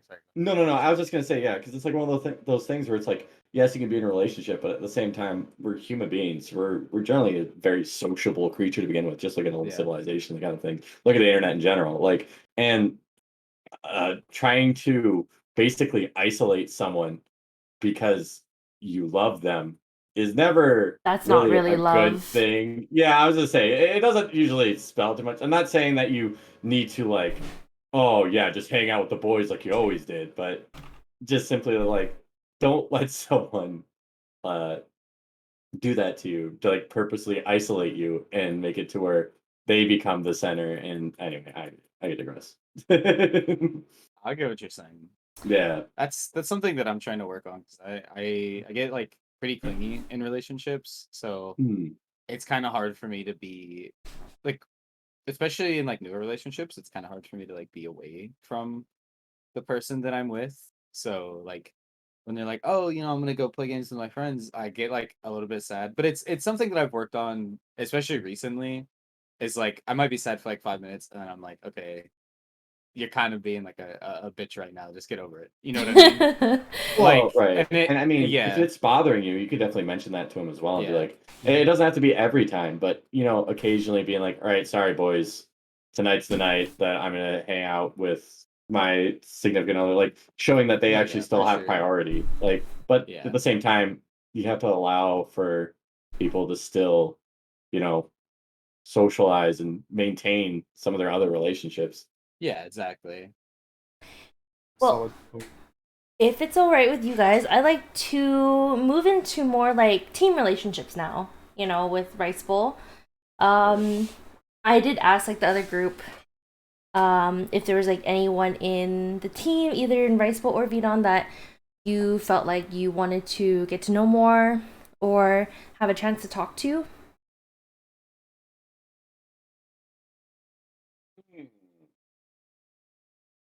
Yeah, look at that list. Now let's whip up this list, shall I we? mean, there's a lot of people, so I get Where's it. the webpage at? I do have someone in mind. One person that I would love to like meet and hang out with as a friend is Rolebun, Julie. Just because I feel like I watch her streams a lot, and like she's really funny to talk to, like already in chat. So it's like I just thought it'd be really cool if we got a chance to like meet and hang out. I know you guys would like be really good friends IRL, because I can tell like you guys would like your energy would match really well. I would hope so. Like we like, I feel like the sense of humor is kind of like similar. And it just feels like really natural. Like even just me as like a chatter and like her chat, right? It just feels like super natural to like talk to her along with like all these like all her other viewers and like her community. But yeah, on top of my head, I've been thinking about it for a while too. Like, but she's definitely like someone that I would love to get a chance to know better. Well, hopefully, if like she can come to one of our future meetups or something like that, or she comes on vacation, because I know she's like talked about it with me before. If I like find out she's coming in town, I got you easily. Sick. I mean, personally, I'm open to meet anyone really. I guess off the top of my head, at some point, and if she's here, we gotta play Apex. Some point. And what about you, sorry, not Ninja, Ryan? Oh, it's my turn now, isn't it? I feel like one person would definitely be like Julie, because I feel like when we played Smash, like I got to know her a little bit. Yeah. And she was really cool, and I'd like to hang out with her a bit more and like get to know people better, because I'm not very active in the Rice Bowl, so I don't know a lot of the people off the top of my head. But like That's fair. It also kind of goes into like what Ninja said. Like I would love to like interact with more people just in general, like anybody. You know what I mean?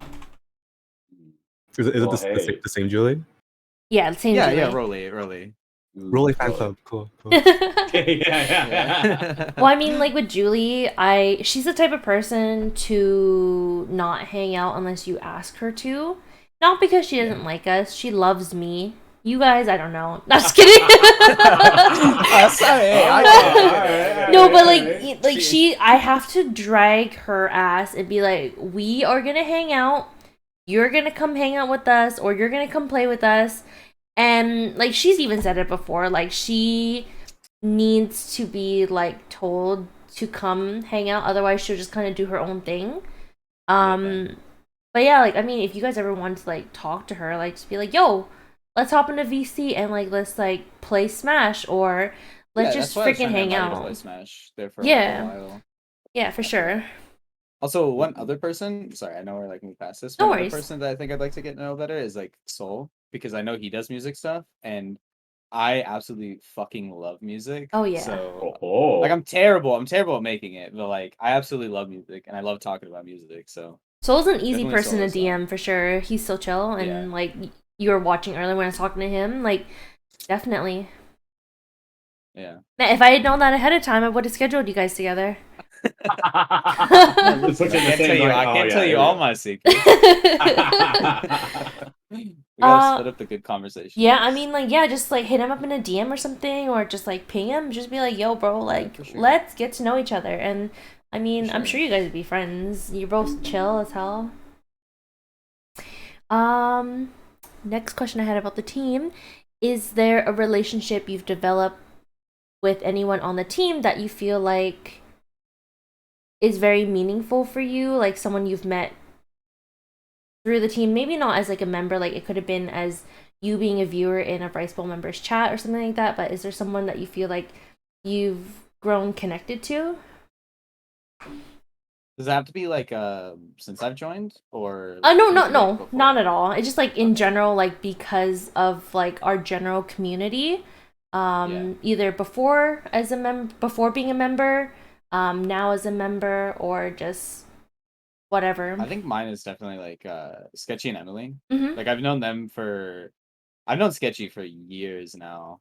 Like, so she's always been one of my really good friends that actually, like, I say that Ian kind of introduced me to the Rice Bowl, but it was more of like Sketchy's streams that introduced me, because I think I've known her since before she joined, and then I remember her joining and her like telling us about it. But yeah, definitely Sketchy. I wish she was around a lot more, but I know she gets like really busy with college and everything Oh coming yeah, up, so, definitely. yeah. I would definitely say there's quite a few, honestly. It's been a really fun experience being involved with so many different members. I know initially starting off with like streams with Blue and QSon, and then also like starting streaming with like around the same time Shinxy did, and then kind of going together with it, and then also just getting so involved with like Shinu and Herman, and having this like there's so many members, and I know I didn't list everyone because obviously, like Cam and Will doing movies and stuff all the time. Yeah. and like obviously you, Chris. Like I think overall it's been a very fun experience, and there's so many cool people to sit down and just like play games with or just talk with. That honestly, it's like I don't know where else I'd probably meet all these people. Honestly, So- like it's easy to say that you are a pillar in the community. And Oh. I know I give you shit like a lot, but like I really do value you as a person and as a team member. Like I know you are easy to talk to, and you do go out of your way to get to know people, which that is something that not everyone can do, because sometimes they're shy, but you know, you're outgoing.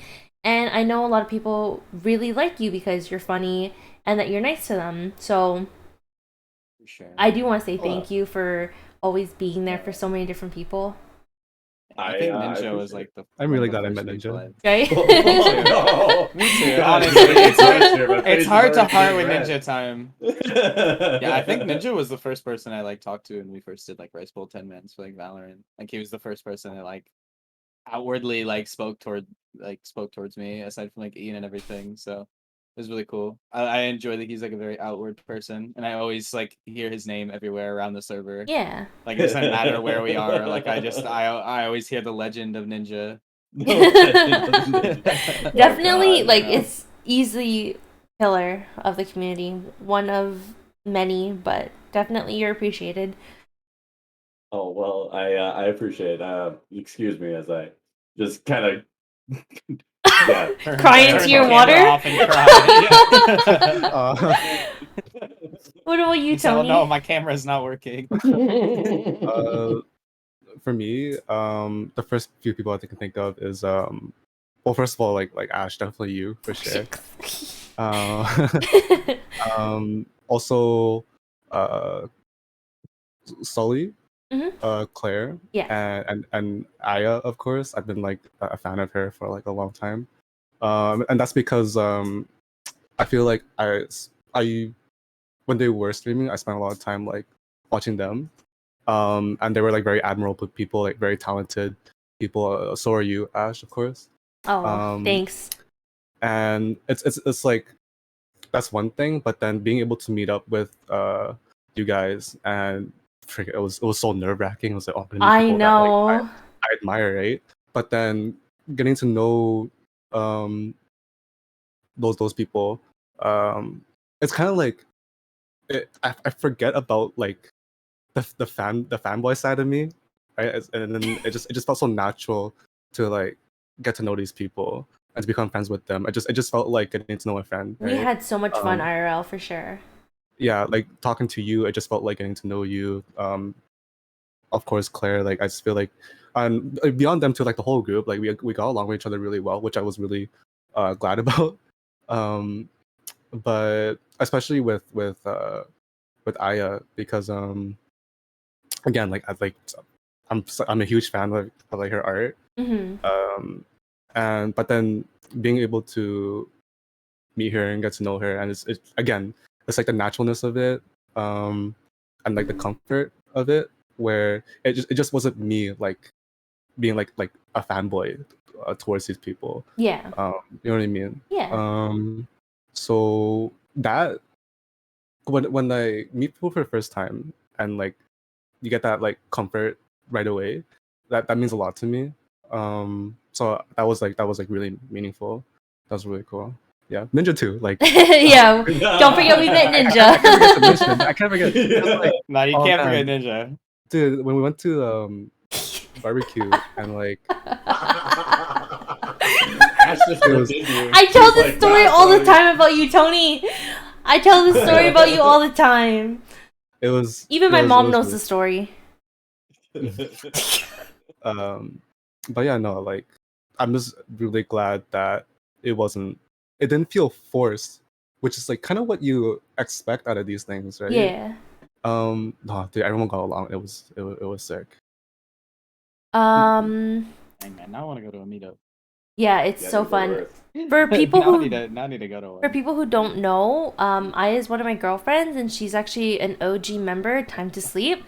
For those who don't know her, she does amazing art, but she's also an actress, and she's actually right now in the Midnight Club, and she plays Natsuki. So if you guys have Netflix, be sure to go check that out. She was also in the Babysitters Club, and I'm really proud of her, and I know a lot of people are fans of her work. So I just want to take this time to, give a casual shout out because I am very proud of where she's become, what she's become, and like how far she's gone in her career. But I also realized I had missed a question from Kemi earlier. I'm so sorry. She was asking, what's the most romantic thing you've ever done for a partner? Oh man, boy, what is the most romantic? Yeah, it's like, oh man, so many. Yeah, I was like, wow, off the top of my head, I don't know. I don't know. You want to start, Ninja? Go ahead. Oh yeah. If you guys don't know, I can start. I think. You know what? Actually, you know what? You're pushing. Yeah, you got this. I've got too many, so I'll let you go ahead. Yeah. I know you guys have so many to pick through. I think for me is just like giving that physical touch for Chris, like he really enjoys it when I like scratch his back and like cuddle with him. And for him, he has, you know, a lot of shit he has to deal with at home, and like his home doesn't actually feel like home to him. So when we did get to finally like, be together, just giving him that sense of like, I'm here to support you and you're loved and like your friends love you, and just kind of giving him that, you know, reassurance that everything's okay. He finally felt at home somewhere and just very happy. So it may not seem like much to a lot of people, but I feel like that is the most romantic thing I've done for someone. Even if it wasn't like intentional, I just wanted to be there for him. I know it meant a lot to him. Aww. No, that's like actually really, really sweet.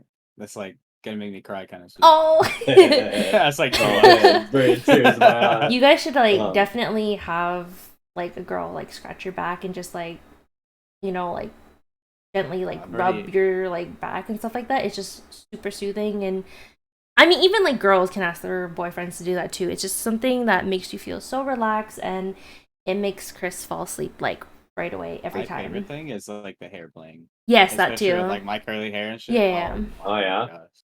Yeah, that shit gets me every time. I'm in a similar camp with Chris there. Those back scratches, 10 out of 10. Oh man, that gets me like every time. Thank goodness. Yeah. It's so good. It's almost like I'll get a homie to do it for me. Like yeah, dude, just spend 5 minutes and scratch my back. Wait, Ninja, I'm on my way, bro. I definitely enjoy it too. It's nice for anyone. For sure. Oh man, as far as the most romantic thing I've done, I believe it was a vacation we took. It wasn't super far away, but it was to one of her favorite musicals. I believe it was called Once, which honestly, pretty solid soundtrack. But yeah, just kind of providing whatever to make sure that was a pretty great time. Vacations are nice. Always, Sure. always. I think my thing was definitely like before I had like a very like stable job, like a very stable like money situation, just like going out and buying tickets for me and one of my girlfriends that was like in person to go see like Christmas lights and everything. Wait, one of them? Like So Christmas. like you had multiple at the same time? Nah, okay, listen, Ninja. Listen, buddy. I don't need you getting me in trouble, all right? No. But like yeah, you know, it was kind of like hard for me to put together. It wasn't a lot of money, but it was also like it was before I was like really working like an actual job, so I was like saving up every penny that I found to like, you know, take her to go see Christmas lights because that was the thing she really wanted to do on Christmas Eve with me. So we went and did that and got some snacks and like, you know, some food afterwards, and then went home and watched some movies. But That's so cute. I also don't really have like a lot of experiences because you know, I'm like the online Giga Chad, you know, I just have a bunch of online relationships. Yeah. It's okay, homie. Hell yeah. It's okay. I'm probably worse. It just listen, man. Oklahoma girls suck. I'm sorry if there's any Oklahoma girls watching this. Okay. But y'all suck, man. Let me just say, like, it is so hard. I want to say, Will vouch for this. Cali girls, though, fire. That's what Will would say. When he went, he tweeted out Californian girls eye emoji, and then we're like, Will, what? Are you, What's going on? He said, I see your Cali. Hey, Katy Perry wasn't capping you. Honestly, no, Katy Perry had it. True. From what I remember, it's not the most romantic I can remember, but it is like it was really nice. It's very memorable to me. It is from my ex, but when we started out, actually at first, this might sound kind of lame, but we kind of liked each other, but then she ended up saying we should stay friends because she was considering another guy, and to me I was like, okay, well damn, but I kind of just accepted it, and well, I was okay with being friends, but then we agreed to like hang out one more time just to like kind of have closure or whatever, So we hung out, and then for a while, but we didn't do anything romantic. When I drove her home, she invited me to stay at her house, not for the night, but like just to stay for a bit to hang out. And I was doing a bunch of stuff. I was like cleaning her kitchen and everything, just because I felt like it as a favor. I was cooking for her. I made like scrambled eggs and stuff, and then so like I in myself, I was like, oh no, I'm totally doing this to be romantic. Despite that you told me you want to be friends, it's like I know I'm doing this because like I want to impress you, try to be romantic. Right. But then it was really cute, and it was a really nice moment. And then we went to a room. We didn't do anything crazy, but we basically just like hugged each other for like a while. And then so that was a really nice moment. But I was felt bitter because she didn't want to be together with me. The next day, or the next night, we're both like at home, I call her, and I was like, "Yo, like, are you sure?" Like.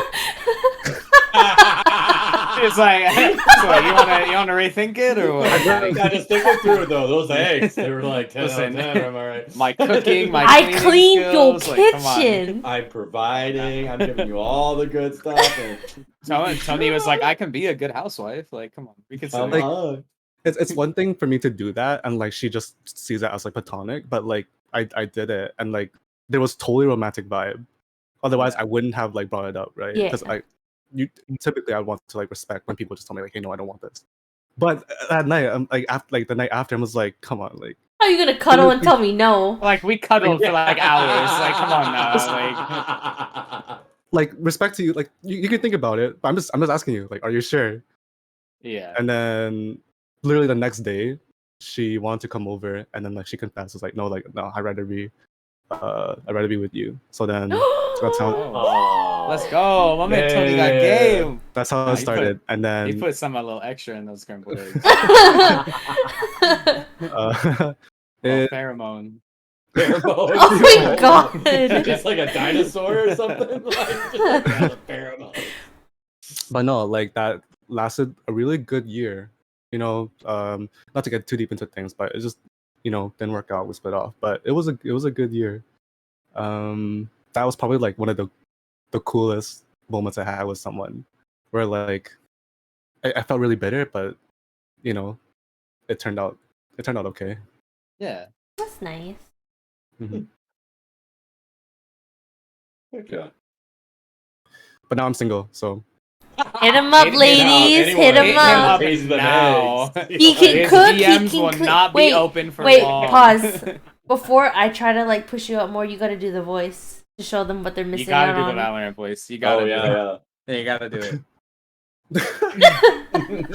I already know what it is, but. Oh, fair. What do they usually say? You were saying like pushing D I just or something? threw around. No, I just threw around. No. I just absolutely threw around in the comp game and we lost. Oh my god, you're absolutely dog shit. Play better. Tony, I know you can do better than that. Like, come on. Shitty trolling. There's no shot. Put him on the spot. It's okay. I know he's nervous. I'm in a happy state right now, so I can't basically right Tony will like lower his voice hella to like impress a girl if he hears him in the lobby. Okay, you know? Tony. Okay, Tony. Tony, when are we playing some Valorant together, bro? You all three of you play Valorant, so I mean, I thought it'd be a good chance for you guys to get to know each other. That's kind of like how I like split up, the things. I wanted people who don't normally talk to each other to try to get an opportunity, and I thought you guys would vibe, and I'm glad you guys did. Yeah, of course. No, this is a great group. I enjoyed talking to you guys. I don't know if the podcast is over, but like I enjoyed talking to you guys. I just kind of assumed this was the end. Well, I was thinking about like we can go for like another 20 minutes, or if you guys are done here, we can. Whatever you guys feel. It's a shame. It's a shame I didn't get to see Spade's face though. I told him to put on the beanie and he could just do it. I don't own a beanie, man. Yo, I know you have hats, bro. You have hoodies, like. Oh my. The people demand. Listen, and by the people, I mean Ian. 20. 20 gifted. 20 gifted to Ash. Oh and I'll show my face god, right now. no. 20 gifted. 20 gifted, and you can see this boy in a hat. Let me just say. If 20 you're gifted, curious low-key. what Spade looks like, there's a picture of him in one of the On YouTube the videos. Or on the On the Rice Bowl page, but I had edited him into like the Smash Tourney video, which is pretty funny. Oh. Speaking of which, this episode is going to be available on YouTube if anyone wants to rewatch it, or for anyone who misses it, they can watch it for the first time. But make sure you go subscribe to the YouTube channel. It's pretty cool. I don't know. Do you guys have any questions for each other or anything you want to talk about? So, for real though, what do you put in those eggs, Tony? Just. What made her change her mind? Dude, for real though, either sour cream or creme fraiche changes it like crazy. Yeah, that's 100%. sick. 100%. That's all. That's what made her change her mind. So The sour cream. sour cream. I think it was the fact that he could say creme fraiche. I'm not gonna lie. Creme fraiche. Did I say it right? She's like, damn. What? Did I say it right? Yeah. How do you say it wrong? No, I think it's just the fact that you know of it. Oh, Yeah. A lot of people don't know of it, so Let's see. I don't know. It would give me to change my mind. That's all I'm saying. Yeah? Well, I guess now that we kind of went on the topic of Valorant, I need to know what ranks everyone. Oh, Like, God. okay, I don't want to actually- talk about it. I don't want Ryan, to talk about alright, it. so- I don't want to talk about it, Ninja. I don't want to talk about it. I was so close to plat. I'm You proud. were. It was so close to plat, and now I'm at the bottom of gold too, man. I don't want to talk about it. Oh my god. So close, but so far. Oh, it hurts. Well, actually, I do want to get into the topic of dating apps. Have you guys tried dating apps? I have. I tried Tinder a couple times, but I tried Tinder, I tried Bumble, I tried Hinge. Computers, man. it just feels I've been weird on to it. me. It's freaking rough because like it's so hard trying to get into a conversation with someone that like you barely know. Mhm. No, exactly. That's like the worst part. Well, and especially when like you see a profile and it's like 5 group photos, and like the very first topic you have to discuss is, all right, Which one are you? one's you? Like, I just need to know who the hell I'm actually supposed to be looking at here. I feel like My thing with is like, date- Go ahead. no, you go ahead. You go first. I was just gonna say with dating apps, like a lot of times as well, is like you never know who's catfishing you using like someone else's photos or like Yep. what they could be lying about. Like, you know, Melly Bella on the team, she's very beautiful and people use her photos all the time to catfish and like pretend to be her, and it's crazy. Like, That's wild. Yeah, it's like it's such a sketchy scenario, especially when like you're looking at some of those profiles. You can tell people who have been on it for a while and are just super bitter because they just have, like a bunch of not at this, swipe right at this, swipe right with this, like an entire checklist of things Yeah. they don't care about. And it's like, well, what the hell am I going to talk to you about? Like, Exactly. Mhm. I feel like My thing is like Sorry. I get matches, but then it just like it never goes anywhere from there. yeah. you know Like what's we do wild? we do the like the hi, what do you do? What do you do? Blah blah blah, and then it just like never goes from there. It's interesting. Supposedly, like the Facebook dating isn't too bad. One of my friends, he recently actually got married to a girl he met off of Facebook dating, which they're a Yeah, I great wouldn't take couple. that disrespect. But it's like, huh, Facebook of all places. But I guess Oh like, yeah, I forget absurdity, Facebook like, has its own dating thing it now. has Like a dating what? thing now, yeah, and That's it's like crazy. it's weird because it uses like all your interests and stuff to like try to get other people around with like similar interests, and I don't know, like it's interesting for sure. But I've seen it work. I've had a couple other friends, actually. The actual dating sites themselves seem to be fairly functional. I haven't used any myself, but another friend of mine got married to a fine lass that he met on one of those, and now they Fine have like lass. a home. Yeah, Fine fine lass, yeah. I was Well, like, it's so nice. great Good because like vocabulary. dude, his current living situation is so dope. He's a stay-at-home dad, so it's like, damn. just do all the cleaning, do all the rest of the stuff, and you just get a Hey, that works for me, dude. Dude, hell yeah. If my wife makes like 6 figures, like I would gladly stay home. Right? I'll clean up, I'll make the dinner, like no worries. You come home, put your feet up, and I'll take care of everything. Don't even worry about it. Foot massages, it's over. Actually, I have another question. If no one has any more like to add to this, I know we're kind of like cooled down now, but like it's another kind of deep topic. What are your guys' thoughts on like the length of time of the relationship being a factor in the value of it? You know what I mean? Yeah, I know what you mean. I don't think that, length really matters that much into it. Like, you could be dating someone for like 3 years, right? And then it could break off with like nothing from each side. While you could be with someone for like 3 months and then it'll just mean the whole ass world to you. Like, that is your person. Like, I've seen friends who they dated for like 5 years, and then when they broke up, nothing really happened, and then like the girl ended up dating someone else for a year afterwards, and they got married. And I definitely think that length, yeah, it can play a part into it. I don't think it's the most important part, and I think that's the same for friendships and relationships. Agreed. Like I said, I was in a relationship for a few years with my high school sweetheart, and when we broke it off, it was like, all right, it was cool, it was fine. She got involved with another guy, and I don't know, they might be engaged now, which good for her. But that's old news. Yeah, right. It's like one of those things where it really kind of comes down to what you want, because sometimes some people just need to be married by a certain age. Like, doesn't matter sometimes. Like, all right, I can live with this person, I can do this. All right, now let's get married so I can properly have like that kind of like foundation. Because I know, like, especially here in the States, it's kind of like all about that. It's disrespectful, Sai.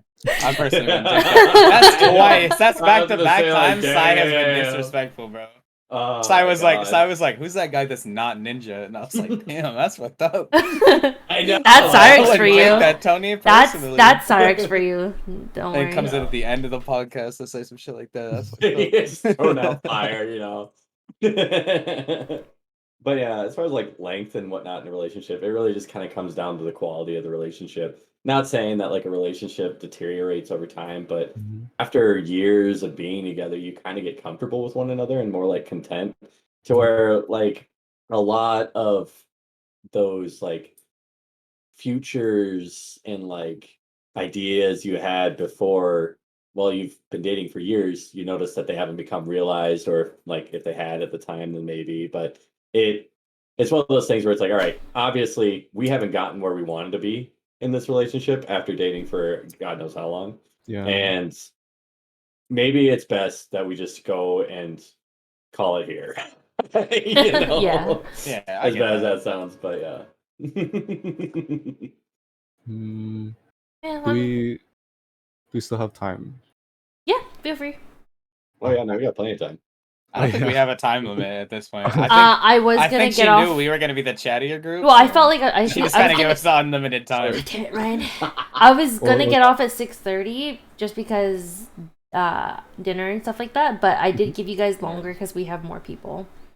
Okay. Because I also like this might be I don't know about your guys' lives, but this might be kind of like a sensitive topic. But what's your guys' opinion on like cheating? But not only that, like cheating, and then like the debate to stay with that person based on other factors, or is cheating like the last straw to like unpopular opinion? I think cheating is bad. Whoa, very unpopular opinion. Ryan, I'm sorry. Listen. I know. I'm sorry. No, but it's. I agree, Ryan. Yeah. It is.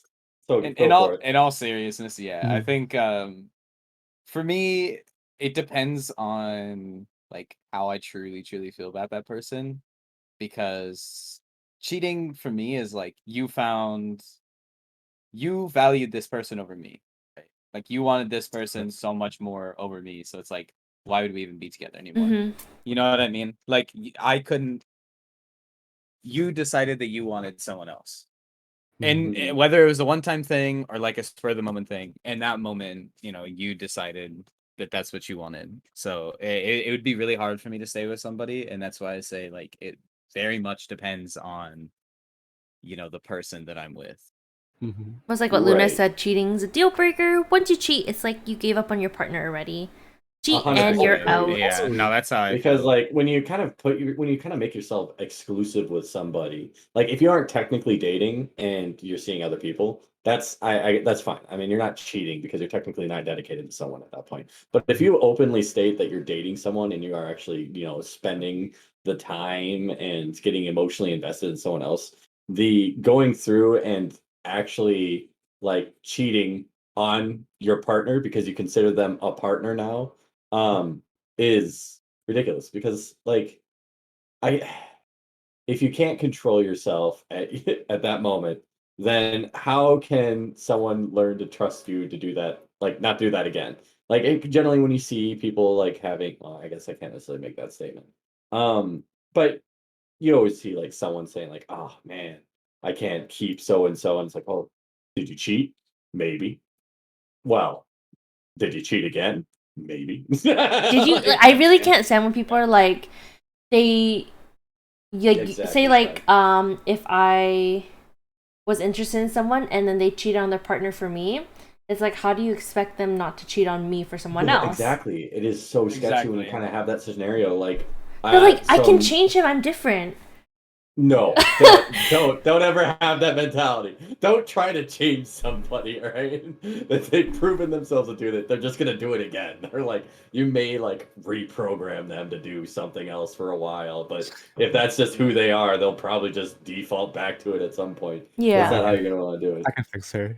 Yeah. Yeah, I can no, fix no. her. I can fix her, But type beat, it's honestly. just really awkward though. Like if you're ever in that scenario of where you get involved with someone and then you find out that you're the side person, that's awkward. That's Yeah. hella awkward. It's like, oh shit.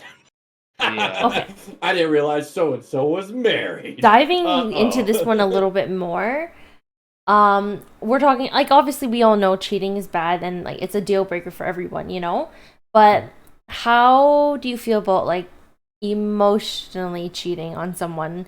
So like say if like, you know, I'm with Chris, but all of a sudden like I have the hots for Tony and like I know some people Hypothetically. feel this very differently. I was like, whoa, what are you? Shut up. I was like, what are you admitted to, Ash?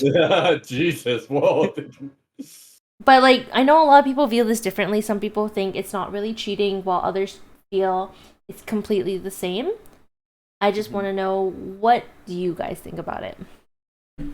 I honestly like I think it's very much the same because like I can understand confiding in someone else, but once you actually start emotionally investing yourself into someone else, it's like, all right, is this still a thing? Like obviously there's not going to be a baby coming out of it, hopefully, but like You if mean you're Like emotionally say like cheating, they it's like didn't basically like do anything physical and then like nothing like that. well, It's pure it's not emotional. just dealing with the physical Yeah. bit. It's the fact that you've lost faith in your own partner and you've sought elsewhere.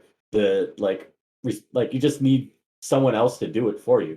Like ultimately, as a partner, it's like kind of your responsibility to help provide whatever support. And I mean, if they seek out someone else, it's just kind of like if they have a friend that they just kind of confide in from time to time. Mm-hmm. I wouldn't necessarily call that emotional cheating, but at the same time, all of a sudden those phone calls you were getting from your girlfriend are going to so and so, and they don't talk to you anymore. Like they just become emotionally distant. That is still a huge problem that needs to be addressed. It's like, all right, why are we having such a weird disconnect here? Like, what went wrong? Am I the problem? Or like, at that point, it has to be addressed. And as far as like emotionally cheating, is that a reason to break out?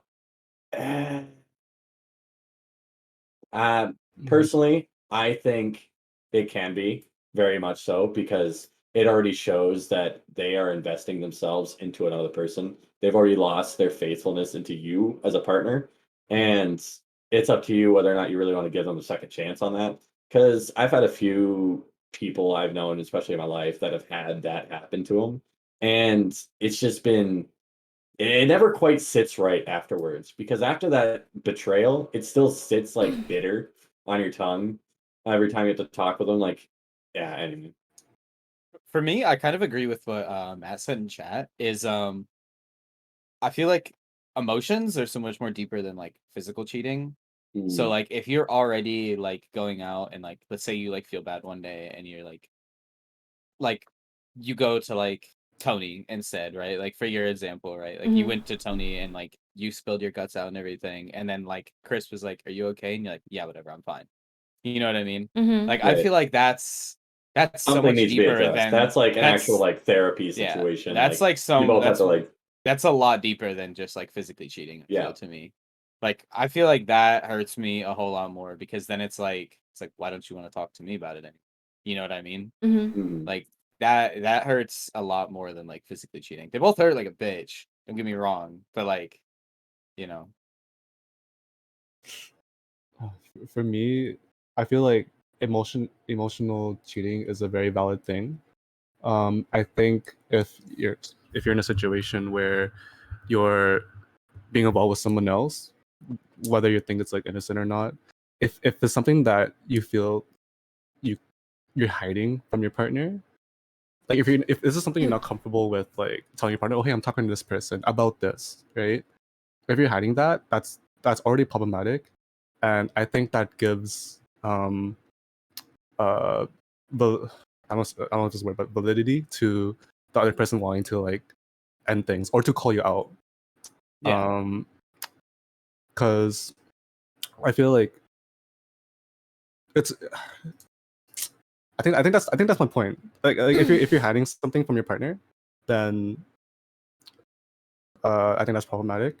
If you're not, say like, oh, this guy I was talking to about my problems, I think he's really good looking. Even if you're honest about that, and the other person can kind of like call you out or bring it up, oh hey, like that's not cool that you're thinking of that about someone else. Either way, yeah. My point is like emotional cheating, I think, is a very real thing and is very valid. I mean, I'll be honest, like, it's happened to me before in a relationship. And, like, the thing with me is, like, I wouldn't hide it. Like, I'll be honest about it. And it's not like I ever acted anything. And I didn't, like, actively go try to, like, talk to them while I was in a relationship. It's just feelings that just kind of happened. And, like, I was very honest to my partner about it, but not the other person. And, like, we did work through it. Because, like, I didn't do anything. It was just something that had happened. And surprisingly, we did actually turn out stronger afterwards. And I get, like, it's not like I meant to purposely, like, do this and have feelings for someone else. And, like, it's not like I stopped loving my partner as well. It's just Right. something that just happened and I couldn't control it. But, like, I was very open about it. And, you know, we did work together. So I feel like, obviously, if it happens to you, I think breaking up, if you decide to do that, is a very valid response, but you can definitely work past it, I think. Yeah. I'm a firm believer that in a relationship you can really work through anything. If you True. if the two people actually love each other a lot, you can definitely work through any problem that comes up. Yeah. It's true. It's gonna be a hard work, but like it's definitely doable. Yeah. I mean, like, in the end, like, we ended up breaking up anyways. And honestly, it was like my abusive ex, so like I kind of had wish I had acted upon it instead and like dumped him. But you know, that's totally different. In the moment though, like I was just very loyal, very faithful, and yeah. Even though it's a bit like shady, I think it's also a bit wrong to completely dismiss it or to completely see that kind of topic or see this about someone. Oh, like you're an asshole. Like why are you even thinking that? I think it does happen to people, so we can't dismiss it, right? Yeah. Sometimes in toxic relationships or unfulfilling relationships, naturally you're gonna find attractions to other people that does something nice for you that your partner isn't. That's gonna cause something, right? I feel like at that point though, like if it's already like you're unsatisfied, then I feel like it's just time to call it. For me, it You know what I wasn't mean? like literally. a thing of like Realistically, being yes. unsatisfied Yeah. though. It was just like Yeah, and that's the total. thing is sometimes And I you wasn't just- going out looking for something else either. sometimes you just randomly catch feelings for Yeah. somebody. Mhm. You know what I And mean? it happens. It As sad can as be like a passing thing, yeah.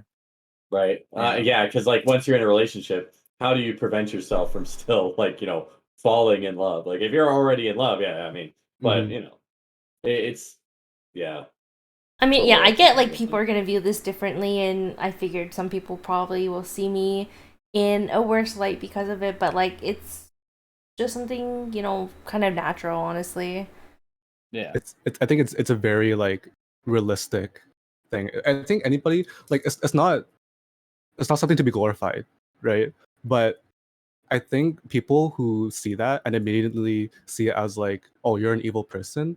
I don't think they're seeing things realistically. I think they're very idealistic about like being right or being a good person. Well, and I don't think it's necessarily about seeing someone as evil. I think the big problem is the betrayal of trust and how you're going to go ahead and deal with that. Right. Because like it doesn't necessarily mean that so and so is evil if they cheat. It's just that you trusted them to stay faithful and loyal to you. Yet they went around and completely just tossed it over their shoulder and said, "Yeah, whatever," like, and then expected to come back about it. Like, Mhm. it's one of those things. That's like, oh man, It's one of those things where like even though shit happens, I can never condone it. Yeah. right. Yeah. You know, And like I can 100%. support you because you're going to do something. And I'm saying this in general, like to anybody. Like I'll support you if you're going through something like crazy. But if you told me, oh, this is what you did, I will hold you accountable for it. Like I don't support this. you're gonna have to take responsibility for it. And Exactly. if you can't take responsibility for what your actions were, then there's not much going back on that. Yeah. That was a good thing to bring up. Yeah. Yeah, and like for me, I think it's important like being able to be honest about things like this because like obviously I know it's not like the most ideal thing to happen, but it's like what Matt says, people make mistakes, you learn from them, and it's just really how you go and deal with it. Like I didn't try to hide anything, I was very open, and we did work through things, but ultimately we broke up for other reasons.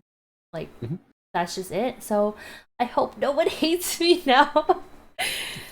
Yeah, you know what, Ash? You're just on my hate Actually, list. yeah. Shut up! Yeah, Shut I up! mean, The rice bowl. Yeah, I think I want to leave the rice bowl. Yeah, you know shut what? up! Shut I don't up. know if I could be in here with an owner like that. Whatever. Ash, I'm actually busy next month, like for the whole month. Yeah, like all month. Oh, ooh, it's like my whole calendar is blacked out.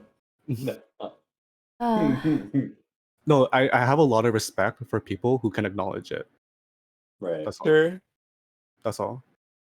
It's very different when people are ignorant with their own like that kind of thing, right? Yeah. I think that goes for anything for me though. Anything, Like yeah. I definitely have a big respect for people that like know that they've done bad shit and can like acknowledge like, hey, I fucked up.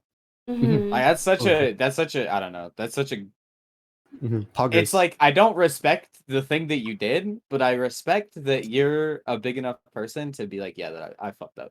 You know what I mean? But Yeah. Frank. Well, I guess before we close out, I have a question for y'all. It was brought up. No, we won't read all that. Favorite celebrity? Go. Ryan And Reynolds. why? Ryan Reynolds. He's why? the 'Cause he's perfect the- man for everything. He's a perfect man for everything. In every way, every man or woman, whatever you are, would want to get pegged by Wherever him. you are. yeah. Favorite celebrity?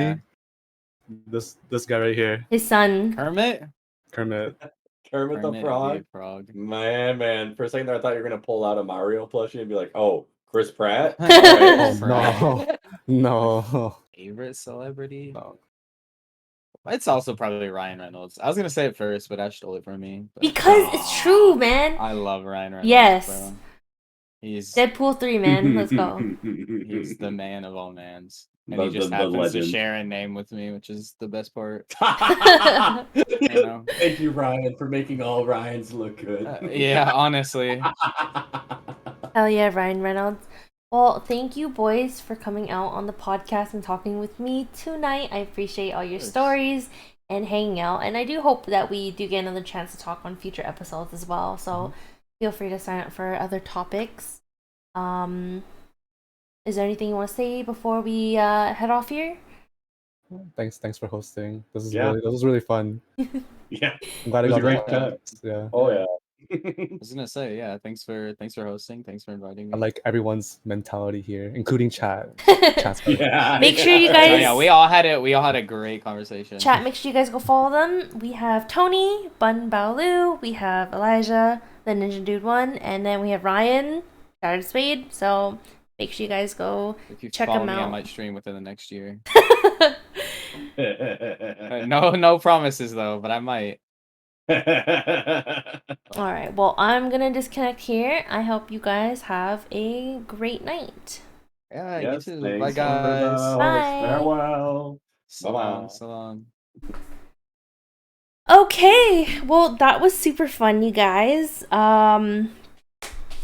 It was really great being able to talk to everybody and sharing my experiences with chat, and then seeing what everyone felt, you know, with the different topics. And we had a lot of good, we had a lot of bad, but, you know, in general, it was just a super great time. And I'm really thankful I was able to host this episode. I may host more in the future, but otherwise, they are done by Rhubarb. He has a lot of experiences with podcasts and stuff like that, so make sure you guys go check him out. I am gonna cut it here and go make some dinner, but if you guys ever want to rewatch this episode or any of the previous episodes, they are available on our YouTube. So make sure you go check that out and subscribe. Our YouTube is super fun.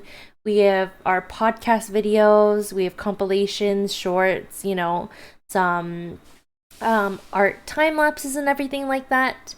But again, I just really appreciate you guys being here with me, and I hope you enjoyed this episode. Let's go find somebody to raid. Let's see.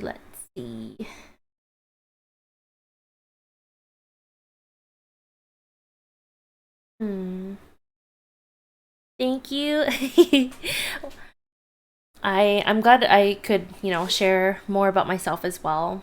And like, I wouldn't want to lie to you guys about anything, so definitely want to be honest. I think we can go raid Rhubarb since he... Oh, boy! Oh, thank you for gifting a sub, Danger. Enjoy the emotes. I'm gonna go raid Rhubarb because he's the one who usually hosts Rice Radio, and right now he's actually playing Stray for the first time. So I think it makes sense to go raid him. You guys can copy any of the raid messages, and I hope you guys have a great evening, a great rest of your weekend, and of course make sure to tune in for our future episodes. Let me give you guys the raid messages here. Feel free to copy any of them.